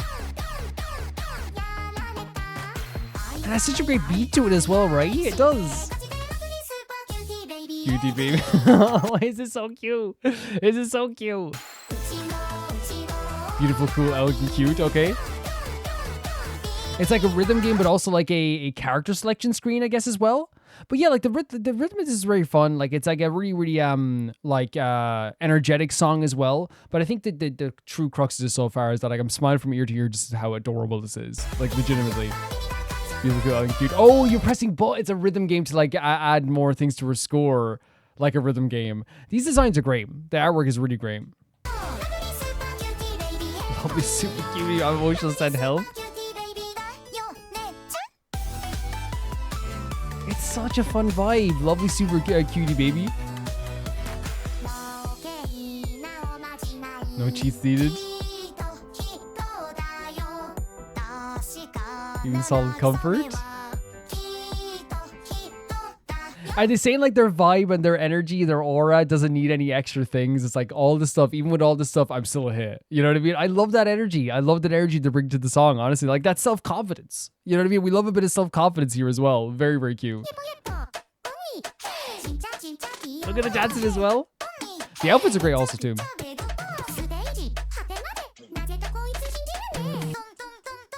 Dun dun dun. With the 2D vibe as well on the magic carpets. You can see this being a very popular indie game, right? Again, the great animation here as well. Wait, the whispering like tingles the top of the hair. That's really cute. That's a really cool energy too. Really cool stuff. With the kiss as well. Look. That's great stuff. Melting, and then the hat moves as well. Oh, with the squishing of the faces. So cool. Look at this visual. And then, of course, there's going to be a little bit of a high note going on here, too. But the visual is so cool. Like a running video game. Like, you know, when you run away from a boulder.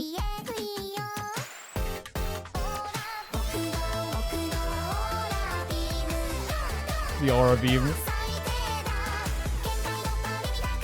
You have a limit break invincible mode? Lovely super cutie baby. The essence of this entire thing. Lovely super cutie baby. And look at the poses here as well. It is like very much adorable for sure.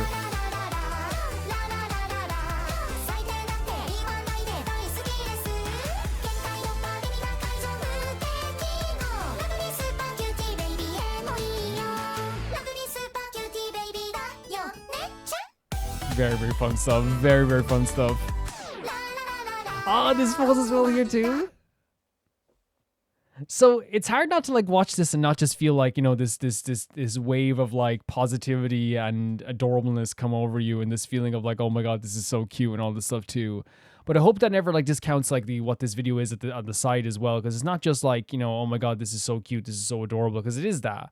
But I think it's also like very much for me like has a very good rhythm to it. Like it has a very fun energy to the song as well. And I feel like even in like, you know, those times where like there's kind of like more of a very creative twist to the way they do verses and choruses here. Like there's a part where like, you know, I was talking about like the uni, and then they were going into like different things they were saying there as well. Like it was a super creative way of doing like a very like rhythmic, I said rap, but it's more like just like a very rhythmic bouncy section as well, which I think is a very creative way they did that too. I really think that it was also like one of those things where like every single change in key and change in the music was something that was like really fun to hear and fun to listen to. So we actually like we're getting to like have this overload of cuteness and adorableness and color and brightness, and it was like shining towards the screen that was just making me smile ear to ear as I was like watching the whole thing, which I think is like a testament to how good this is as well. Like, because again, it's not meant to be like, you know, this like belter of a ballad or like this big heavy metal song or whatever that like, you know, I like listening to too.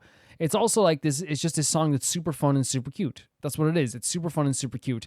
The art style was really great. I love the way that all the characters are designed. The outfits are really cool. The animation is great, which is really fantastic. Also at the same time too, like there's those moments where like there was like after every chorus, I think it was, where like each character got their own moment to kind of like move around for a second. And it showcases like, you know, like the not only with this great art style and the transition of styles for all the video as well that they had here too, but there's also like a really cool you know, 2D animation going on here that's not just like, you know, the kind of video game-esque style they were doing for the video too, which is also really cool too.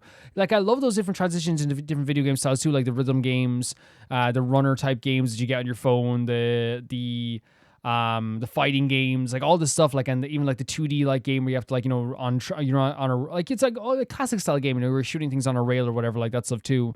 And that also worked really well with the transitions into this also, because it felt like two characters that, like, you know, didn't hate each other. You know, they're both like, you know, pretty adorable, pretty cute, but they were kind of like had this like, you know, mini war amongst this whole thing, which I think was very sweet as well. Like, it's really cute stuff. It's really cute stuff. But again, it's not just cute. It has a great rhythm to it. It has like a really fun vibe to it. The colors are really great. The designs are great. Like the art style is so cool in this.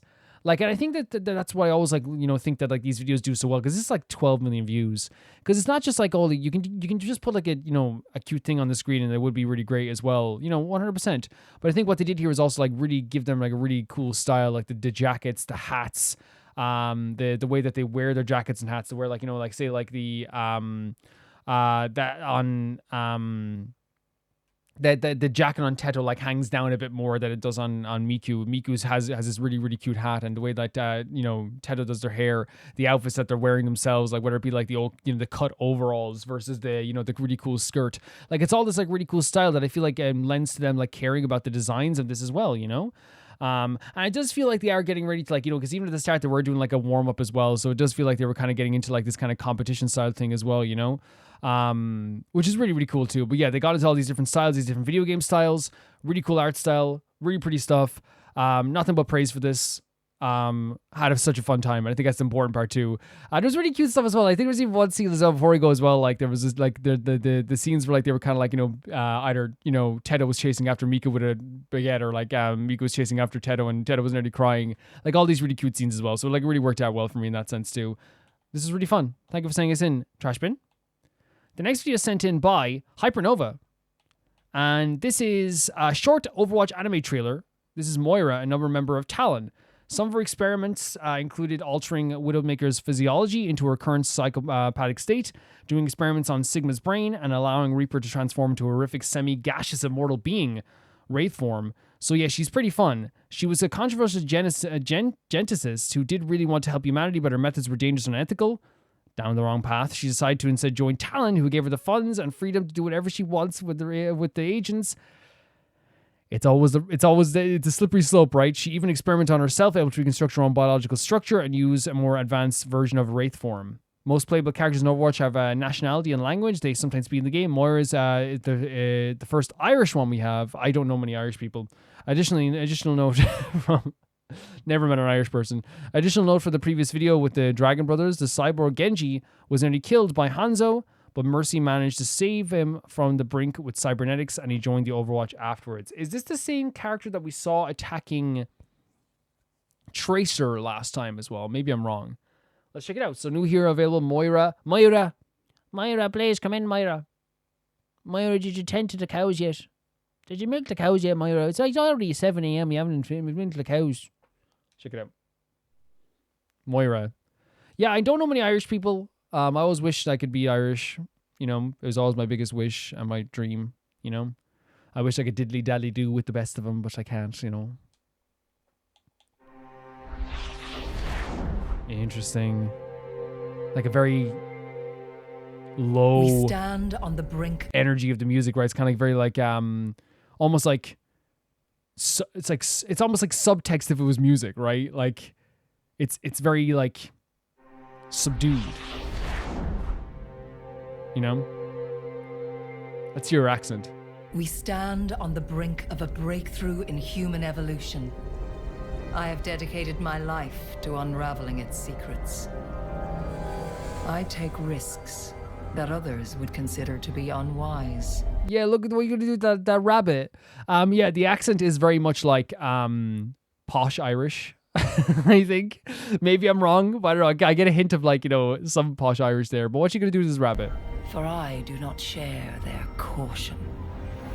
Overwatch held back the pace of scientific discovery for that's what you were saying as well. She's like saying the idea that like I can do much more with this group now than I was able to do before. She felt like they were like holding her back. decades. They believed my methods were too radical, too controversial. Oh. They tried to silence me. Great shot, by the way. Really fantastic shot. But the thing is, and you're seeing like, like her shadow behind her as well, like in the midst of the light. It's really, really pretty. But like that's always a slippery slope, isn't it? Because I think experimentations in general in video games terrify me. So like whenever like it always starts the same way. It's always like, I can't do it. I can't do any more. I need to get better. I need to get stronger. I need to do this. And then it's like that slope downwards of like, okay, then you do this and that leads to this, that leads to that. And it's this constant attempted growth and change and to do more things. But it just ends up with you like, face planting, I think in some ways as well, and like actually being more of a detriment to yourself in a way, I guess. But there were others in the shadows, searching for ways to circumvent. Are these other? Is that their McCree? rules. I know McCree. I've heard of McCree. That's McCree, right? Cowboy, McCree. If there was a face camera right now, I could do a smug look like I know McCree. I'm a bit. I know McCree. Freed from my shackles, the pace of our research hastened. Together, we delved deeper into those areas forbidden by law, by morality, and by fear. So wait, so she's saying by morality and fear. Really cool Together, designs here. We delved deeper into those areas forbidden by law. Yeah. By morality, and by fear. This scares me. Don't go past fear and morality. Well, you can go past fear. That's obviously a good thing sometimes. But like, this character scares me. New patrons emerged who possessed an appetite for my Really cool designs here. And with this knowledge, Oh my what god. new world could we build? That was a short trailer. But you know what's so interesting about this? Like with the short time that I had with her, I actually feel like the short trailer lends to her being such a more interesting character. Is there going to be more? That's her design in game. Oh, really cool. Really, really cool. And what I mean by that is saying that like the shortness of this makes it like lend more to her as well. I think it keeps her a bit mysterious. You know what I mean? I think that like, yeah, you could totally 100% lay all the cards on the table, right? Lay them all out, showcase everything that's going on with this, and like, and Gnome would I think everyone would still think it was cool. But what I like about this is that you have her doing this monologue that deeper and deeper into this trailer, you get more and more scared. Right? As I'm watching this trailer, more and more as I'm watching this, I feel like, oh my God, what's going to happen? What's going to happen? And you can tell she's dwelling deeper and deeper into the stuff where you shouldn't go. Because I think it's a tale as old as time with like when you see experiments in movies or TV shows, and not just, it happens all the time, which is the idea that like, I'm so close to a breakthrough, but I can't get to that breakthrough because this company won't allow me to do it. I have to go further. I have to go further. And then that enticing feeling of like exploration. If you're someone who like already is like someone who like, is doing experiments and looking towards how do I say it, like you're really interested in the idea of experiments and progression in terms of like scientific breakthroughs, the chances are that like when you get like some tempting offers to like get even more breakthroughs, like if you're not of stable mind, sometimes you're probably going to take them. And in this case, like she clearly already had like the seeds of that idea, like she wanted to go further. And all it took was like an offer of someone to like, help her go further. And it's probably years of like, getting told no as well, by the Overwatch as well. But there's clearly a reason they told her no as well, right? There's clearly a reason. And I say this all the time, like with experimentation stuff, like guys are like, I always like want people to stop before they get ahead. But when they're behind, I should say as well. But it is like one of those things that like I get very nervous whenever I have to like watch someone in their own thoughts go deeper and deeper into a darker place. And here's the thing, I think her character is really cool, but as I said, the reason why I think it's shorter, like I should say as well to finish my thought on that, why it's shorter and it works so well, is it doesn't reveal too much. Like she's still very mysterious by the end. By the end of this trailer, I still have this fearful feeling. She had a great monologue through the whole trailer, but she didn't give away too much. There wasn't like this big action scene here. It was literally just like a way of just being like, this is where I'm at. This is my feelings on the experiments that I was doing. I'm going past morality and fear and all this stuff too. It's almost like she's like has a disdain for the people that wouldn't let her do this, like saying kind of like, these people don't know what they're talking about. These people don't know what they're doing. When in reality, it's like, no, this is just a terrifying thing that you want to create here. Really, really interesting stuff here as well with this like really, really cool trailer. And like some really like great character designs too. Like she has a good character design. She has a good like facial expressions. I think also as well the way the trailer is done is really, really pretty too. And like even in the darker aspects of it is very pretty. But I get that feeling as I'm going through this trailer. Maybe that's intentional. There's a feeling of nervousness through this whole trailer, feeling like something is going to go wrong at any moment. And I think that's the vibe they're going for. I think it is. The Overwatch world is a lot deeper than I thought it was. It's a lot more expansive than I thought it was. And I knew that they had stories to characters, but like this here, like is like a whole world. And like we're gonna continue to like see stuff like that as we're going forward, I'm guessing. But it is really cool to see how like this get like how far this can go with these stories too. But yeah, she's a really scary character, a really interesting character. I thought the trailer was really well done, really pretty, had a lot of really scary vibes to it. Is a character I think that seems like they're dwelling into madness. I could be wrong, but that's the energy that I get from it. It's very, very interesting. Thank you for saying it's in, Hypernova. The next video is sent in by Jackal Sniper. Time for more Sonic music. Knuckles, Tails, and Amy all have their own respective themes since 1998. Those themes have not changed. Sonic Frontiers changed that, giving these 3 brand new themes that fit with the game's more melancholic tone. Okay, so this is... Okay. So this is the new chapter themes for these characters, and it gave them a new tone. Okay, I get it. Let's go. Sega.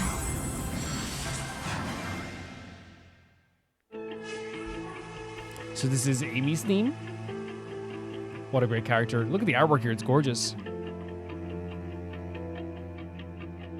Really pretty stuff. It has like a very like again, I think you're kind of leading on to this. Like it doesn't have a very like Amy vibe, but I feel like it is kind of like it's a very pretty song. But I think like what it's showing here again is like a new side to like Amy's emotions maybe as well, because like her music used to always be very fancy and funky and stuff like this too. So it's interesting to just feel like this new vibe, right? For sure.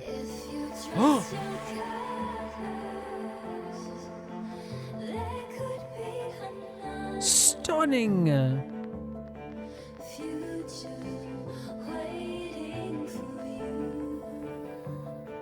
Hauntingly beautiful.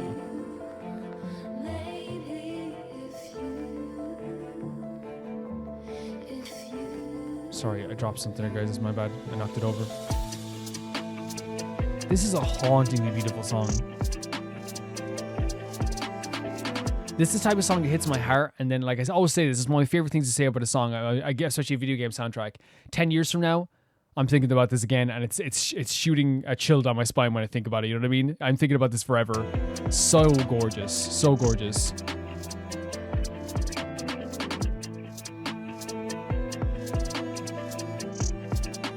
Like even that beat as well. Like all of it's just like I can imagine exploring a world. If I explored a world with this in the background, my heart is attached to the game forever. It's over. Gorgeous. And then the string instruments in the background.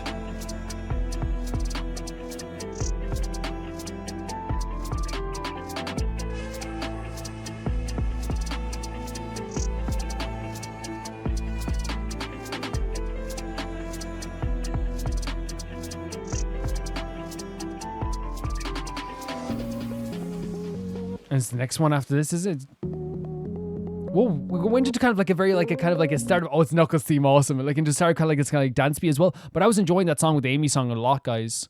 That's a really beautiful track. That's a track that hits your heart. That hit my heart like crazy.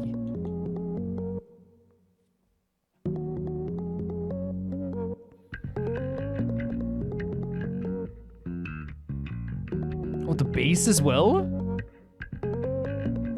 Again, a different vibe for Knuckles, right? But is a key change coming? What the hell is Sonic Frontiers? What in the world is Sonic Frontiers, and what is this soundtrack? This is beautiful. Like, like, what have they created here?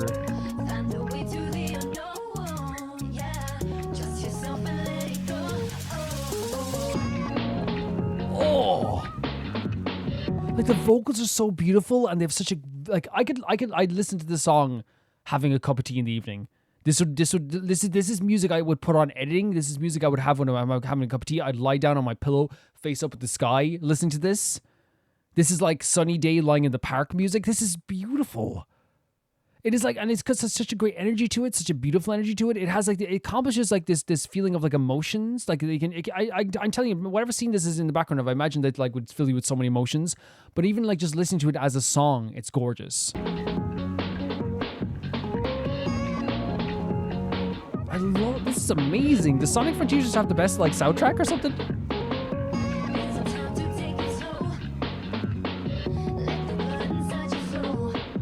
Like it's gorgeous. Wow. Unknown. So sick. Are you kidding me? This is absolutely incredible.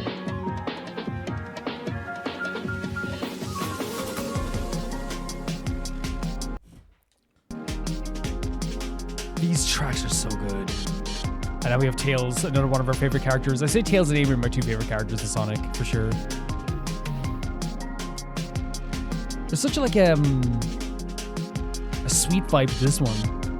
Are we gonna hear some vocals as well?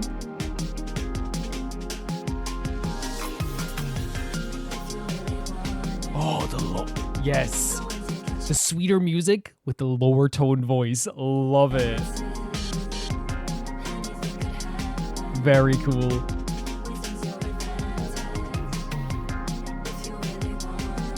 Gorgeous vocals, right?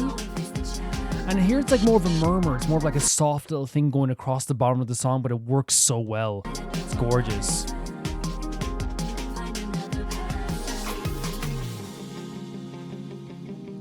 Oh. The kind of like dull, muted tones of the guitar as well. But it's ending soon. These are three great tracks.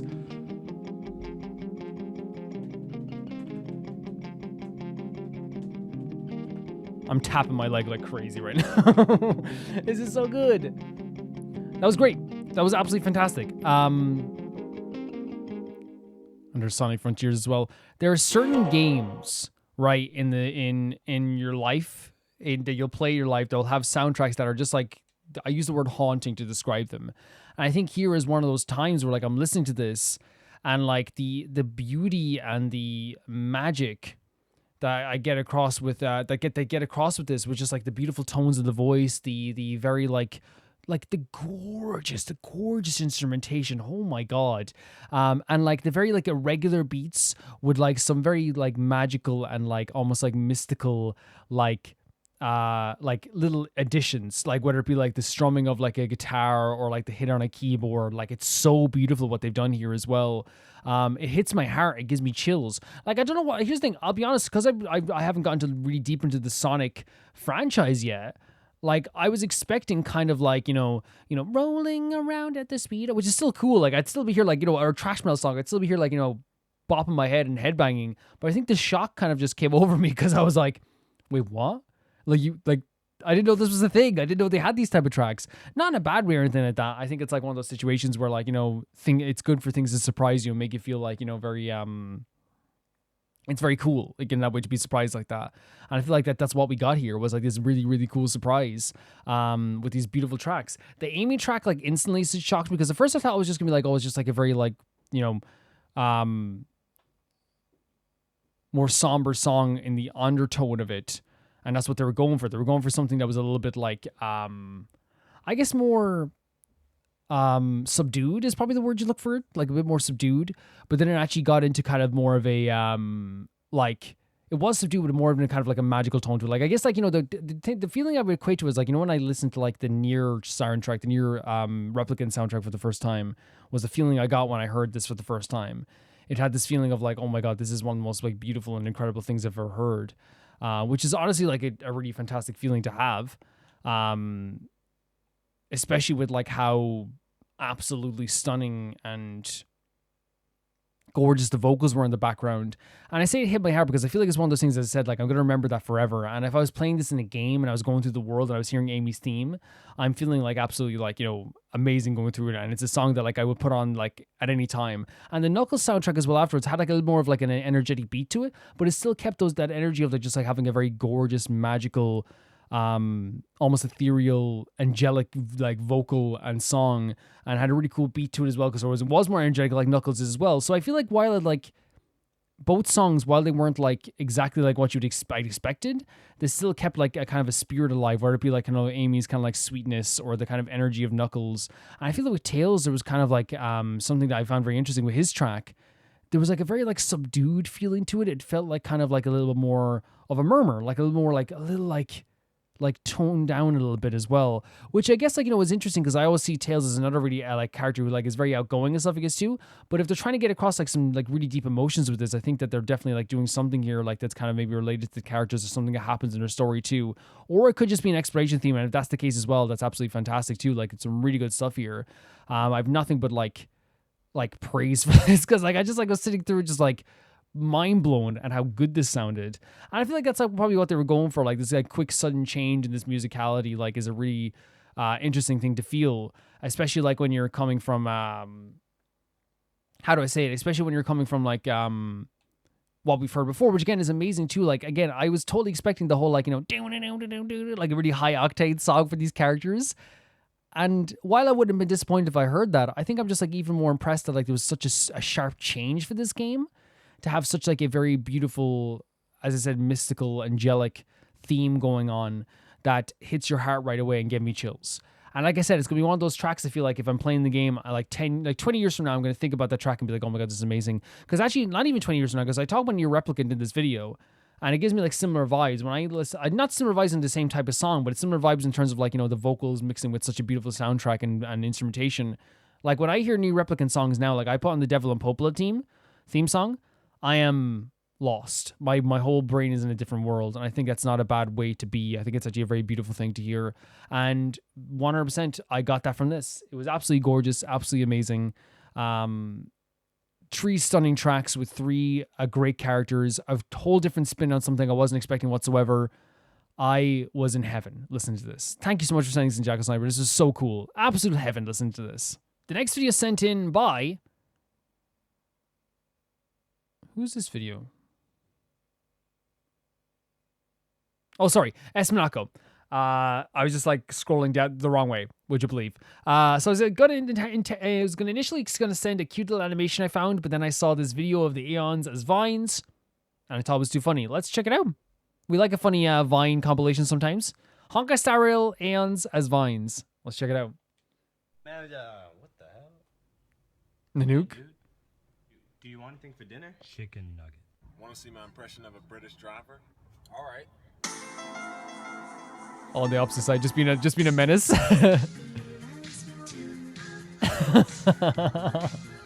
This is very sweet. The swarm disaster with all the geese.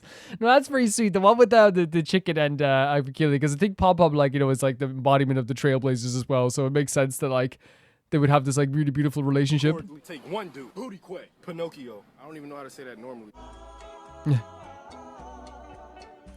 Oh, like the nihilism? Like the split second of like, oh, this world is only pain, you know? Really, really good stuff.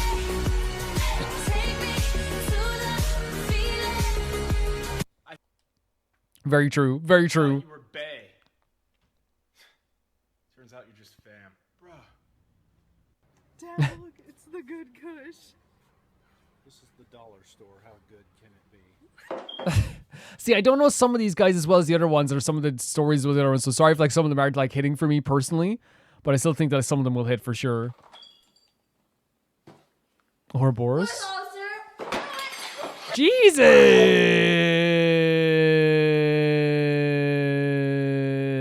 Don't be hitting your sister like that. Idrilla? We love Idrilla. Wait, is that saying Idrilla just disappeared? Is that what we're saying? Oh, we have to. I skipped back too far. Jesus, man. Can't stop, lady. But I'll kiss you. Right. Did someone order some good vibes? Yeah, on-time delivery, my fucking ass. Okay, I see we got the deluxe package. That awkward moment when you're scrolling through someone's old Instagram photos and you accidentally comment the entire Declaration of Independence. So that's I forget his name, but like he's actually a very funny guy as well. What's his name? Drew? Is it Drew Gooden? My fucking ass. Okay, I see we got The aha ones are very funny because it's just basically someone being like irritating someone else. That awkward moment when you're scrolling through someone's old Instagram photos and you accidentally comment the entire Declaration. I do this all the time. It's actually horrible. What the fuck? Is this allowed? What the fuck? Is that allowed?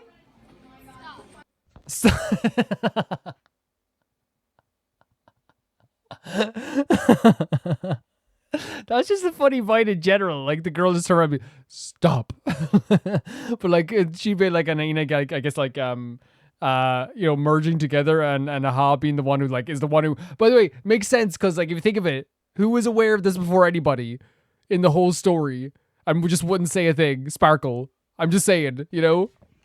Wake up, sleepyhead! Fuck, man. We all die. You either kill yourself or get killed. Well, we know what happened to I want to be a yo-yo man, he cried. Make me a yo-yo man. But the yo-yo master did not answer. He just kept on yoing. Please, God.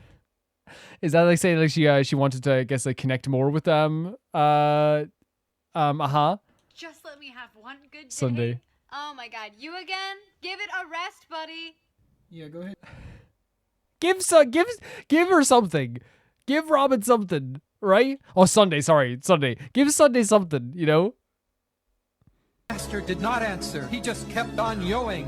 Please, God, just let me have one good day. Oh, she's the tiny dancer one. She did the tiny dancer vine. You know, when you get the start of the song right, the chorus wrong. You know, hold me close. That one. She's very funny. Oh my God, you again? Give it a rest, buddy. Yeah, go ahead. This is very accurate though. Pom accurate. Why aren't It did help. in alphabetical order? What does that even mean? You ever want to talk about your emotions, Tian? No. I do. I know, David. I'm sad. All I do is win, no matter what. Got money on my I don't know Mythos. I don't know Mythos at all. I just gave up. Miss Keisha. Miss Keisha. Oh, long. Miss Keisha. Oh my fucking God, she fucking dead. A potato flew around my room before you came. I do exist, so fuck you. Wait, it's because people say they don't exist?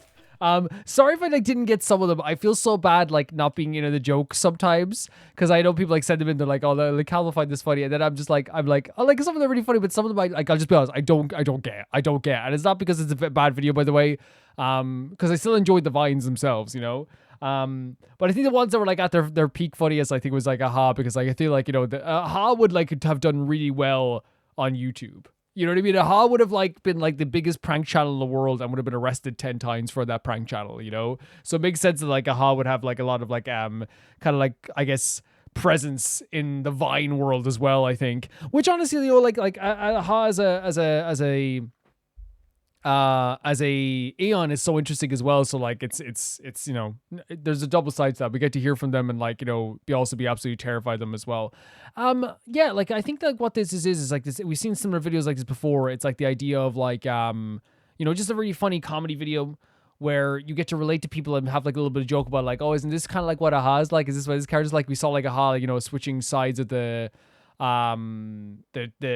car, for example. Like this is like exactly where you're like, oh yeah, that is like Aha, you know. We saw the new kind of being like a bit more depressing and aggressive and stuff, against wanting to talk about all the dangers in this world, the terror in this world, and people like being like, oh please don't, I don't want to talk about this as well. You know, you saw Shipe and the Ina like kind of like merging together, with Aha being the only one to kind of be like, you see this right now? Because like again, there's obviously like stuff with like the lore of the Aeons, but like it was like someone in the it was somebody in the Mass Fools who figured it out before anybody. Like she did. Like let's be honest, she was the first person to be like, oh, I know something's going on here. Something is definitely happening here. And I think it's so funny like that they have that in, I guess, in the Vine form as well, which is really funny. The Pom Pom and Akavili one was so great too, because like Pom Pom is like the perfect companion for like the past of the Astro Express. So like why wouldn't they be a perfect companion for Akivili 2. There was like the one with like the what you call it, the stuff with Mythos I didn't get because I don't know Mythos that much. I'll just be completely honest with you guys. There was the Nihility one with IX where they were kind of like, contemplating the world, like, and everything was darkness for a second, then they jump back into their usual self, which is very fitting as well. The Swarm Disaster was just very precious, seeing all like the geese on the roof and stuff like this too. But yeah, I feel like the ones that like hit the most are the aha ones, because I feel like they do embody that era of like YouTube and Vine and all that stuff, which was about like, messing around and having like a really like, well, pranks and stuff like that too. And like, obviously I want to say too, like I'm not a big fan of prank channels, never was. But like that's even more credence to why Aha would fit in, because I think Aha would do a prank channel that everyone would hate. I think Aha would do a prank channel that everyone's like, this guy sucks, and people would make YouTube essays about him forever. Why Aha is the worst YouTuber who ever lived, I feel like people would do that. There was a one where like I don't get the Adrilla one too much. There's one where the little girl hit her sister. That was very upsetting. I didn't like that. I'm just assuming sister because they're both eating cereal at the table in the morning. That's a very sibling thing to do. But yeah, there's like some really fun stuff in here, and there's like stuff I don't get, of course. Like the Mythos stuff, I'm gonna probably learn as time goes on, and things like that too. And so at one point, like even with like Drew Gooden, I was just watching him do his like his stuff, because he is like apparently a very funny guy, and I've always like wanted to like maybe get into more of his stuff. Yeah, so sorry I didn't get some of them. I did get some of them, but sorry I didn't get some other ones as well, because like one of the things is like, again, I'm still learning a lot of these Aeons too. I know the names of the Aeons, like, and I've heard of the Aeons names, but I don't know them like personally, I guess, as well, as what I'm saying. Not personally as in like as friends, but like in terms of like having knowledge of them. The Sunday one with Sheepy was also interesting, because Sunday is like begging for something good to happen, and everything's going wrong in his life constantly, and it's probably what's warped his mind to death as well. She's a very funny Vine star as well.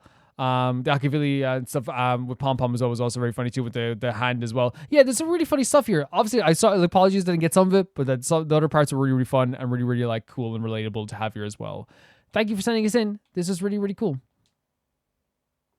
The next video is sent in by Field. Time for Robin's trailer. You saw us without context in the previous Normal Reacts back in May 2024. Now you can see with context. You'll probably notice that yet another original Robin song. You know what they say, Hoyo is a music company that makes games. At this point, probably yes. Is this the Robin trailer, Sway to My Beat? I think I did see this trailer before, right? Yeah, so let's check this out. We saw it without context, yeah, like a while back. There was a time when I let trailers in from different games. Like, for example, now, if someone said I want to send in a ZZZ trailer, I'd be like, yes. But if we're 2 months before we're playing ZZZ, which is going to happen at some point, then I say no. Does that make sense? Oh my god, Robin. I love her.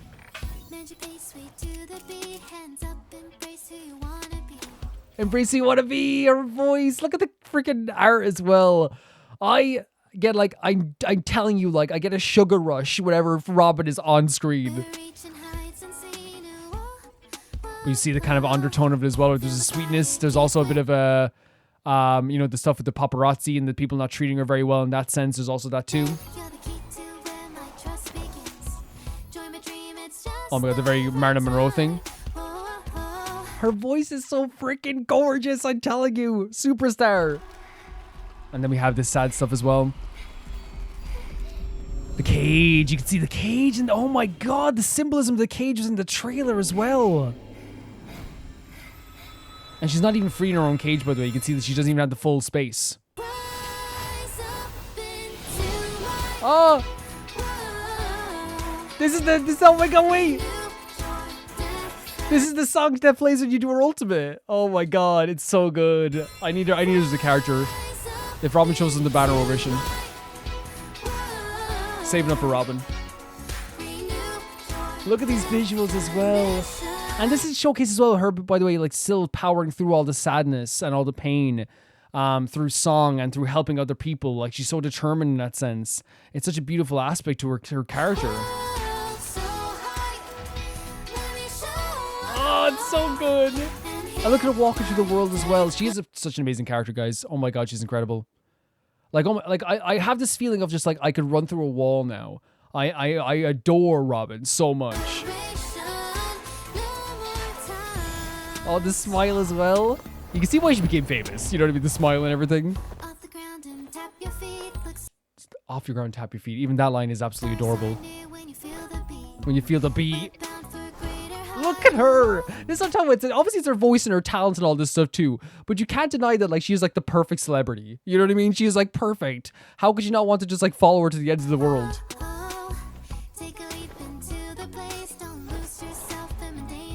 Oh my god, those mannequins! Oh my god.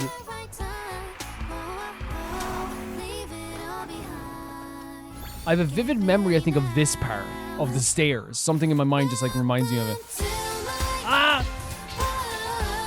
It's such a good track. Renew your definition. Gorgeous. Gorgeous, gorgeous part. And she's singing like from within her cage, breaking out.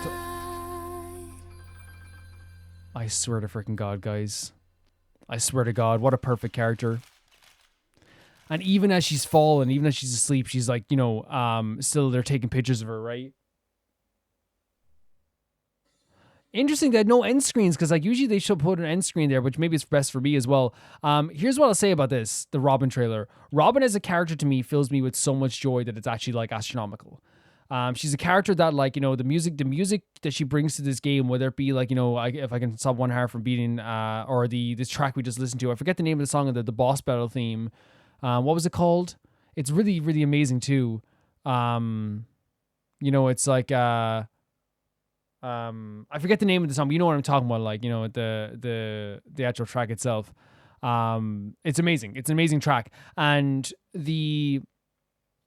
this track as well. I feel like one thing about Robin is that like she's brought such a beautiful like energy to every single like part of the game of Pedagogy that, like, you know, she is like this weird like almost, because I would say to me, if the MVP of Pedagogy is a joint hand in hand between Acheron and Firefly, but I would say like even like I know she's like a big part of the game, and Adventurine as well, by the way, but I'd say like if you had to pick like the Mount Rushmore of Pedagogy like anchors and pillars of Pedagogy, of the story, I would definitely be Acheron, Firefly, Robin, and Aventurine, right? And I'm not saying other people aren't important, but I'm just saying like they really impacted my story the most, I feel like, throughout the whole time. And I'm not saying Sunday isn't important, he's such an important character too, but you know what I mean? Like, I feel like each have their own reasons for being so important in the story, and for me, like, Robin's part of the story is much more than actually just her story. It's the music that like is the soundtrack of our lives. For months we were in Pedagogy, there were so many times where her music would play. Like when we were on that roof, whenever I hear like if I can stop one heart from beating, I feel like I'm with Firefly again. I feel like I'm with Firefly once again, which is such a beautiful feeling to have. When I am, when I hear that this track, I think of that time when I was like, even before Pedagogy, when I was at your trial and I was doing that battle with her as well. But I also think of the time like sang the song by myself in the middle of Pedagogy, and there's people being like, "Oh, that's that song." I think back to that as well. Whenever I was editing the final boss with Sunday, and I heard that track, you know, it was such like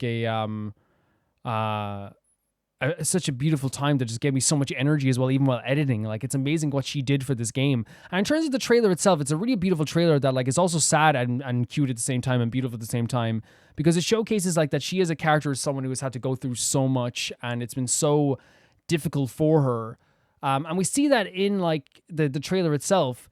She's a character who on the surface has to be like so smiley and cheerful for people. She has to be the person that everyone like kind of like looks up to and looks to. She has to be the person that is like a pillar for everybody, that they can feel hope. Her poster is plastered everywhere, not just because she is a celebrity, but because she literally is the representation of Pedagogy's hope and its veil and all this stuff. And I feel like that's what we got here from this trailer, which is that like even like when she fell to the ground, she's asleep. She still has people taking pictures of her. She can never get any of that rest. She's trapped in a cage and she feels that she can't truly spread her wings and spread that harmony she wants to spread. But still, she understands that even while she's in this cage, she's like, I have to make everyone else's life a little bit better. So she still, whilst in the cage, is going around trying to help everyone else. And in the end, you see her breaking out from the cage as well. She's a character that's so selfless, and you see it through this trailer. She's a character that has such a charm to her and such I when I say she's a perfect celebrity, I mean, she's the type of celebrity that like, everyone just is obsessed with.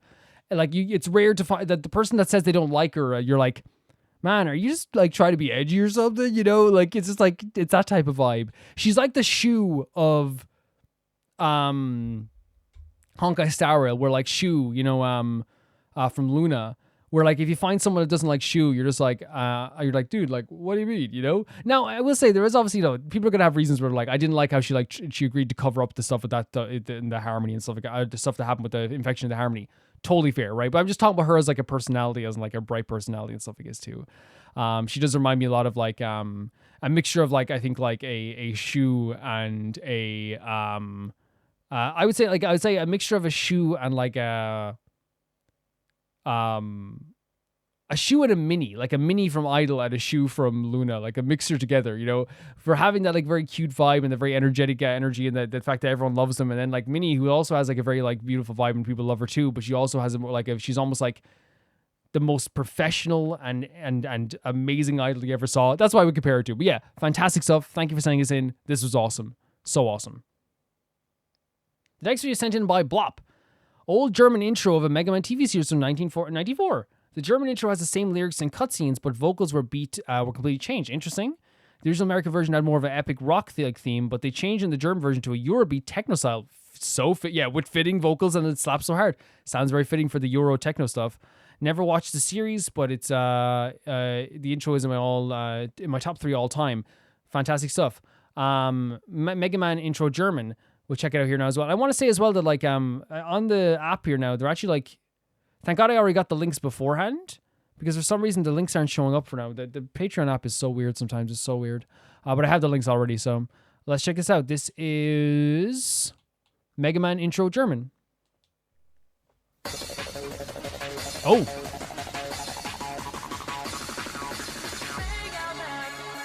What? This is like truly like the music that I feel like people listen to. Remember like early 2000s when like Euro beats became even bigger in like, and they became big in the 90s as well, but like they became big worldwide. They were like a massive thing where it was like this type of stuff. And this sounds like the music I would hear blaring from neighbors' houses as they got ready to go out like to a disco or something. You know what I mean?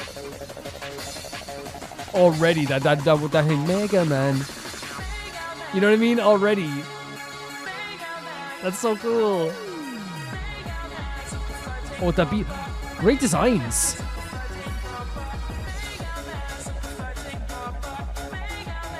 So cool. I never saw Mega Man being constructed. That's so awesome. Love the colors. The energy that this song gives off makes like, I think it actually matches really well. Like there's a kind of like a futuristic vibe, a very energetic vibe, a technological vibe. You know what I mean? I feel like it matches the idea of it like pretty well. And to me, like it's if you told me this was just the original, I wouldn't even like batter an eye, you know? Look at the destruction here. Who's this? Man, the vocals are great. It's such a great energy to it. Like, and look at all these different frames here. It's like, who are these characters? Are these all different enemies that fight Mega Man? Again, I don't know Mega Man lore as well. I played one Mega Man game, and that's Mega Man 1. I played it one time, and sucked at it. But it's it's a game series I always wanted to get back into. But like the energy of this is like, I'm like, my legs are shaking as I'm watching this. I love the art style. It's really gorgeous. Oh yeah, because he absorbs. Oh yeah, that's a game mechanic. He absorbs people's powers. Yeah. I've seen this guy before, right? This was great.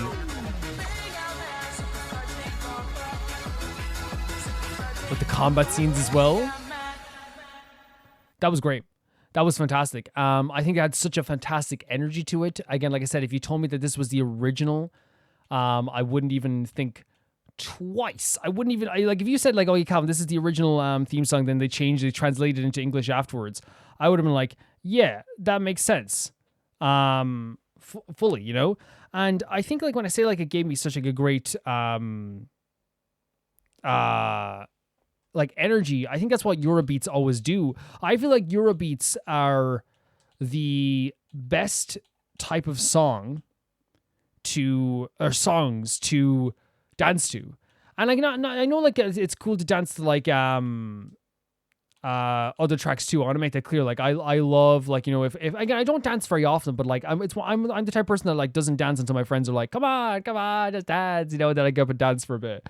But I love dancing to, like, you know, it doesn't matter if it's an emo track, it doesn't matter if it's like an R&B track. I love doing that type of stuff. But one thing that like I think, you know, makes everyone forget their lack of confidence, their lack of that makes them forget their inhibitions, release their inhibitions, is this type of music, is the Europop music. And that's the energy I got as I was listening to this. It's like it sends you into another world where like confidence and pain and suffering and any doubts you have about yourself are not a real thing anymore. They don't exist. And I felt it as I was listening. It's just like, it makes you like just want to like get up and jump and move around the place. And I feel like that's why I matched the idea of like Megaman. I don't know Megaman very well. I only know like, as I said, I played Megaman 1. I don't even know if I played all the way through, but I also know that like whenever people talk about Megaman, I'm always like, that's super sick. I actually played, I saw someone playing like the intro to Megaman Legends, which is a gorgeous game, by the way. It's a gorgeous game. But to me, like the idea of Eurobeats matched the energy of Megaman and the technological aspects of Megaman to the point that it fits so well. It like looks so good. So I have nothing but like absolute praise for this, honestly. This was great. This is really great. And I feel like as well, like on top of like just the great tracks in the background with the beautiful vocals that go along with it too, like in the very fast beat energy of the music with all the fight scenes in the background. The art style is really, really cool. I love old anime art styles and stuff like that as well. I think that, like, you know, whilst like I know why art styles have changed. Like I do know why art styles have changed.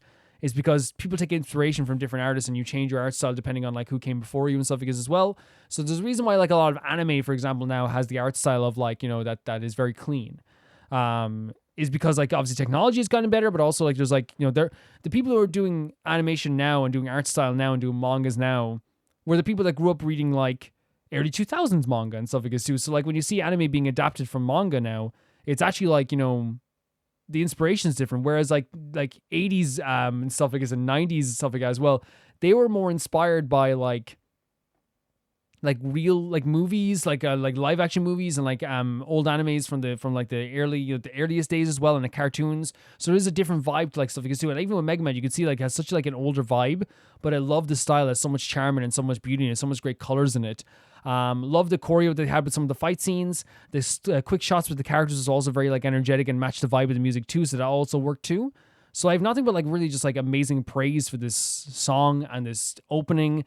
Such cool stuff. Like all of it together like works so well in one big package. Nothing but praise for this. Thank you so much for sending this, Bob. This is such a great thing to find. Like I didn't know this was a thing, but now like I'm thinking about, and now whenever I'm thinking about Megaman, like I'm gonna think Megaman, Megaman. It works so well. It works so well at what I was doing here. And again, like I said, the art style was great. The music was great. Nothing but praise for that. Thank you for sending it in. That was so cool. The next video sent in by, if we can get the list up again, Katsith. So last time I was on Roma Reacts, I sent you a clip of the latest China True watercolor animation. Spoiler alert for 30-year-old Chinese animation. At the end of the story, the old master in its hands his instruments to the student, bids the student farewell, and leaves into the fog. The end of this animation, in fact, itself, a farewell from this generation's animators.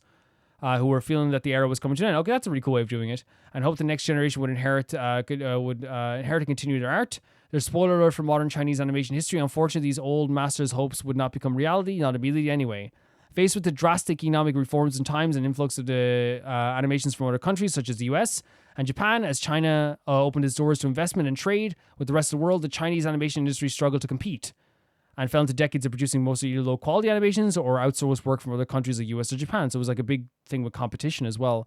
In the past decades or so, however, Chinese animation has seen a revival, which is awesome, and has been developing rapidly. But after decades of watching mostly Japanese and American animations, also generations of animators being trained on outsourced work for Japanese and American animations, young Chinese animators now find their own style has become no different than theirs. And so their attempts to once again find their own distinct Chinese styles, some of these animators turned once again to traditional Chinese watercolor paintings, which is cool.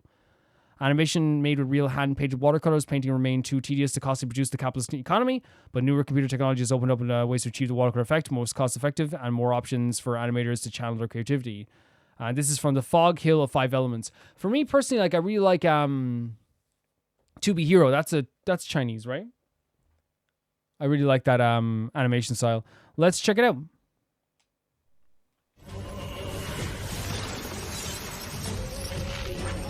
of breaking apart of all these parts here as well. It does have that vibe of like being animated like on a computer, but also like it does have like a very kind of like swishy vibe to it as well, right? Like almost like it's like I know you say watercolor, but it's almost like it's like done with markers as well, right? The background's gorgeous. Do we need subtitles here? Sorry. Yeah, the background's gorgeous here.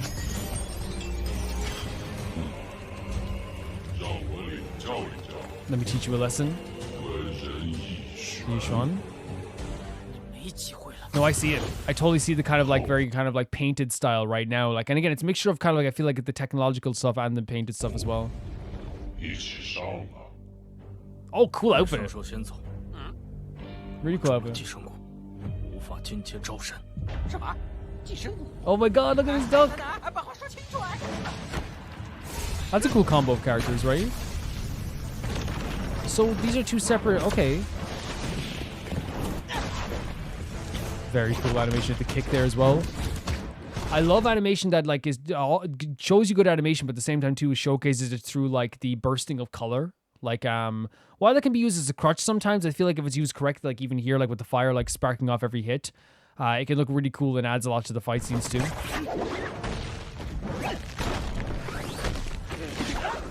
Oh my god, through the rock as well. This I'm assuming main character, the guy who like has him tied up, it looks really cool. So he broke free of it as well. The background is amazing. Jesus Christ.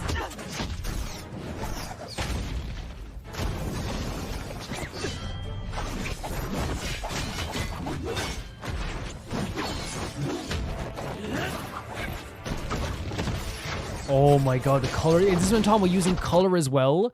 Because it's not just like obviously like the actual moves themselves. It's also like, you know, the colors like are really appealing to look at as well.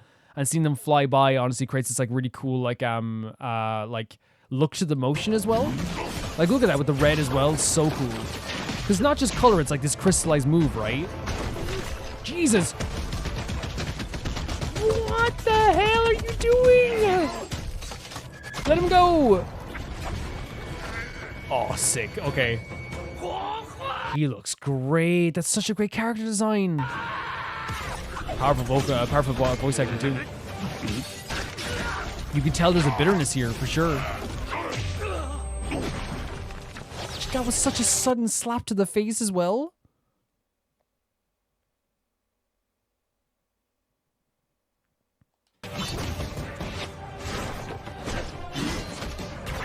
Yeah, it's very cool. This is what I'm talking about, the colors again. Look at the, like, again, it's a cool animation, but then, like, the colors you see flying as that it's animating is so cool, too.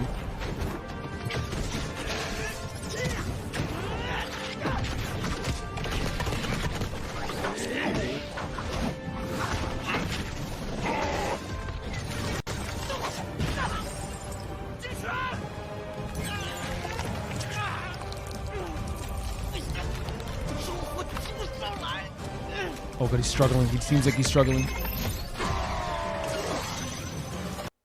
You see what I mean? The use of colors here is so incredible. Like it looks really, really good. But it also there's a tension to this scene as well where I'm watching it like where it feels like someone could die. Like I'm watching this and I'm terrified. Very cool. Was this just literally a show off? Like are they showing off their skills? Like it seems like they're flexing on us with the like, yeah, look what I can do with the animation and stuff. Very cool perspective. Oh no. The blood splattering on his face as well.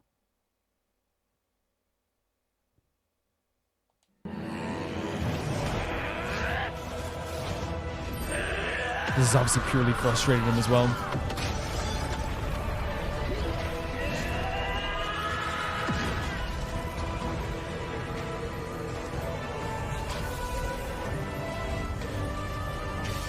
What would you even call this one? This one, Thomas, look at the use of colors here. It's incredible.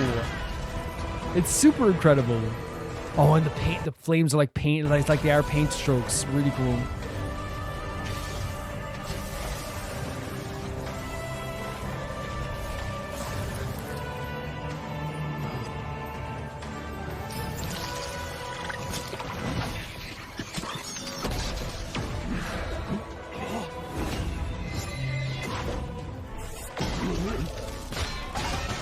Jesus Christ. All these different, like... I hit the mic in excitement. Seeing the gold on the black and white powering through this enemy. Like a great contrast of colors here as well. And again, you can kind of feel the paint strokes, right? For sure.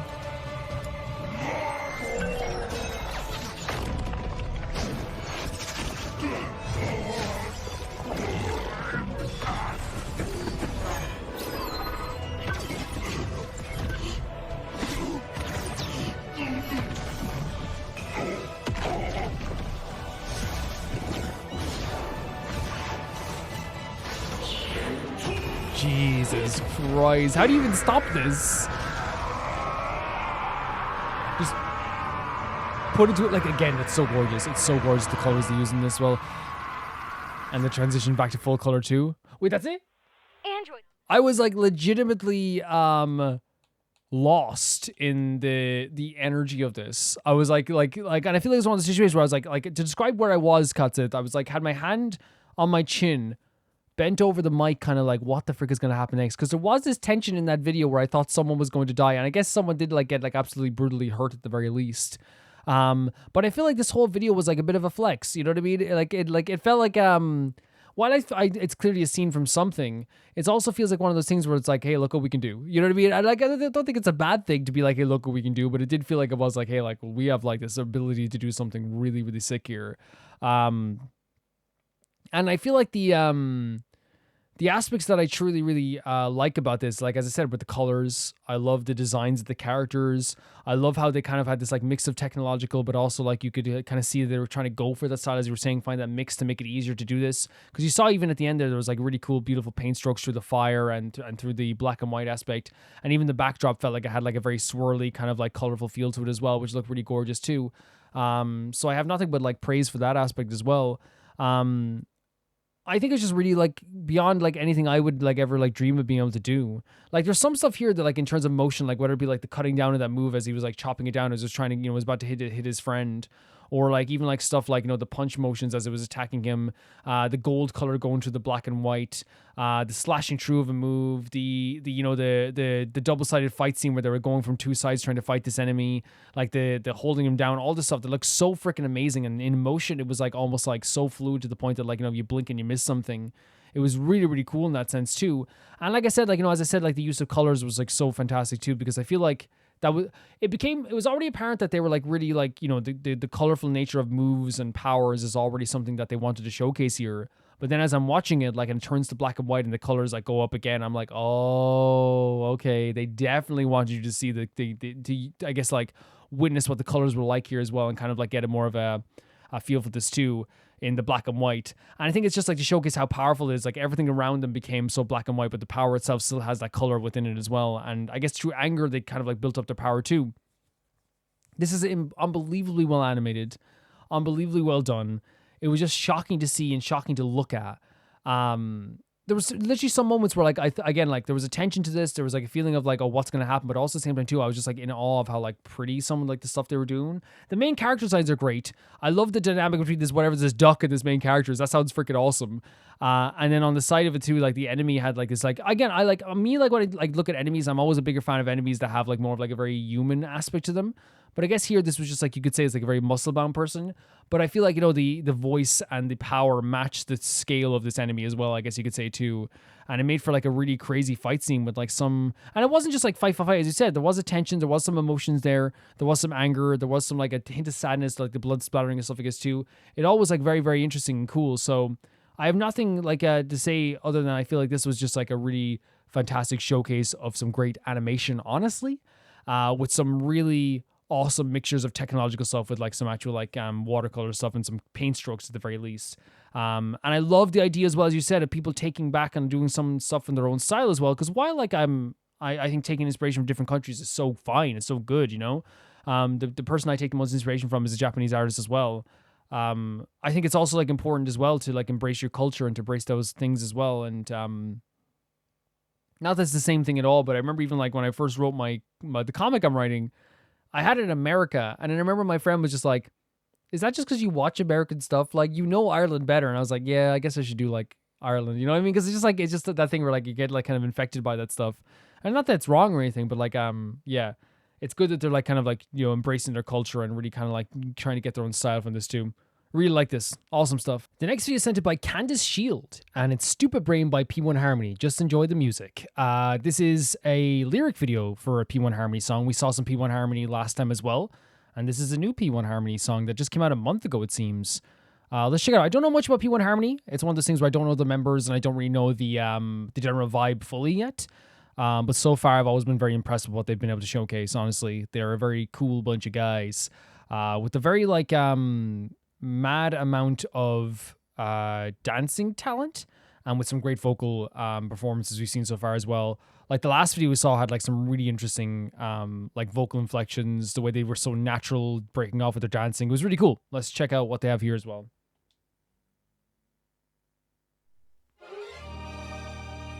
So I don't think we'll need...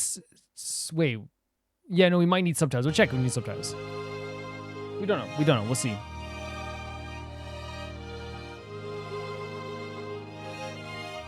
Because I was autoing in my head to like... Well, it looks like the subtitles are accurate anyway because they're doing music and applause, which usually means that they're auto-generated.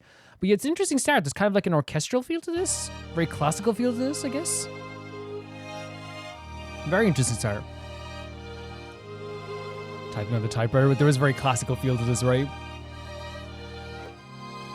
It's a really cool sample, though. Love the hair there.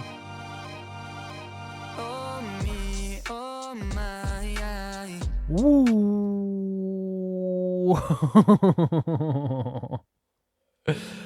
Starting off with like that's perfect, by the way. A kind of classical sample into like a beautiful R&B style tone. Just works so well almost instantly. Really, really cool stuff. Really cool. Like, listen to that transition. Into the beat in the background, too. Love that guy's hair.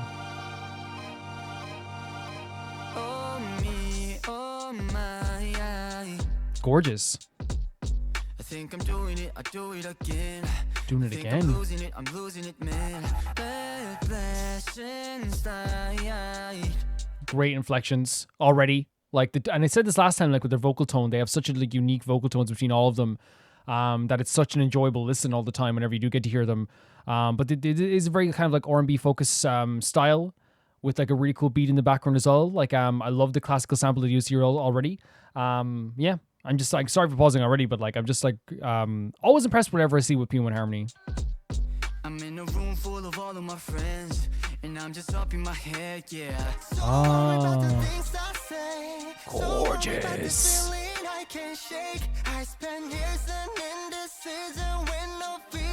Stunning vocals. This is gorgeous.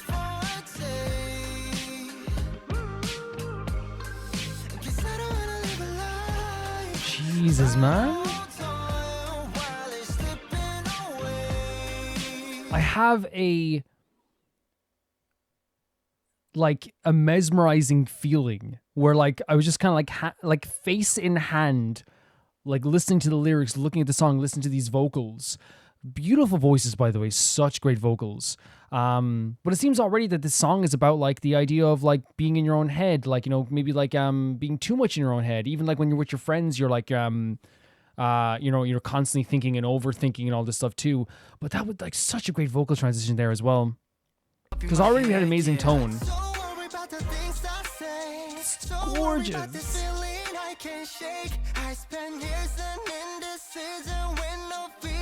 Stunning.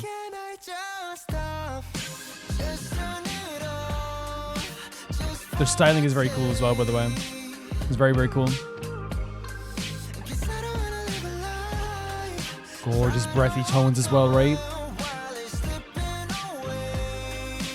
Love his hair. Oh!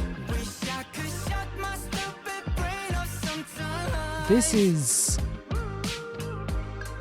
I keep pausing, I'm sorry, we're not, I never get through the song. Their vocals are incredible. This is like a perfect, like, R&B vocal. Like, throughout all the boys here that are singing. Because obviously it's multiple lads. But, like, I'm just so, like, it's almost like it's hitting me every time they open their mouth and sing something. Like, it's hitting me in the face. The lyrics are very, very impactful and like very, very emotional as well, I feel like, too. You know, the idea of like, no, there's no way to survive, you know what I mean? Like, and like how it does feel like, you know, you can be in your own head sometimes, and how, again, it's one of those things that kind of feel like it's like eating away at you as well. But yeah, sorry, I'm gonna keep pausing because it's one of those things where like it just keeps hitting me, these amazing vocals. Gorgeous. Like that is like it shut my brain up sometimes. Like when you get to that stage, that's so sad.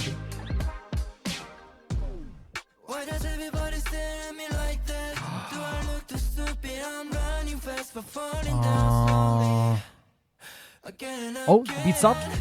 I'm back into it. Really cool. Stunning vocals. Oh my god. This is incredible.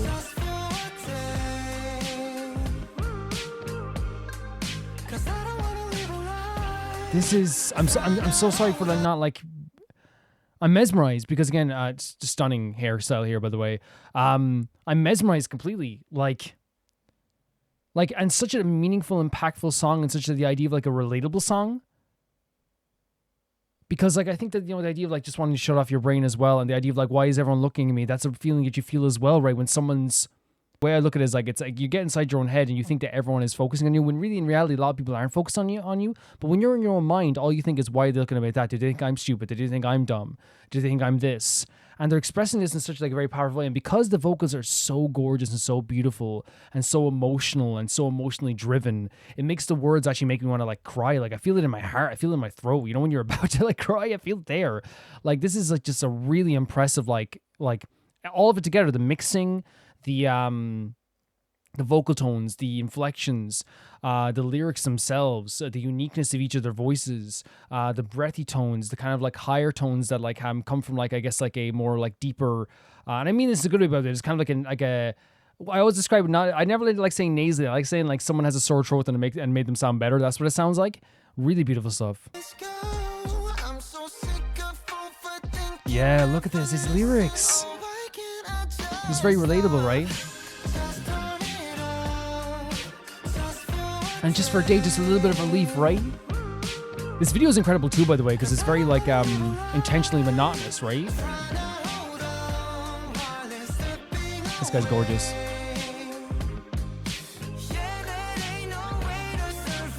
I can't get over the vocals. They're so stunning. This hits me in the stomach and the heart. I'm feeling it. Oh, it's just asking for a little bit of relief.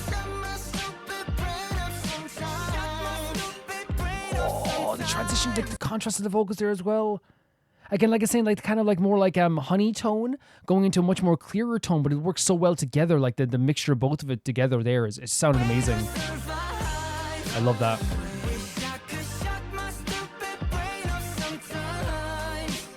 Here it is.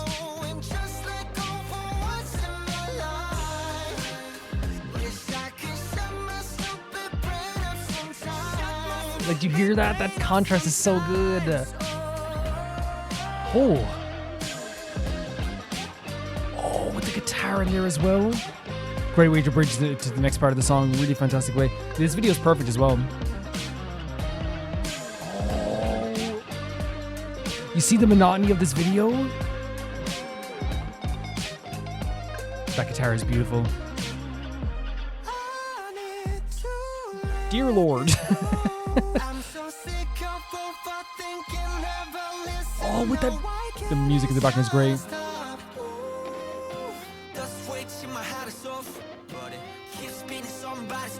Oh, lights are on, nobody's home. Love the addition of a hip hop section as well, by the way, because I think it's very R&B focused, right, for the whole song. But like, I think R&B and hip hop goes together, like, you know, peanut butter and jam. You know what I mean? It works together so well. The idea of like peanut butter and chocolate, it works together so well. And I feel like even here, like, you know, if you want to get like some high emotions out, towards the end of the song as well here too, like getting a more of an aggressive tone as well, because that's what it probably feels like when you're in your own brain as well. You know, the idea of like forcing it out, because while like there's like such an emotion to the song and such a beautiful like tone to the song, and the way they're expressing this the lyrics of the song like are so like emotional and it hits me so hard. As a chronic overthinker as well myself, like it hits hard. I think anyone who listens to the song relates to this too, 100%. I think this is a song that people would probably cry to. Like it's almost like a perfect transition into the different contrasting vocals and even with the hip hop stuff as well. The video itself, as I said, the reason why I think it's amazing, the video being monotonous in the way it is because that's what it can feel like sometimes. You're doing stuff over and over again, trying to get a different result.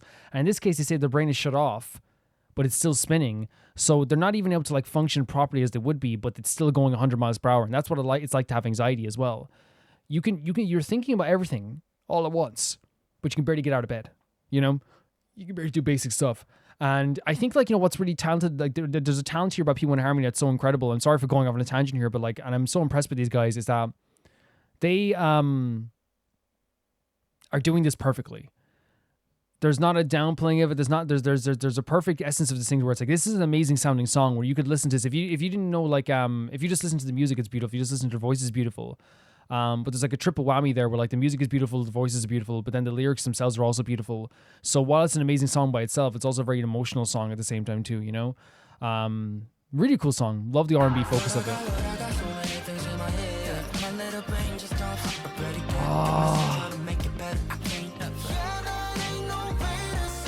I can't get over the vocals. They're so gorgeous.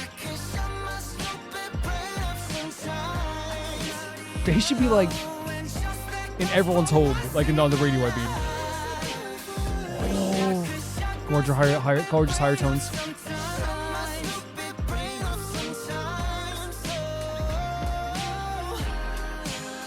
And we're just getting some of that beautiful music there. Yeah, my stomach is like, it feels like there's a pit in my stomach after like listening to this. Okay, they all accomplished something. They all wrote something. They wrote down their thoughts, which is a good thing.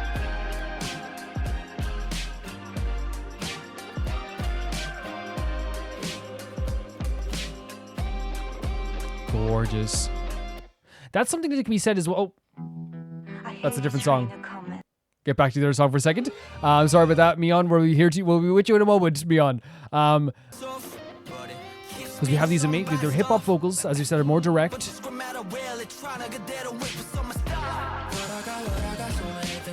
That's gorgeous too. Love it. My little brain stuff is already dead. These freaking lyrics, man. Gorgeous. That's such a relatable aspect to the song too. Gorgeous.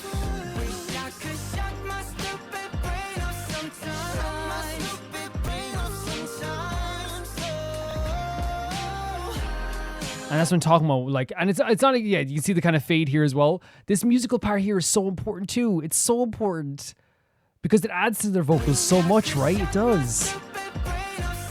It makes it just, it completes the song. Because you get to just feel the music, feel the emotion of the music after these amazing vocals as well. And then embrace them, like, kind of like, I guess, trying to get like a, I see this as them kind of like finally getting something accomplished and observing what they got done.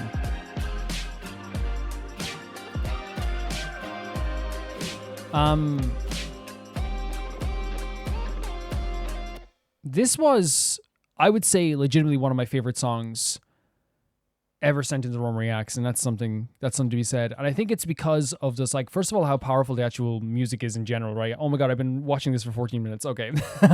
How powerful the music is in general, right? That's fantastic, right? Like, I love that, like how powerful the song is in general as well. But I think that like what's so cool about this and why this works so well is that there's a relatability factor about this song that isn't sacrificed, or I guess I should say the musicality and the gorgeous vocals and the feeling of the song and the feeling gets, it's not sacrificed by being relatable, right? Because sometimes the lyrics can be too relatable. But in this sense, I really felt like it was one of those situations where like the lyrics were so impactful to me, and the music was so impactful, and the voice, and all of it together is this perfect package that I was feeling throughout this whole song. Like I had a pit in my stomach as I was listening to this, and a feeling in my heart. Well, also it's really like interesting because while I'm feeling this nervous feeling and this like, you know, sad feeling, I also have that in the back of my mind, like not even in the back of my mind, I have this feeling too where like my body wants to kind of like, you know, get into the music, and all I can think as well is like how beautiful those vocals sound, and like they're almost like caressing to a point that it feels like it's like holding you in a way. Just beautiful, beautiful contrasting vocals, so many gorgeous tones in their voices. And they know it too because they perfectly complement each other when they transition to the different verses as well at the same time too. The video is fantastic as well. I do think the video is fantastic, and to me, like, it shows the monotony of like things that you do every single day, and it's like trying to like overcome stuff and trying to overcome like a thought process. When you have anxiety, you do a lot of stuff where you can't even get out of bed sometimes. You're thinking 100 miles per hour, but you can't actually get anything done. And in this case, what I think was happening here and what they're trying to showcase in a really cool way was they're constantly typing on this this typewriter. There's a load of papers around here, scattered around here. So every time they try to like, get something done, they're ripping it out and doing something different. They're ripping it out and doing something different. And I think this song is purely about that type of anxiety where like, there's a self-doubt, where there's a thing where your mind is going 100 miles per hour and you don't exactly know how to like, I guess, stop it. And it's almost like, asking your own head to stop it as well. And I think it's one of those things where like they're writing the lyrics on the actual piece of paper, which is also very interesting too. And they're trying to get that done and get this out. They're trying to get those emotions out. There's lyrics in the song that like is like, that add to that as well. The idea of like not being able to get stuff, not being able to like, embrace happiness and embrace stuff that is good for you, not being able to like feel happy in certain situations. The idea of being in a room full of your friends, but your mind is gone. The idea of like letting blessings slide, because that sounds like someone is doing something good for you, but you can't even see it because again, your mind is going so 100 miles per hour at certain points as well, because you're so stuck in your head as well. There is talk about like the idea of like, are people looking at me? This indecision, this idea that I can't make decisions properly. I can't stop these feelings. There's also the idea of like how being so in your head that you're like worried about what are you gonna say next? What if I say this, will someone be upset for me? And it's not in the song as well. Like it's like there's like other beautiful imagery as well. Like the idea of like was it running fast and falling down slowly? Was that the name? That's what's so interesting about it. It's like again, it is how anxiety feels. It's like you're running miles, your mind is going 100 miles per hour, but you are going so slow at that moment as well, There's so many amazing lyrics in this too. And even like the idea of like they directly talk about the idea of overthinking. They want for this to stop just for a day, just turn off the brain just for a day. And they're like almost begging their own head just to be at peace just for a little bit. And that's what I think is so sad about this is like this, like not wanting to live like this, trying to hold on to your existence, saying this isn't a way to live at all, which it isn't a way to live. It's no way to survive is what they said as well. But all these lyrics all together, like to me, just like show the true essence of like this anxious feeling and this overthinking feeling and how it can cripple your life and how it can change your relationships and change the people around you and how people see you. It's a very sad thing. And I think they expressed it so well. And I think they did it with such respect as well, because you toe the line with doing a song like this, I think a lot of times. But what they did with this, I think is so interesting, is that they didn't do like a very like sad beat for this song. I think what they did really well was they chose a genre of music that to me, two genres of music to me have like so much emotion in them, even when they sound absolutely incredible and they're so easy to listen to. Because while this is so easy to listen to, as they're calling their brain stupid, which is a very sad thing, to shut up their own brain, they do their brain going 100 miles per hour, they can't shut it up, is R&B focused with a little bit of hip hop mixed in there as well. And those genres are already beautiful. You can sing about the saddest thing in the world in R&B, and still there's such a gorgeous feeling to a good R&B song and a good hip hop song, where even if it's like direct and aggressive and the music is, the lyrics are sad and depressing, there's still a feeling of like, oh my God, this is such a gorgeous song that like I could listen to it any time during the day. And I think I'm very, very grateful for that too, because there's no like depressing songs are songs that you can listen to like at certain times, and they are really therapeutic sometimes. But I think in this way, they have a very anxiety-filled song that is actually perfect with its melody and perfect with its vocals and perfect with all that as well. So I actually would be able to listen to it any time too, because they have such gorgeous vocals. Yeah, the lyrics are so interesting, and I feel like they're so relatable in a sense that like they just make perfect sense. I understand them completely, while they're also very beautiful at the same time too. I think what's just so beautiful about this is just it all works together in one beautiful thing that makes you feel so emotional, and the emotions are high throughout this whole experience with the song as well. That I just feel it. I feel it a lot, and of course their vocals are so gorgeous. Their tone is so gorgeous. I think that that's a big strength I've seen of P1 Harmony so far, is that they even like in, I think the first songs I heard of P1 Harmony, they do a lot of really cool rap and hip hop stuff as well. And then they'll belt out this like vocal where you're like, oh my God, And I think it's a good thing to have like an all-rounder group that are able to do so many amazing things like this and so many great things like this that like I can only like praise it in that sense too. This was a beautiful song with a beautiful vocal harmony and beautiful instrumentation and stunning group of talented individuals that did such a fantastic job of portraying this. And I say in a respectful way, because it is one of those things where like to be able to do this, have such an amazing beat, have such a beautiful soulful song with like so many great hip hop moments and R&B moments with such great instrumentation, guitars and all this stuff too, while also making it one of the most relatable songs you could ever listen to. I can't not but just praise the song for what they're able to accomplish here. Beautiful song. All of it was pretty incredible. Nothing but praise for P1 Harmony. Hope we get to see more P1 Harmony in the future, because honestly, they are incredible. They are absolutely fantastic. I think they're amazing. To top off like everything I'd say about this song here, just to top everything off and to cap everything off, I should say. I also, even though like it's a very emotional song, I also want to give praise to the boys here, and the styling of the boys. I think they looked amazing here. They looked fantastic. They had a great vibe to them. They acted in a very perfect way too. I think that they showed through their acting skills something that is what they were supposed to show here. They didn't show like this indifference. They didn't show this feeling of like, pure sadness. What they showcased here was it looked like their minds were in a different world. It looked like they were sitting in this chair and their mind was somewhere else. And I think that they did such a good job with that. And whatever the team is behind them, who writes the songs in the group, I know if someone helps with writing the songs in the group or someone is writing the songs in the group, I don't know who directs the videos, whoever came up with this whole thing, all of it together, music, writing, vocals, the video, all of it together just like works so well in one big package. That's the way I look at it, honestly. Really fantastic stuff. Thank you for sending us in, Candace Shield. This was so awesome.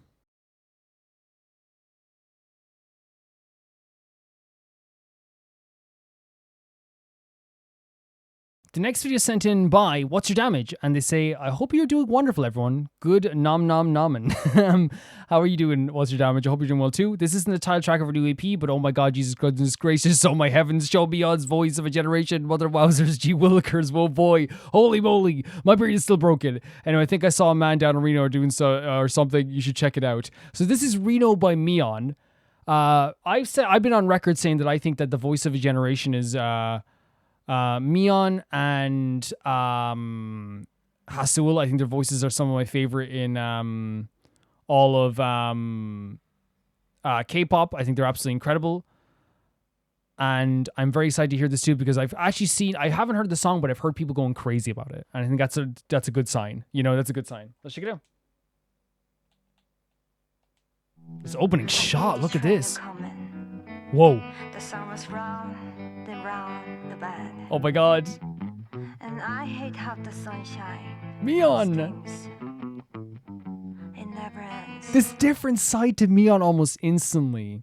But again, she is like someone who like I feel like people underrate all the time, because whenever I hear people go like, I actually heard people saying before that she doesn't try, and it pisses me off so much. You know why you think she doesn't try? Because she's so incredible that she makes everything look effortless. Go dance somewhere else. That's what I'll say to you. Yeah, I'm like, this is such a different side. It's so incredible. Like, look at the, like, it's like,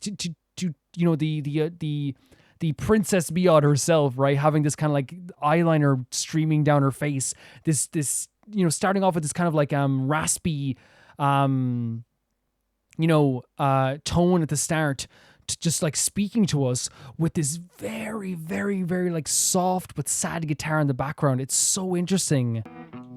'Cause I'm stuck in prison. Oh my god, Miyeon! But that train keeps rolling down. I think that person's dead in the back. In my ears. Some moments remain vivid. I can forget him. Miyeon! Oh my god. Oh my god. Are you serious? I don't even have subtitles on. I didn't even have subtitles on. Again, the first part definitely wasn't English, but it's okay. But like, I didn't have subtitles on. I was just so mesmerized by this. The start of that. Look at this visual as well. The start of these vocals. But that train keeps rolling down. I'm blocking my ears. Oh my god, this is just the speaking tone she has here. This visual. Oh, with the shooting of the gun. Oh my god. Abby's last love. Oh my god, her tone. Oh my god, her voice is gorgeous. Let's go into color as well.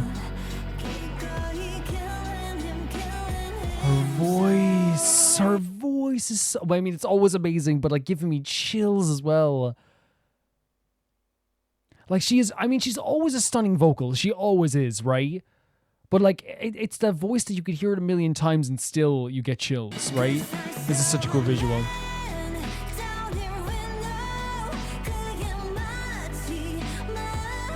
Like that raising her voice there is so good.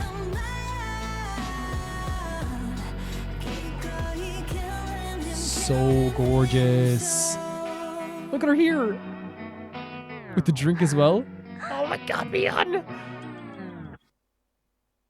Pow! Her smile turns crooked. She's, oh my god, look at Miyeon. So this is the guy she did the song with him. Look at Miyeon. This is so incredible and great by Unique Sign. So wait, she says she's not guilty? This video is fantastic. And he's dead. He's gone. Engrave my unique sign. This dress, this hair, this voice. What? Oh my god. This video. Look what she's doing here. Again, I love the painted backgrounds here. I love that it's kind of like on a movie set, like from a classic movie. I feel like it's definitely fitting that vibe, you know, of a classic movie. So cool. With the lead as well. These outfits. I'm a psycho?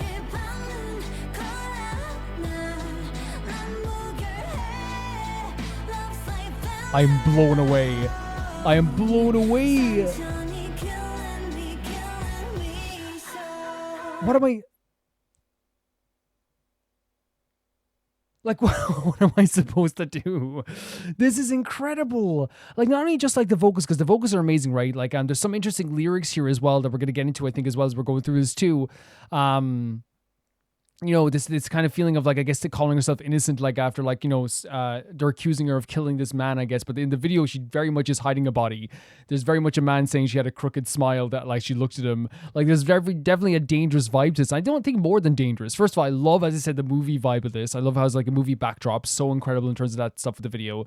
But not only just that, like there is like a really like killing dangerous energy to this in terms of like not just like the gun stuff. The gun stuff is already like really blowing me away because it's rare to see in K-pop at the very least to see like such like on the nose striking visuals. And I'm talking about like murder. I'm talking about like someone falling from a balcony after they died. I'm talking about like, you know, holding a freaking like arm, like a chopped off arm, and like the idea of like the stabbing into the meat and the blood coming out and like that kind of like bloody meat and stuff, because as well, it's all like a big symbol of like that type of like death and like, you know, killing. And there's such like an interesting like danger to the song. When I say danger, I mean like there's like we rarely ever see a side like this, I feel like, to Miyeon, right? And maybe never. But the visuals are so striking. The vocals are so powerful. It's such a different vibe for a song. It feels like an old kind of like, I don't know, like again, like an old noir movie kind of song, an old, like almost like close to being even a Western as well. Like this type of song that you would hear like in the soundtrack of a depressing, like bloody, like country Western movie, or even a movie about like the desert, or a place in the desert, a small town in the desert, you know, like something like Vegas, something like that, some horrible stuff going on there as well. It's perfect for that as well. It's really great. I want to be his last love is an amazing line. Like, look at this. With the love, the heart in the ground as well. The world says I'm a psycho. Look at this visual as well. With her face coming up behind as well. And this is punishment. I'm innocent, but love is like a venom. This is a crazy visual with the widow's like cowl.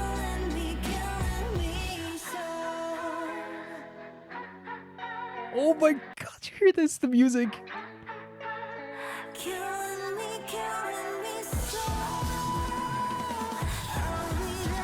These different visuals here, man. just dropped dead. It's all different ways that he died as well. Oh, and her vocal in the background as well. She's stunning here. And again, it's Miyeon, right? It's Miyeon. Stunning vocals, stunning everything, right? It's Miyeon, right? Of course. But like this whole transition here into like the chorus after the post chorus into this great vocal here as well. Look at it. This is such a great outfit too. I might need to look over the lyrics again just because my mind has been like fried by how amazing the vocal and the visuals are. Like this is great. I love the music of this. Thinking about stuff as well. Pop, pop, pop. The poison. Dropping the hairdryer and choking him. What? And the smile. Look at this. He talked about it earlier, right? Like it's almost like a fake smile when she looked. That's a smile when he looked to her as well. And look, it's almost like a fake household as well. You know what I mean? Like almost like everything is fake, you know? The bloody hand as well, haunting her as well. Do you hear this vocal? I can't get over this. I can't get over this.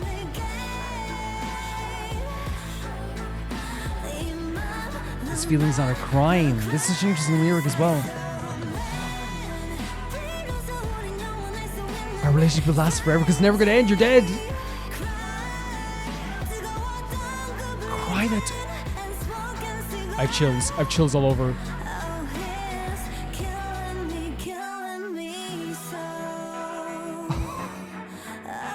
Holy freaking hell. And then walking away from him as well. This is insane. I'm sorry, guys. Like, this transition here, before we're gonna list the next on pause is gonna be all the way through, right? We'll get the transition in. Yeah. Rain down in Reno. Like, it's so impressive. Like, stunning to like an extreme degree. It's so incredible.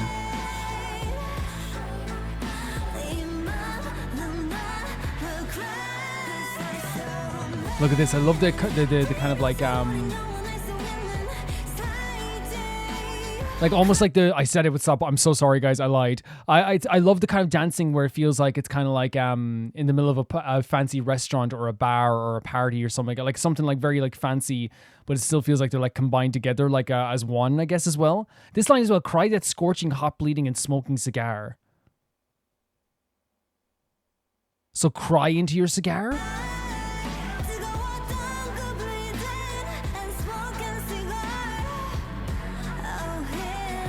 So he is killing me so. I love that music in the background as well. Look at this visual. Look at that visual.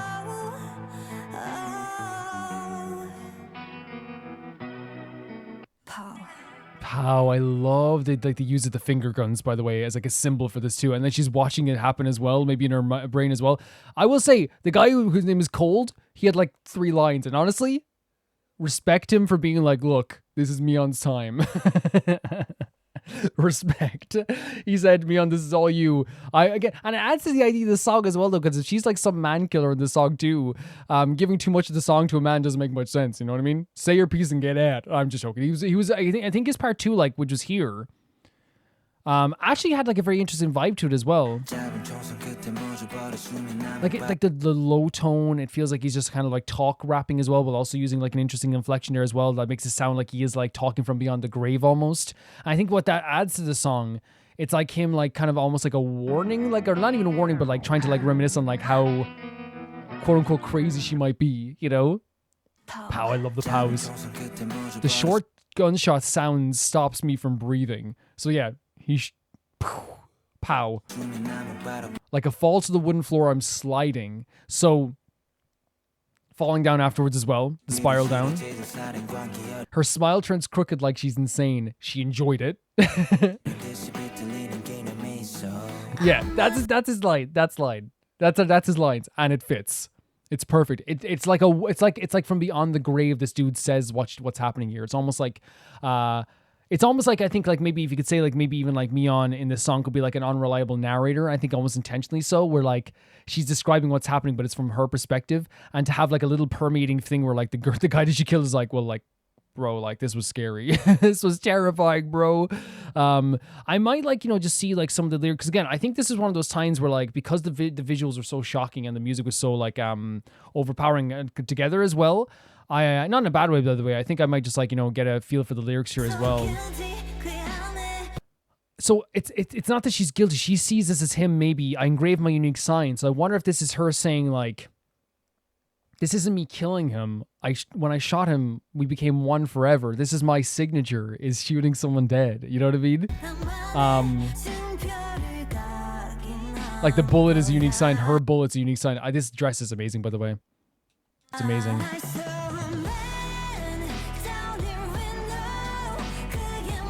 And I'm the one to be his last love is literally like, he fell in love with her. And she's like, yeah, you will be my last love because you will not love anyone ever again. You will never be with anyone again. It'll never break up because you're gone.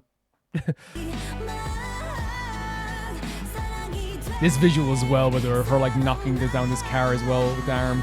That's what I'm saying. So crazy. So the world says I'm a psycho.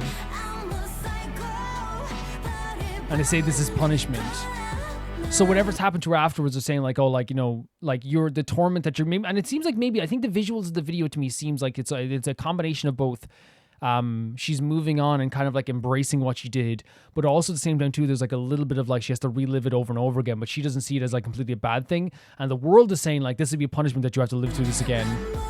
But I'm innocent, love's like a venom. So it's like, love is like a poison anyway. So maybe it's also like symbolic of the idea of like, I killed this person. Maybe not physically. It could be physically as well, but maybe it's symbolic as well. The idea that like when I kill this person, like love is like killing someone and they're forever encapsulated with you forever. It could be that too. And it's like, again, like hugging the coffin, which means that again, in her mind, she still loved this person that like she powed, she still loves this person. And it's like, he's killing me so. And to me, like, again, I think we could like go two ways with the song. And you could say it is a song about someone who is a murderer and who killed somebody who that they were obsessed with and they loved and they really wanted to love forever and didn't want him to leave. I think it's one of those stories that they used to tell about like, it's like, like she's like, I guess like, he kills this person so they can be with her internally. This is like going to have, they'll be with me forever. And she didn't want this person to leave and all this stuff too. Because you saw all the different ways that she killed him in this too. And it could be, again, 100% like this thing where like love is killing her, or love is killing them, love is killing her. And it could be symbolic as well. It doesn't have to be also just like literal. It can be symbolic too, where like when you fall in love with someone, it's like a poison. It's like a drug that can kill you. These feelings that you have, they're eternal forever. And it's slowly killing her. So she's falling deeper and deeper in love with this person as well. But even if it is like literal, like Miyeon gets to kill people as a tree. You know what I mean? I don't make the rules. She gets to just as a little bit of a tree. You know what I mean? Just a little tree. Everyone has hobbies. God forbid a woman have hobbies. You know what I mean? Like Jesus Christ, oh, she shouldn't be killing people. Okay, you're going to stop someone from doing stamp collections? No, you're not. So stop being biased, Stop being biased. This is great as well. The lyrics will kick in back in here. I think that maybe they were here actually. So it's like killing me so, oh it ain't, oh it ain't. That smile is so perfect as well. Yeah. And there's another part of the lyrics here as well that I want to see as well. That's just, she's such a stunning visual. Like this one I'm talking about, I think this is her reliving it as well, what happened. So this feeling is not a crime. This feeling of love is not a crime. That's what I'm saying. It could be symbolic as well of the idea of love killing you, right? The idea of like she killed me with her love. Like the idea it's all symbolic of the idea of like in my head I have I'm now dead because I'm hers forever. That's that way. Like she like actually was able to like kill. So it could be symbolic too. It could be literal. It could be symbolic. I find our relationship can last forever. Because that gun thing, the POW could be her, when she says I engraved my partner, I'm like, that could be, the gun could be a symbolic thing of like, I'm a part of you forever because of how I made you feel. That kind of way too, I guess. Yeah. So I think we have like a good idea of this too. I don't usually do that, by the way. I don't usually do that where I go back to the lyrics, but this is one of those cases where like Miyeon is like, she's legitimately like one of my favorite artists in the whole world. So I was kind of just blown away by like everything that's so I didn't even catch. Usually, as you see in other videos when we react to them, I do catch the lyrics. And I go, okay, this is what it means. This is what I think it means. I was just kind of mind blown by everything going on, that I was kind of like, my brain was in a different location. The visuals in this are incredible. They're absolutely stunning. They're insane. It's one of those things where like I look at it and like I'm like, this is, such a beautifully dangerous video. And I think what like really pulls this whole thing together is Miyeon, right? It's Miyeon, because there's like a lot of like really like difficult things to look at in a way, like the choking of someone, the idea of the chopping of the arm and the holding up of the arm, the cutting of the meat, the pow aspect of it as well, and all this, the bloody man falling from the ceiling. Like these are stuff that are like are really scary things to look at. But what pulls together so much is that like maybe I'm just like a biased fan, but like I see Miyeon there smiling and I'm like, she did nothing wrong, officer, because it's really like, and on a serious note, like it is one of those things where like all these dangerous visuals are held together as well by Miyeon looking just fantastic in this video. She has such cool stylings. Her acting is so great as well, that everything together feels almost like beautifully artistic and gorgeous to look at then, because of Miyeon's presence. And again, you could say, well, Calvin, that's just like, like you love Miyeon. So I do love Miyeon so much. I do. But I also think that like you can't deny the presence she has in this video. You can't deny the energy that she has here. This is like, it's crazy to even say this after 7 years of Miyeon, right? It's almost 8 years now of Miyeon in her career, that like still every single time like we see her, whether it be with Idol or even now with the solo stuff, it's like, man, the Idol guys are just about reinvention and creating new things and a new vibe every single time. And this is what we got this year too. She brings such an elegance to a murderous role. You know what I mean? Such an elegance to it. While also a hint of like craziness. And I think that's like why it works so much, because she could have just done like, I have crazy hair and I'm doing crazy. But what she has is like, it's like you look at her and you're like, yeah, this is someone would fall for. But she has that hint of a smile. You know what I mean? She has the hint of like this happening, the hint of that, oh, she did this. And she did all this stuff behind the scenes. If you're looking at a literal sense, that's what happened as well. But yeah, she looked absolutely amazing in this video, and it pulled everything together, I feel like, as well. Because she was the centerpiece of the video, and rightly so. It had some amazing like even like the moments where like she was killing, there was amazing visuals, amazing look to it, like the stuff of her looking at the dancing happening in the background with the red lights and stuff like this too. I love the intro sequence where she's just talking to the camera as well, with the assembling of the gun and the kind of like makeup streaming down the face, because that showcased like at least in some case like she loved this dude and that love was killing her. She talks about how love is a poison. I think that's probably what it is. It's like the idea that like if you talk about symbolically and maybe you're not saying directly killing someone, love can kill you and it marks you forever. And she engraves something into his heart forever, whether that's a bullet literally or whether that's like her figuratively, right? You could even see it either way, and either way it works as an amazing song. Her vocals here are absolutely incredible, but that's Miyeon. Like, Jesus Christ, it goes without saying. She has such a powerful tone to her voice. The way she elevates her voice is always so like luxurious and gorgeous that it never like goes out of place. You could listen to it for hours. She has like such an amazing speaking voice as well, that I never really heard her do this before. Because even at the start, like it was like, oh my God, that's so soft and like gentle, but also very direct at the same time too. That was like a storyteller. So when she went into the higher vocals, it contrasted it so well at the same time too. And there was almost like an emotional pain in the killing me so, like that part was incredible. I think that there's as I said, a generational talent in Miyeon. Of course there is. She is a generational talent. But yeah, this was absolutely incredible all around. I think that what this felt like was, as I said, like an old movie style song. And that's the vibe that it was going for, with the kind of movie set style visuals, the very like classical, luxurious energy that Miyeon's giving off here, with the kind of like the symbolism of like Reno. Like, let's be honest here, Reno has been a thing that's been like old movies for years, and it's been in pop culture for years. And I think that's such a smart thing to call upon something that a lot of people would know, but also, let's be honest too, what a lot of people in like maybe modern generations wouldn't know a lot of times of, because I know it just about like from old songs and from old movies and stuff like this, and that's such a cool thing to call upon that idea, because everyone knows about the idea about like, oh, Reno, I shot a man in Reno, like all this stuff. It's like, it's great stuff, while also introducing like a whole new generation of people to the idea of like this classical, this classic place that was in pop culture for years and stuff like this too.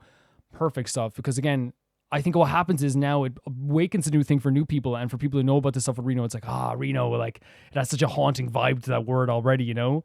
Really great stuff in that sense too. I feel like I could talk for hours about this. This is such an incredible vocal performance, such an incredible video, absolutely insane visuals. Miyeon is a superstar in every sense of the word. What I can say as well, like in my interpretation of the lyrics at the end of this, at the end of all this, if you take it literally, it's about someone who has shot somebody who wanted them to be in love with them forever, and now they're that forever. Maybe they're trying to leave them, who knows.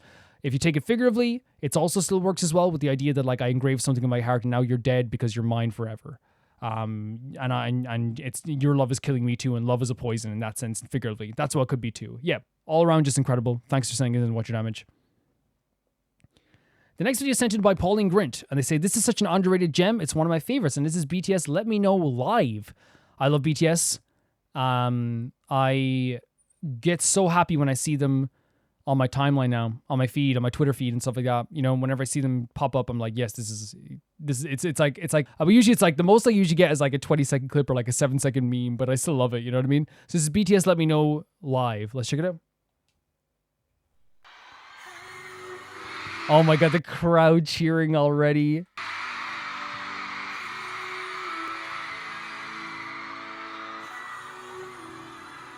I'm super excited for this. They have such a great energy performing live as well.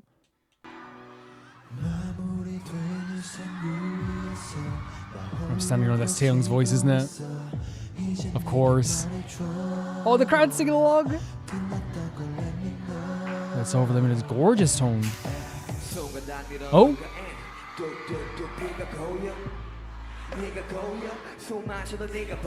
Love blooms like cherry blossoms. Love his voice. Before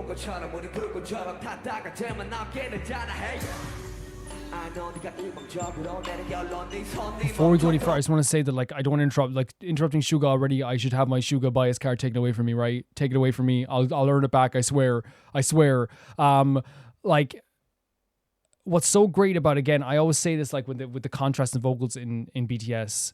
They whenever they have these combinations, they complement each other, and the transitions they complement each other so well. Here we had like the very, as we said, like we saw before, the caressing and beautiful vocals of Taeyong transitioning into the, as we always say, the very dangerous, direct, and like powerful hip hop sections that Suga is able to do so well as well. You know, it's such a beautiful transition and caught me off guard as well. Rain wells up in my eyes like tears. I see you and even breathe you. Yeah, I love his hip hop, his rap vocals all the time. You made by yourself as well, by the way. I'm here on repeat, so it's like never ending. Great rap vocals. Back into Taeyong as well. You know what it feels like already? Like it feels like I'm like I don't know, there's like not, I don't know how to describe that feeling, because it's like the stage is so dark, because like we're kind of focusing on these the singers like directly in this way too. There is like such a like immersive vibe to this, you know, where like the way I'm feeling right now, just describe a physical feeling as I'm listening to this as well. There is like an anticipation. There is a feeling that like, you know what we're about to hear, but at the same time too, there's like such like a I don't know what we describe as, such like a wondrous like curiosity. Does that make sense? I don't know how to describe it. Like there's a feeling of like I am like locked in for this, and my eyes are trained on these people, and my heart is pounding. Like it's such a beautiful thing to like to be so focused and immersed in the way they're doing the stage show, like with the lights and everything that does too. And I'm sure it will change as time is going on too. But it's really, really good stuff. And of course, like with Suga's hip hop stuff, always so impactful, always hits you so much, like so instantly. It's so fantastic. And of course, we have Taeyong's caressing vocals again. I'm standing alone again. Gorgeous vocals. Do you hear the crowd as well? I'm so immersed in this. Oh my god. Gorgeous vocals. And he's a lot younger here too, right? Look at this stage show. That emotion in his face as well. You can see her here through the vocals as well. And it's like begging this person to let you know, right? Let's get it, Job.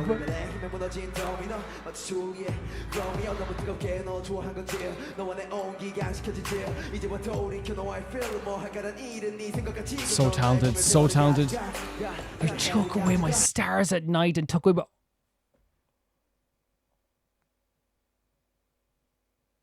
away my sun at day. So incredible. We talked about this before, like how like each rapper in the group has such like a different vibe, and I think the rap line is so incredible and in BTS, and I feel like it's one of those things where like even now like how like different, like I feel like there's a lot like with when I look at Suga's rap, I see like, you know, there's like, again, instead of directness, there's like almost like a clarity through like deep emotions that sound like very like aggressive, but usually it's like very, very, very, very sad sometimes too.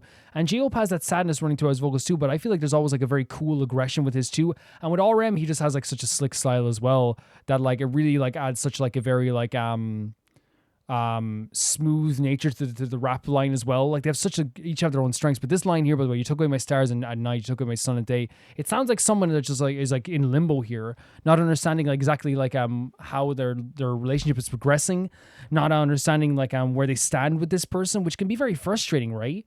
But yeah, really cool stuff going here. A single cold cloud.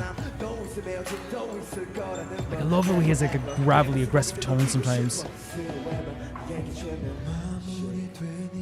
I'm standing here alone, back to Taeyong. And again, being alone in this feeling too. Oh, the crowd singing along.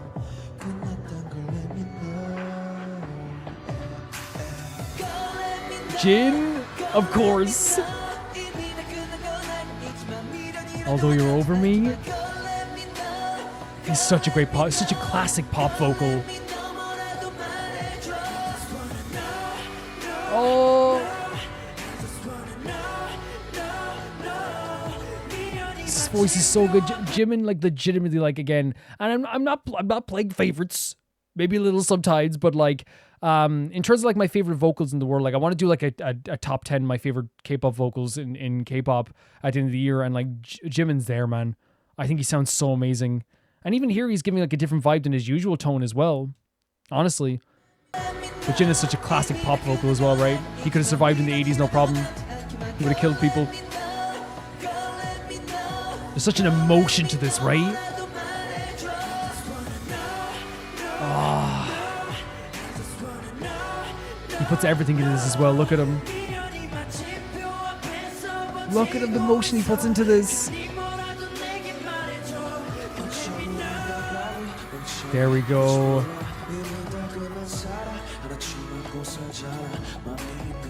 It's nice little feelings for you.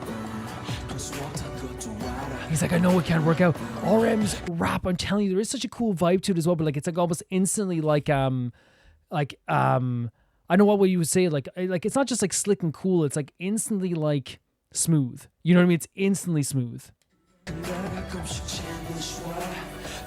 Interesting.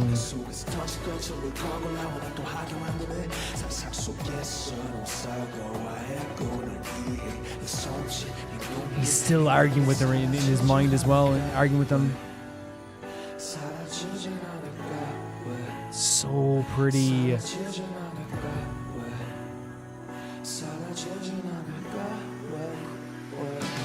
Oh my god. Now everyone lit up as well. So great hearing Jin like this. Was that a Jungkook harmonization as well? This is now Jin tears through this with his voice, and in such a good way. Like his voice is so powerful. As I said, he has a classic pop vocal I think is so good. But like it's so not just easy to listen to, but like so beautifully, like it has a mixture of being so soft, pretty, and powerful at the same time, right? Listen to this. It is Jungkook doing harmonies in the background. Awesome. Look at these boys. And there's other harmonies happening here too.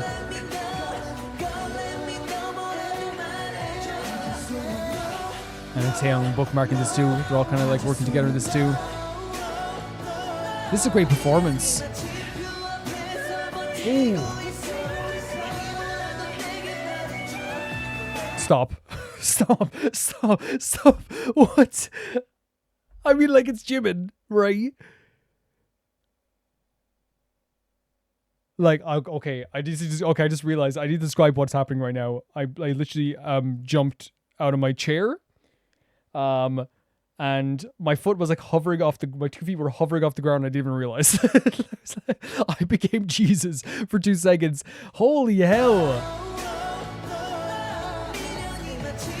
My thinker feels to try to withstand the end. Listen to this. Are we kidding? Are we kidding? Are we freaking kidding? Do you hear the crowd as well? Oh my god, Jimin. My heart's pounding. My heart's effing pounding. No, again. More. Over and over again. Look, I'll pretend look, just to hear that again, I'll pretend I didn't see that part, okay? Okay, so I had to, there's one of those things where the power went out. Guys, the power went out. So I had, sorry, everything went out, so. Yeah, this is my first time seeing this.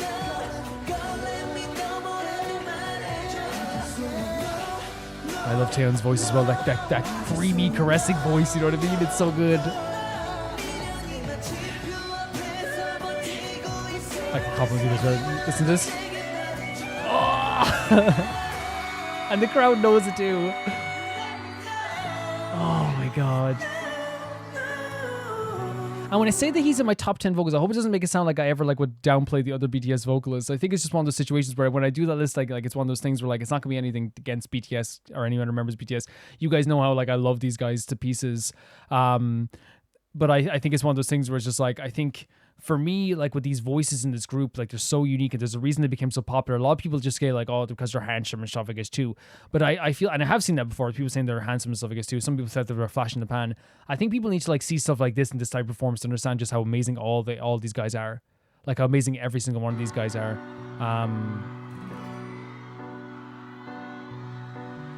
And this song to me seems like it's a song about someone being left in limbo. It feels like it's the post feelings of a relationship where it's that feeling of we've been together for a while and now there's as RM was saying, there's no hope of getting back with someone right now, but but you just want to know for sure. It almost feels like you want to be left out of limbo, and I think we can all understand what that feeling could be like, the idea of you're talking about the idea of feeling alone and having to just be without this person, not truly understanding where they stand with this person. It's like thinking that the relationship is ending, thinking that this all is done, but wanting pure confirmation of what's happened. That's what the important aspect of this is too. You know what I mean? There's great lines from Suga there as well. The idea of cherry blossoms, which are to me our beautiful sequence of things that you see where you walk through the town and you're with a loved one, and the idea that became ashes to me screams the idea that these cherry blossoms no longer offer any beauty. They only offer pain in some way too as well, which again adds to that really gorgeous feeling to this song too. I think it's also a song about the idea of that the girl feels like she has made her decision. The girl has kind of made her decision, but the person that from the perspective of BTS, when they're singing this thing, they still feel alone. They haven't gotten full confirmation of this idea. And while it sounds like something that's just someone might say, well, what do you do at that point in general? But I think that's their whole point. It's they don't know what to do. They're standing in limbo. They can't move on. They're still arguing with this person in their mind. They're still trying to argue their point and make them, believe that they're still, could be a couple, and they're fooling themselves into believing this too. Even though they know that they're being kind of delusional. And again, I don't mean delusional in a bad way. I hope that makes sense. I'm not saying delusional in a bad way, because I feel one of the things that we shy away from nowadays in modern times, and it sucks so bad, is that you'll see someone on Twitter saying something like this, where it's I can't let this girl go. I love her so much, and stuff like this too. And while you probably shouldn't, be wise not to put that publicly on Twitter, but I always think people quote tweet them and go man, get over it, And it's dude, these feelings are so normal, and we've gotten to a point now where people downplay them, and it's like that's what the song feels. It feels like a very relatable feeling of that post-relationship feeling of like, what do I do now? What do I do now? What do I look at now? Like, how can I move on? Who am I now? I'm standing alone. Without you, I feel like I'm standing alone myself. And like, and it's like yeah, it's like one of those things. It's like they're saying like I'm over you, but it's like, is there any chance? Please let me know. You know, I think it's even like, it doesn't even have to be like you know, a feeling of the guy being like, hey, or the girl being like, yeah, I want to be with you. I think it's also like more just feeling like that the end is here. That it might not even be post relationship. It might just be like the end is already here and it's on its way. And because I think at one point Taeyong talks about the idea, sings about the idea of like withstanding the end. And I wonder if it is one of those things that could be the end of a relationship as well, which also fits the same thing too, where it's like we know that she's over me. We know that she doesn't like me anymore, but like then tell me, is this over? Tell me, is this something that's not gonna ever be a thing again? You know, and like there was lines as well from J-Hope as well. The idea of like, you know, did I like you too much? Was there a feeling like how, you know, he's talking about how feeling I look back on you, it's like a film as well. And you took away my stars and took away the sun of my day. This girl, and again, this isn't them being like, you suck. You know, it's more just saying like, look, the honest feelings when you left or when we fell out of love, you took away this feeling of like the beginning of my day, the beauty of the day, which is the sun, and the beauty of the night, which is the stars. You were my sun and my stars. And it's like, you are those things. And without those things, what happens? What J-Hope said as well, the idea of darkness. The idea of darkness. The idea of having nothing but like a darkness, nothing to light your way. Without the stars and the moon, there's no light in the night. And I feel like that's such a beautiful line as way.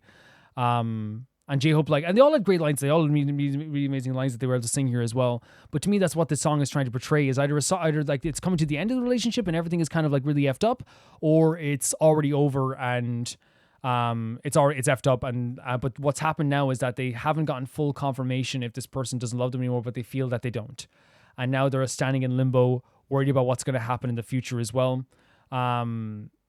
Really beautiful song, really beautiful sentiment. And the reason I say like it's like one of those things that like nowadays people look down on, like I know you guys don't, and armies don't do that either, but it really frustrates me even like when people are like really jealous of other people as well, when like they go like, oh, I'm really jealous of this dude who like is, you know, talking to my girl. And while like it's like, you know, that can be very toxic, there's also a feeling where it's like, well, first of all, don't try not to post online. But I think also the same too, when I see people quoting people with real feelings like this, where it's like, I like the relationship's over, but I can't get over this person. I'm sorry for getting off on a tangent. It just makes me feel like I love the BTS sang about this. I love the BTS sang about a real feeling, a real emotion that we all have and we shouldn't shy away from. It's not, you know, a toxic feeling to like miss someone like this to the point that it makes you feel terrible. It's not a thing where people can say just move on, because if you say that, then I feel like you're toxic. It's a really like beautiful way of like representing a real feeling that happens all the time that can hurt people so badly, and that is the feeling of being in limbo, not understanding where you stand with the person as well, which is honestly like really, really, really beautiful as well. It really is. And I think it was like RM who really hit it home for me as well when he was saying the idea of like, you know, he was talking about how it feels like he's indigestion. He has a feeling that like, you know, he's like he could throw up. He thinks that he knows that it's over. He's still arguing with her even after all this. Like he's maybe not even like arguing with her, but I think it was like arguing with her and like, you know, and then making up with her afterwards. Like all these like beautiful like sentiments, like really feel like again natural feelings that people can relate to. And I'm so glad that like we have groups doing this type. But I didn't know this was a long time ago, 7 years ago. This video was uploaded. But it is like a very impactful song because it is a feeling that everyone can have, but it's been expressed in such a powerful way. Such a powerful way. That it's just like it hits hard. It does hit so hard in my opinion. I'll say as well, like just about the performance itself and on top of everything too. These guys are obviously amazing performers, they're amazing singers, and we saw this here with this performance here too. We, you know, with Taeyong having like, as we said, that caressing voice that like, you know, here he very like was it for a lot of it was very subdued, and I think it was like a very good choice because you were trying to get across this emotion at the start of the song, and this kind of like, you know, kind of subtle wavelength that he was trying to get across with this like emotion that felt kind of like subdued and stuck in place. We had like, you know, Suga doing his like rap, which I feel like always like is like, to me, it's like an injection to the heart. because he's always so direct and impactful. And when you listen to him, it's hard not to just like be trained on him and so focused on him. And here we have that again with his rap vocals, where he's able to express that emotions in such like a powerful way that you wouldn't even know by looking at him first, because he does have such a cute vibe, but he does have such an impressive rap vocal too. We saw the same thing as you said with J-Hope here as well. J-Hope is such an aggression to his voice, but it feels like an inward aggression sometimes when he's doing that. Obviously, he's able to make it sound really cool, but that gravelly kind of like aggression that he does works so well for a song, I guess, where it feels like he's kind of like frustrated with the situation rather than a person itself. RM has such, like, as you said, a cool vibe, but here as well, the smoothness and the just like, it's almost like, I don't know the word slick, but it's so smooth and so easy on the ears that here it like transitioned with the music in the background and the actual lyrics. To me, it actually felt like it was like, instead of just being cool and kind of slick, it felt like it was just like one of those things where like it like perfectly fit with the song in the background. It was, you know, more subdued in the background. Then we had like a very like soft, slick, smooth rap from RM that fit the vibe of someone who felt like they were like almost like out of breath, that felt like they were sick, that felt like, I'm not saying he sounded sick with them, I'm saying like someone who like is tired. So, and that sounds like I'm insulting Aura. I'm not saying that. I'm saying that like he fit the vibe of this like maybe much more quieter kind of like, I need to express this emotion. It felt like someone, like someone was tired of the situation in this way, but in a different way from where like, you know what I mean? J-Hope like had this aggression. Suga had this very powerful, direct feeling to it. And RM had this very like subtle, like, this has been wearing away at me. And they did such a perfect job with that rap line, as they always do. They always do. Jungkook like also always has like this really beautiful harmonies in these songs too. But here as well, of course, he just sounds amazing. He always sounds amazing. And I feel like he like has always been like the perfect like, you know, and I say this like, you know, in a way like the perfect like modern pop star in that sense too. And he always like does a good job with this too. And you heard that here as well with those powerful vocals too. He just feels like sometimes he has like this like very like, and in the best way possible, like it feels like he has his perfect adaptation for every part of the song he sings in every BTS song, you know, like he's really, really good at that. He fits the vibe so well as well. And again, his vocal is just so powerful, and you wouldn't even expect it just by looking at him sometimes, especially old videos of Jungkook, how like adorable he looks. He's just really, really fantastic as well. The stuff with like Jin, and I said this in the song, but I'll say it again. They did a perfect job utilizing Jin's voice here, because Jin is like a very underrated vocalist as well. When I say he could survive in the 80s, I mean at a time where like, you know, there was a lot of vocalists like him, because I think everyone has different strengths as vocalists, right? But I think if you put Jin in the 80s, like he would have been like a multi-billionaire there as well. He would have been like so popular, because he's like, he does have such a classic pop vocal that it like here, what happened was, as I said, it like drove through all the sadness of the song, and there was still such emotion in his voice and such sadness in his voice, but it like elevated this like feeling where like all of a sudden it had this like crescendo of like, you know, like powerful, like, I don't know what way you describe it, like hair standing vocals, where like it makes gives you chills, it makes you feel like so like energetic's not the word I'm looking for. It's like this feeling of like it's like, oh my God, yes, like this is like, holy crap, like, you know, and it permeates through like the sad song, and it's so incredible with the harmonies in the background too. And of course, like, you know, I don't mind saying like, you know, to me, my biases are Suga and Taehyung. But like, I would say that like Jimin has always been a bias record for me. And I think it's one of those situations here where like, you know, I don't think anyone's biased when they say Jimin's one of the greatest vocals ever, because one of the things that Jimin does, and they're also unique in everything to do, as we talked about it here, Jimin like puts like his whole body into the performance. Like you can see him there. He will double over. He will like clench his hands, not because he's struggling, but because I think he feels every word he says. He really does feel every word he says. And you can see that here too. It was so freaking beautiful how he was able to perform this too. Like the tone he had in that high note at the end blew me away. Absolutely blew me away. I'm more than like just like over the top impressed with this as well. The song as well like had such an emotional like so many emotional heights, so many impressive moments, and I really feel like it's one of those things where like as you're listening to this, like, oh, you can't help but feel like, you know, a feeling in your stomach of like RM said, like the indigestion, the feeling of like that's, you know, you can't do much right now, or like you're feeling like you're kind of stuck in place. And with this, it was like I was mesmerized, I was immersed, I was like, especially with the stage show as well mixed with the song, like all of this together like made me just like so locked into place with the song, and I was so like there. I was so there. And the way they transitioned from the cameras and woke everything up. The crowd singing in the background was such a beautiful thing as well, that I was just so happy with that too. I'm just nothing but like impressed with it all around, I suppose as well. And I feel like as well with like this song, is that it was very like subtle and beautiful, and then they also broke into, like, as we said, like the different rap parts, the different like emotional highs and all this stuff too, which meant that the whole song as well is like could go by in a flash and it'd be so easy to listen to. But at the same time too, you could cry to this while also like just listening to this like as an emotional, beautiful song. I feel like this is like one of those songs you let it all out. You let it all out as you listen to it.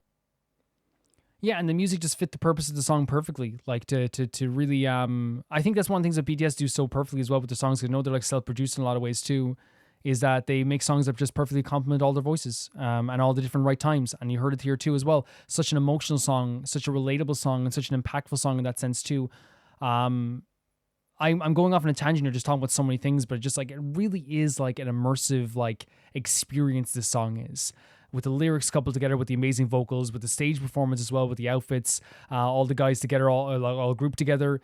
It's just really, really, really fantastic. And then the crowd adds so much energy to it as well that I was just so impressed with this too. Thank you so much for sending us in, Pauline. I had such a beautiful time with this. It's incredible. And the last video sent into Rome Reacts today is from Felicitas Felix, and it's Rota Fortunae featuring Unnamed and Lucia Loranes. So it's a Honkai Star Rail video. Let's check it out. There we go. Androids are now matching me. Why did it have this so low?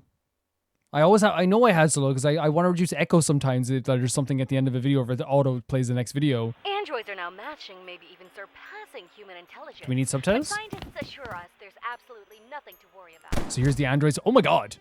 The androids from Penacony.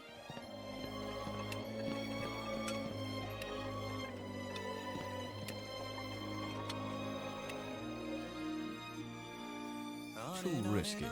Going in blind. Oh yeah, genius plan. With his music in the background? Better than playing hide and seek here. So the androids are kind of like taking a foothold here.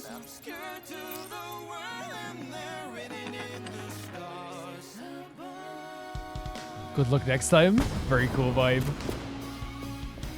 So is this Aventurine and the Doctor? How bad this idea is. So I think Felix was saying something about looking at the description as well. So Wheel of Fortune spins eternally upon in the chase of fleeting illusion of the ascent, knowing that each rise heralds only the fall. Perhaps this freedom is but a distant dream, for how we can escape when even the wheel itself is merely a reflection of our yearning. Okay. So this is Aventurine and Dr. Ratio, I'm guessing, right? Yep. Actually, beautiful mural. Move on. Let me see. Oh my god, look at that. That's totally the relationship as well, Move on over. How did you get it? I'm just smart.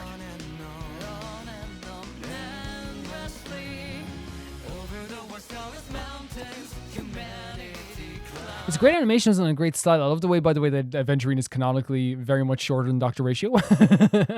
Like, it's just so cute as well. I don't know what it is. The Sunday mural in the back is gorgeous too, by the way. We're here. I don't like it here. Creepy. The music in the background is crazy too. Look at the visual of that too. I even like the animation here with Aventurine covering his eyes is really neat too. Bet not many androids would risk coming down here. You're wrong. Yeah? Androids are smart. Wait. Don't rush to losing fights. Oh, the reflection of Sunday in the glasses as well. So freaking cool. Well, at least most of them.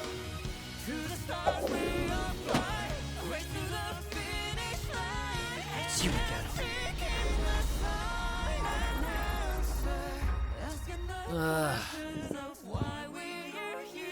That was a close one. Very cool animation. I love the style of this so much. It's really, really cool.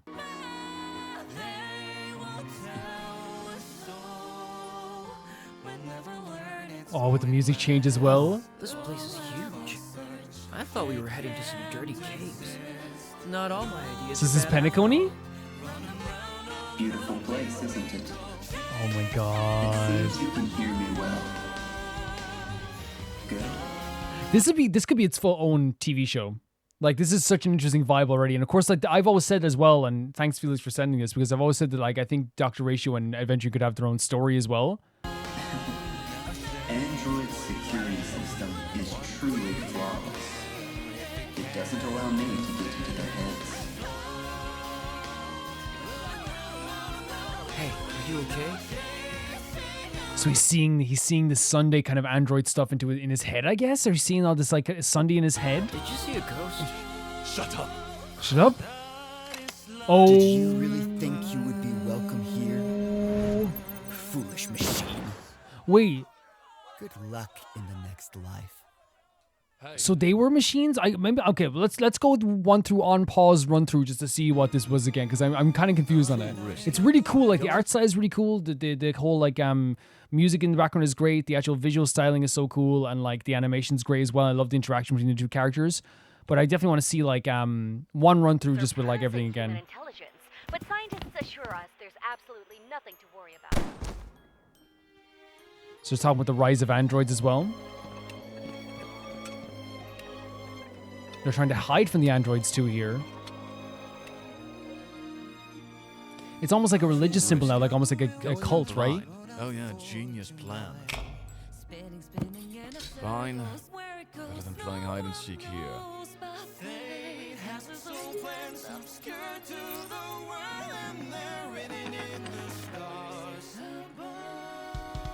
I love that, the good luck next time with the coin. I love the design for adventuring. I don't know what it is, like it's really adorable to me. Do you realize how bad this idea is? Yep. There's barely any info on the shelter. So they're trying to head towards the shelter. Move on. Let me see. In Paniconi, it seems. We need to go down. How did you get it? I'm just smart. See, that's so great as well, by the way. I just didn't notice that the first time, the feather falling down, that's what he noticed. Because I was like, oh, he looked around, but I didn't notice the actual feather. It's such a great style as well. We're here. I don't like it here. Creepy.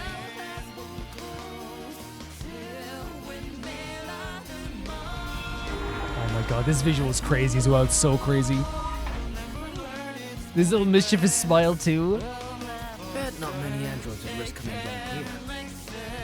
You're wrong. Androids are smart. So wait, is Sunday an android here? Or is he saying that these guys are androids? Crazy as well.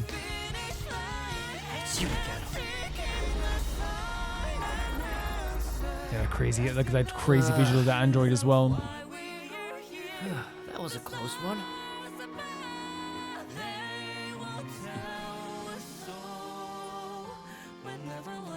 I love the transition of the music into this part as well. This is huge. I thought we were heading to some dirty caves. Not all my ideas are bad after all. Beautiful place, isn't it? Gorgeous. It seems you can hear me well. Good. Android's security system is truly flawless. It doesn't allow me to... Wait, so is he saying that adventuring is like an android? I'm a bit confused on this. I am, but like I'm embracing the art style, embracing the music, embracing the feeling. Did you see a ghost? Shut up. Huh? Did you really think you would be welcome here? Foolish machine. So he is saying he's like a machine. Good luck in the next life. Hey, you hear me? System error. That's what it seems like. Maybe like in that moment he was a machine. Oh, what did it say in the last bit? Sorry about that, guys. It was just almost over there. What did it say in the last part? System error. Okay. Yeah. So this, okay. Even on top of me not understanding like fully what was happening in the story, I do think that it's really, really cool. Right? It's not a thing where I'm looking at this being like, okay, this is like a I'm so confused, so like it's not good or anything like that. I feel like it's one of those things where like I even like when I don't know and understand the story fully, I can still like really embrace the idea of how cool the animation is, how really pretty the character designs are, how I would say like honestly like how gorgeous the music is in the background. All this stuff together makes it like a really interesting watch as well. And I also feel like they have like a really cool I don't know, would you say like a cool energy to the relationship between Dr. Ratio and Adventure? While it's like very subtle because it's not like something that's like so over the top or anything, or like it's there's a lot of it. It's more of a case of like, I think like there's just enough and just like few little interactions that it doesn't actually like, you know, it feels subtle, but at the same time too, really understanding who their personalities are. And that's what I would say. Which is good, which is really cool. Yeah, like again, I don't know what exactly was happening. What my interpretation of what the story is, and maybe I could be wrong, and you can correct me if I'm wrong. I see it as like there's a world of like androids now, where like androids have kind of taken over, and these two guys are looking for shelter. But it seems like eventually might be an android as well, but I don't know. I'm not sure.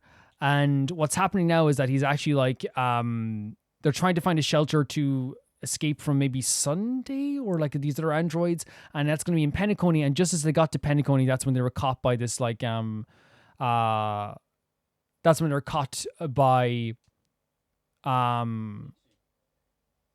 it's like Sunday or that machine as well, and they got the bullet in the head for adventuring. There seems what happened there. That's what I got from the story as well. But really, like on top of everything else, as I said, great animation, great interaction between Sunday and Dr. Ratio. I watched it over again just because, again, I wasn't fully understanding everything, but like I still think it's like a really cool, like the art style is fantastic. It's gorgeous. It's really pretty. The colors are great. So all of that like worked really well for me. So I hope it doesn't sound like I'm just like, oh, like I don't understand it, because I never would be like that. But I think it is like a really, really well done piece of animation. And I feel like it's one of those situations where I feel like this could be its own show. Like I've always wanted the idea of like Dr. Ratio, you know, having his own, how do I say it? Dr. Ratio having his own, and Dr. Ratio and Aventurine having their own show. But of course, like it's one of those situations where like, you know, that's not going to happen. But at least we get it through like some stuff like animation stuff in here like this as well. Because the relationship is special to me. I think they do have a great bond together and showcase here really well too. Sorry again that I feel like an idiot. I feel like an idiot not understanding it fully. But I think that's what we're getting at. They're trying to find a shelter away from these androids. These androids are chasing after them. They got to Penacony, which is shelter, but they ended up getting caught anyway because the plan was apparently crazy for what they were doing there as well. But yeah, beautiful music, beautiful animation, great colors, great visuals, styling to everything. I liked all that stuff as well. And for Rumor's Choice this week, I actually don't have a lot of time today. In fact, like I'm actually like, you know, going to have to go into editing and some other stuff very soon. But I still wanted to watch something. And I found this very short Boys Next Door video. I don't know if like they're even going to let me upload it. But it is Boys Next Door on first pets, impressions of each other and stuff like this too. I think it's about like their first is for Enemy. It's a short video, but it might be fun to watch as well. I have been getting to some more Boys Next Door stuff. Obviously I know that they brought out a new song, by the way, guys. It's one of those situations where like I think I hear people being like, oh, you should check out the new song. I could do it in a separate video. I could basically like at some point I want to be able to create a second channel to do with K-pop. I really do.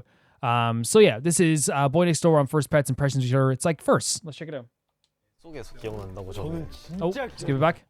문학씨 이거 배 속에서 기억난다고 He remembers being in the womb? This is real. It's real. It's no cap. They have such a charming energy to them anyway. They really do. Like, and again, just like even like first glance as well. Like, you know, by the way, I said this before, and I think Ryu is like so adorable to me. I feel like he's so like he's like a grown man who also just feels very like little. You know what I mean? Like, it's crazy. I don't know. Boy Next Door. Hello, we are Boy Next Door. Hi, I'm Myung-jeon. I'm the leader of the Boy Next Door. Hi, I'm Ryu. Hi, I'm Lihan. Hi guys, my name is Songho. Hi, my name is Taesan. Hi, I'm Loona.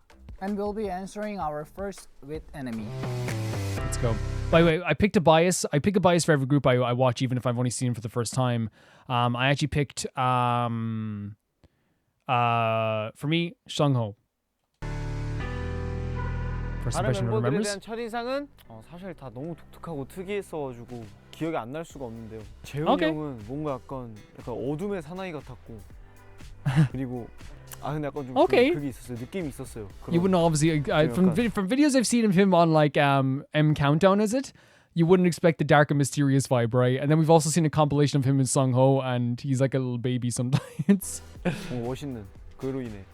그리고 리우 형은 약간 What? 최종 보스 같은 느낌이었고 이한 형은 정말 뭔가 Wonok 보고 like 나서 약간 loves these 종잡을 수 guys. 없는 약간 어떤 사람인지 뭔가 좀 신비함의 존재였고 성호 형은 완전 그냥 그 당시 저를 okay. 약간 알려준 선생님 같은 역할이었고요. Oh, he's really pretty though, isn't he? 태난이 형은 What, 그냥 him saying that he was like a teacher. What's so interesting is that like the thing that I see often about Sungho is that people say he's like the mother of the group. So I wonder if that like is like what the vibe they still get from that as well. You know, Tae-san was just Tae-san. 가장 빨리 친해진 형이었습니다. Okay. 좋네요. He did a really good job with that. That's like I know it's not just media training, but like being able to express yourself like that, like on camera so easily, it does take a lot of effort. I think it's just like you made it look really effortless. First artist you fell in love with. I'll answer my question sometimes for these two. My answer with the first artist I fell in love with was Linkin Park. 제가 제일 처음으로 좋아하게 된 아티스트는 비틀즈입니다. Great. 제가 처음으로 좋아하게 된 아티스트는 쿨 선배님들입니다. Cool. Is that a group in K-pop? I never heard of them. But yeah, great picks, I guess, because obviously like the Beatles are fantastic. First text you sent this morning. I love this idea. 내려가고 있습니다. 난 문자 안 했는데 오늘 아무도. Taesung's giving off the mysterious vibe. 매니저님께 드렸던 문자였습니다. 아침에 출발할 때 내려가고 있습니다라고 문자 드렸어요. Okay. First time you were recognized in public. Oh, this is a really interesting question. 그래서 처음으로 외출 중 팬이 알아본 순간은 아직까지 한 번도 없었습니다. Not yet, no? 편의점에 물건 사러 갔다가 그 편의점 직원분께서 Oh, that's very cool. 알아봐 주셔서 응원을 받았던 게 처음이었던 것 같아요. That's the ideal interaction, right? 재현이랑 가면 알아봐요. 역시 명재현. M countdown MC. Honestly though, like I will say, like for me, Boys Next Door, all I knew about Boys Next Door for a while. Look at Reba's smile, by the way. All I knew about him for a while was legitimately like M Countdown. The guy from M Countdown was with Song Han Bin. Like, and that's just how it happens. Like, it's not an insult to the Boy Next Door because now that I know them, it's like I think that they're actually like, you know, a really talented group that have so many like talented things going for them, and really like you know the definition of an it group, you know, like the it group, you know. But yeah, like that's the ideal interaction you want with people too. And again, like it's one of those things where like again, I knew about Jaehoon, but I didn't know about the other members until much later. 감사합니다. Thank you. First pet. Mine was a cat. 다 반려동물이 계시잖아요. 태산 씨도 있고 성우 씨도 있고 이한 씨도 있고. Can I say as well, before they go on with the pet stuff, the styling is so great. It's so great. Like Sungho's top here, like usually like it's so funny how like have you ever felt this way when you look at guys like this and you're like, man, when I wear something like that, I probably look a bit silly. But Sungho looks great in this. You know what I mean? But they all have great style. They really do. 처음이니까 첫 반려동물은 Okay. 저는 어항이었어요. 초등학교 다니기 전에 이때 어쨌든 10대 이전에 부모님께서 Guppies, okay. 집에 구피를 처음 이렇게 가져오셨습니다. 전 새우였습니다. 새우를 키웠어요? A shrimp. I feel like this video could have been like 10 hours long, man. I want to hear even more of this stuff. First childhood memory. What is this in the womb? 문학 씨 이거 뱃속에 This is hilarious. I cannot believe this. 진짜 기억이 나. 이게 거짓말이 아니야. Believe Wonok. 진짜 내가 엄마 뱃속에서 내가 비행기 한 번도 타본 적이 없는데 진짜 비행기를 I believe him. I don't care. 진짜 나요. 항상 이걸 How can you look at this face? Like, I can't, if you say no to him, come on, like, how could you? 진짜 나요, 저. This is real. 저는 그럼 엄마 배 차드는 게 시절이 생각이 나네요. 그래서 있을 수 있다 생각해요, 진짜. 나는 진짜 엄마 뱃속에서 엄마 눈으로 그 비행기 밖을 봤던 기억이 나. I'm not sure how that's how it works, but honestly, you know what? Actually, it does. I'm sorry. Look at his smile. It does. That's how it works. 진짜로? 근데 저 이거 책에서 본 적 있어요. 세상의 0.2%인가? 아 저도 있었어요. 뭐. So he's 0.2%. There he is. 예쁘게 자라라 이렇게 말해주던 목소리가 참 그립네요. That's so sweet. That's a really sweet memory to have, right? To be like to have such a happy memory with your parents as well. First memory as a trainee. I believe Wonok, by the way. Like if you don't believe Wonok, then you're just delusional. You know, delusional. 가장 오래된 연습생 시절 기억은 부모님이 엄마랑 손잡고 서울에 올라왔던. Oh, the moving part of it, because that's a big thing with like all these artists, and that's why I never get like with when people like demean K-pop artists and like say like, oh, like they like it always pisses me off when people say like they didn't work hard, they didn't do this stuff, they you know they got like manufactured as a group or whatever, and it's like legitimately I do think K-pop stars like work harder than most like pop stars in other parts of the world. Like obviously not like, you know, there's like similar situations in J-pop and Chinese pop as well, and like other pop like stuff as well. Of course there is, but like some of these people like upend their whole lives very young to move to a different place. Idol, for example, like as a group, you're talking about like a bunch of gals who moved from different countries to Korea. by themselves. Like I'm not trying to be bad. Like again, it's not me saying like, you know, like other pop stars aren't good. I'm saying that like whenever people demean them, it's like think about that just in general, right? 7th grade, upending your life and moving to a new place, working so hard day and night to be like a trainee. Like they work hard to get to where they are. You know what I mean? The time they put in as being a trainee and sometimes the way they're treated even as trainees, to me more makes up for anything that like, you know, they get afterwards. They deserve all the praise and fame in the world. 서울이 굉장히 복잡했었어요. 그 당시에 저는. 그죠. Oh wow. 어려웠습니다. 그거랑 Of course it's not easy, yeah. 코로나 때 저희 집에서 영상 평가 촬영 찍었던 거. That's very sweet. First dream job. Mine, legitimately, when I was younger, was working in an office job, but now I never want that. No offense to office jobs, just not for me. And then I wanted to be a wrestling commentator. I wanted to, believe it or not, I wanted to talk for a living. Would you believe? 경찰이었습니다. 네. 멋있다. 드라마 보고 경찰이 되고 싶었고. Oh, that makes sense. 그 다음에 의사였는데. That makes perfect sense. 안 될 것 같아서. 공부를 그 정도까지. 저는 스파이더맨이었어요. 오, It's a good job. 오, 좋네요. 친절한 이웃 되셨네요. First vacation, and that's the thing as well. Like, you know, like what you want to be when you're younger was not the same when you want to be in your. Like I just said, I used to see people working in offices. Like I saw Hank Hill working behind a desk, and I was like, I want to do that. You know what I mean? I want to be in that job. You know what I mean? And then I saw people being commentators, and I remember like, you know, in the schoolyard, people would play wrestling. And they'd be like, do you want to play? And I'd be like, can I commentate? And they probably thought I was a weirdo, just being like, sure. And I'd be on the side going, oh, and he hits him with the chair. Oh my God. You know, like I was doing all that stuff.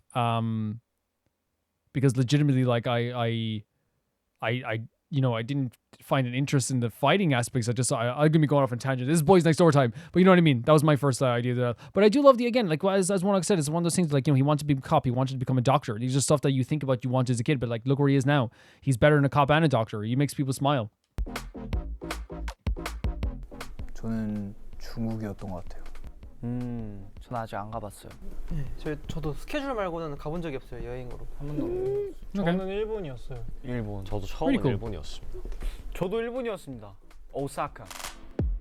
First song you finished writing together? Oh, very interesting question. 저희가 처음으로 작사 작곡한 저희 팀 노래는 이제 저희 데뷔 앨범 Taesung gives us such a cool vibe. 음악들을 His hair is great here. 처음부터 작업을 했습니다. First thing you will do when your new genre drops? No genre, sorry. 발매되는 처음으로 할 일은 팬 쇼케이스가 되지 않을까요, 아마? 예. 다음 날에 이제 첫 번째 사전 녹화가 진행되죠. 네, 맞습니다. Thanks for watching our first on Anemo. Oh my God, I love him. He's just such a pretty person. Look at this. He's just really, really pretty. 다음 날에 이제 첫 번째 사전 녹화가 His 진행되죠. 네, 맞습니다. stunning eyes. Thanks for watching our first on Anemo. Hope you enjoyed it. I did. Yeah, a short video here as well. I didn't want to like, you know, overload anything today as well because obviously I didn't want to come away from this like, you know, super tired either.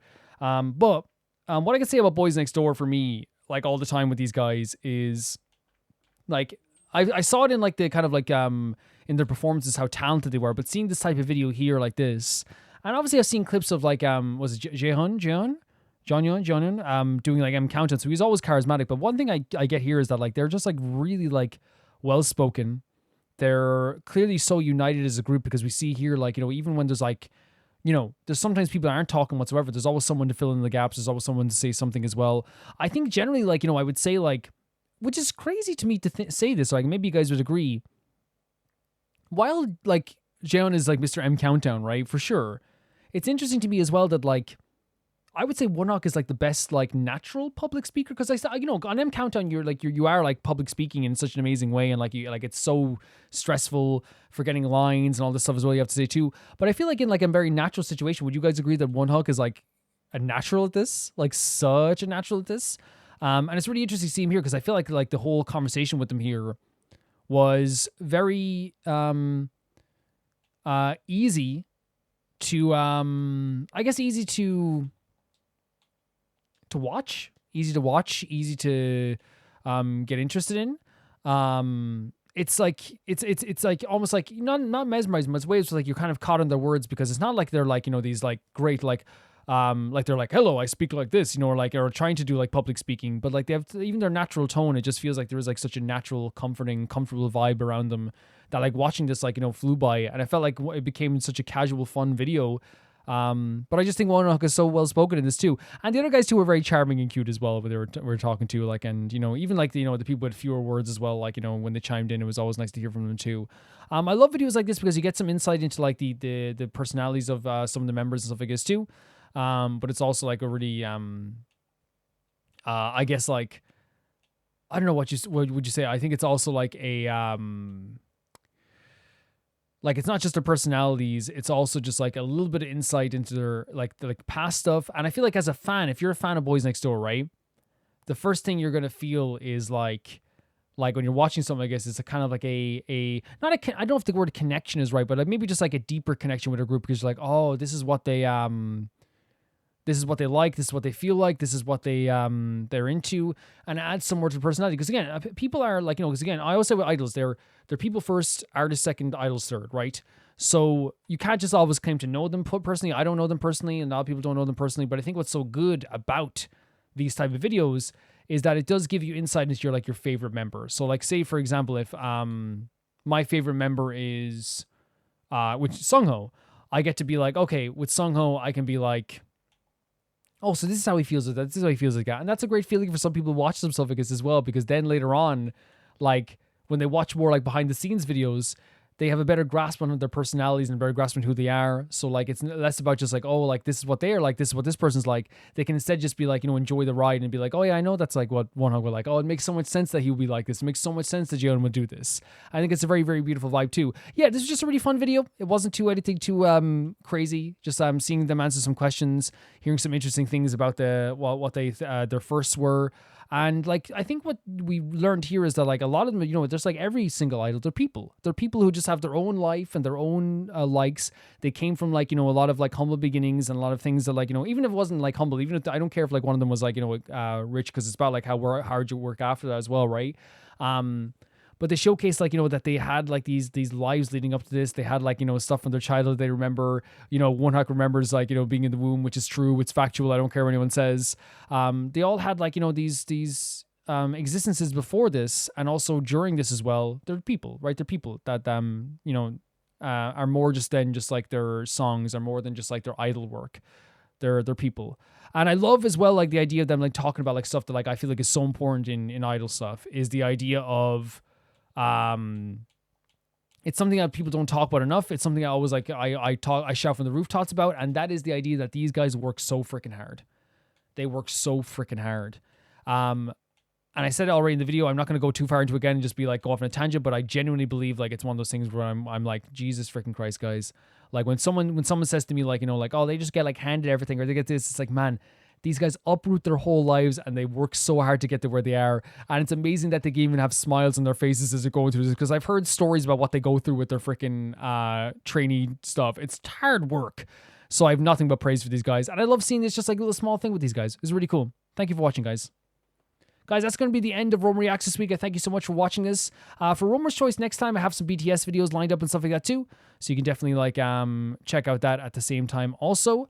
Really, I just had like such a fantastic time getting into this, honestly. It is always like a great time to see all your videos, and this time was no different, 110%. And I want to say thank you so much to my patrons of the highest tier, and that is Tyfer R2, Jamie Bull, Johnny the Banana, The Ghosting Izuma, Felicitas Felix, Ewald Radish and Usta, Lynx Marky, Assassin, True Peanut Butter, Peter Shelson, Leon, Hikesperian, Jared Bianum, at the highest tier on my YouTube, Royal Gamer 7, Blasco, and Lucinagi, and I'll see you all so soon. Bye-bye.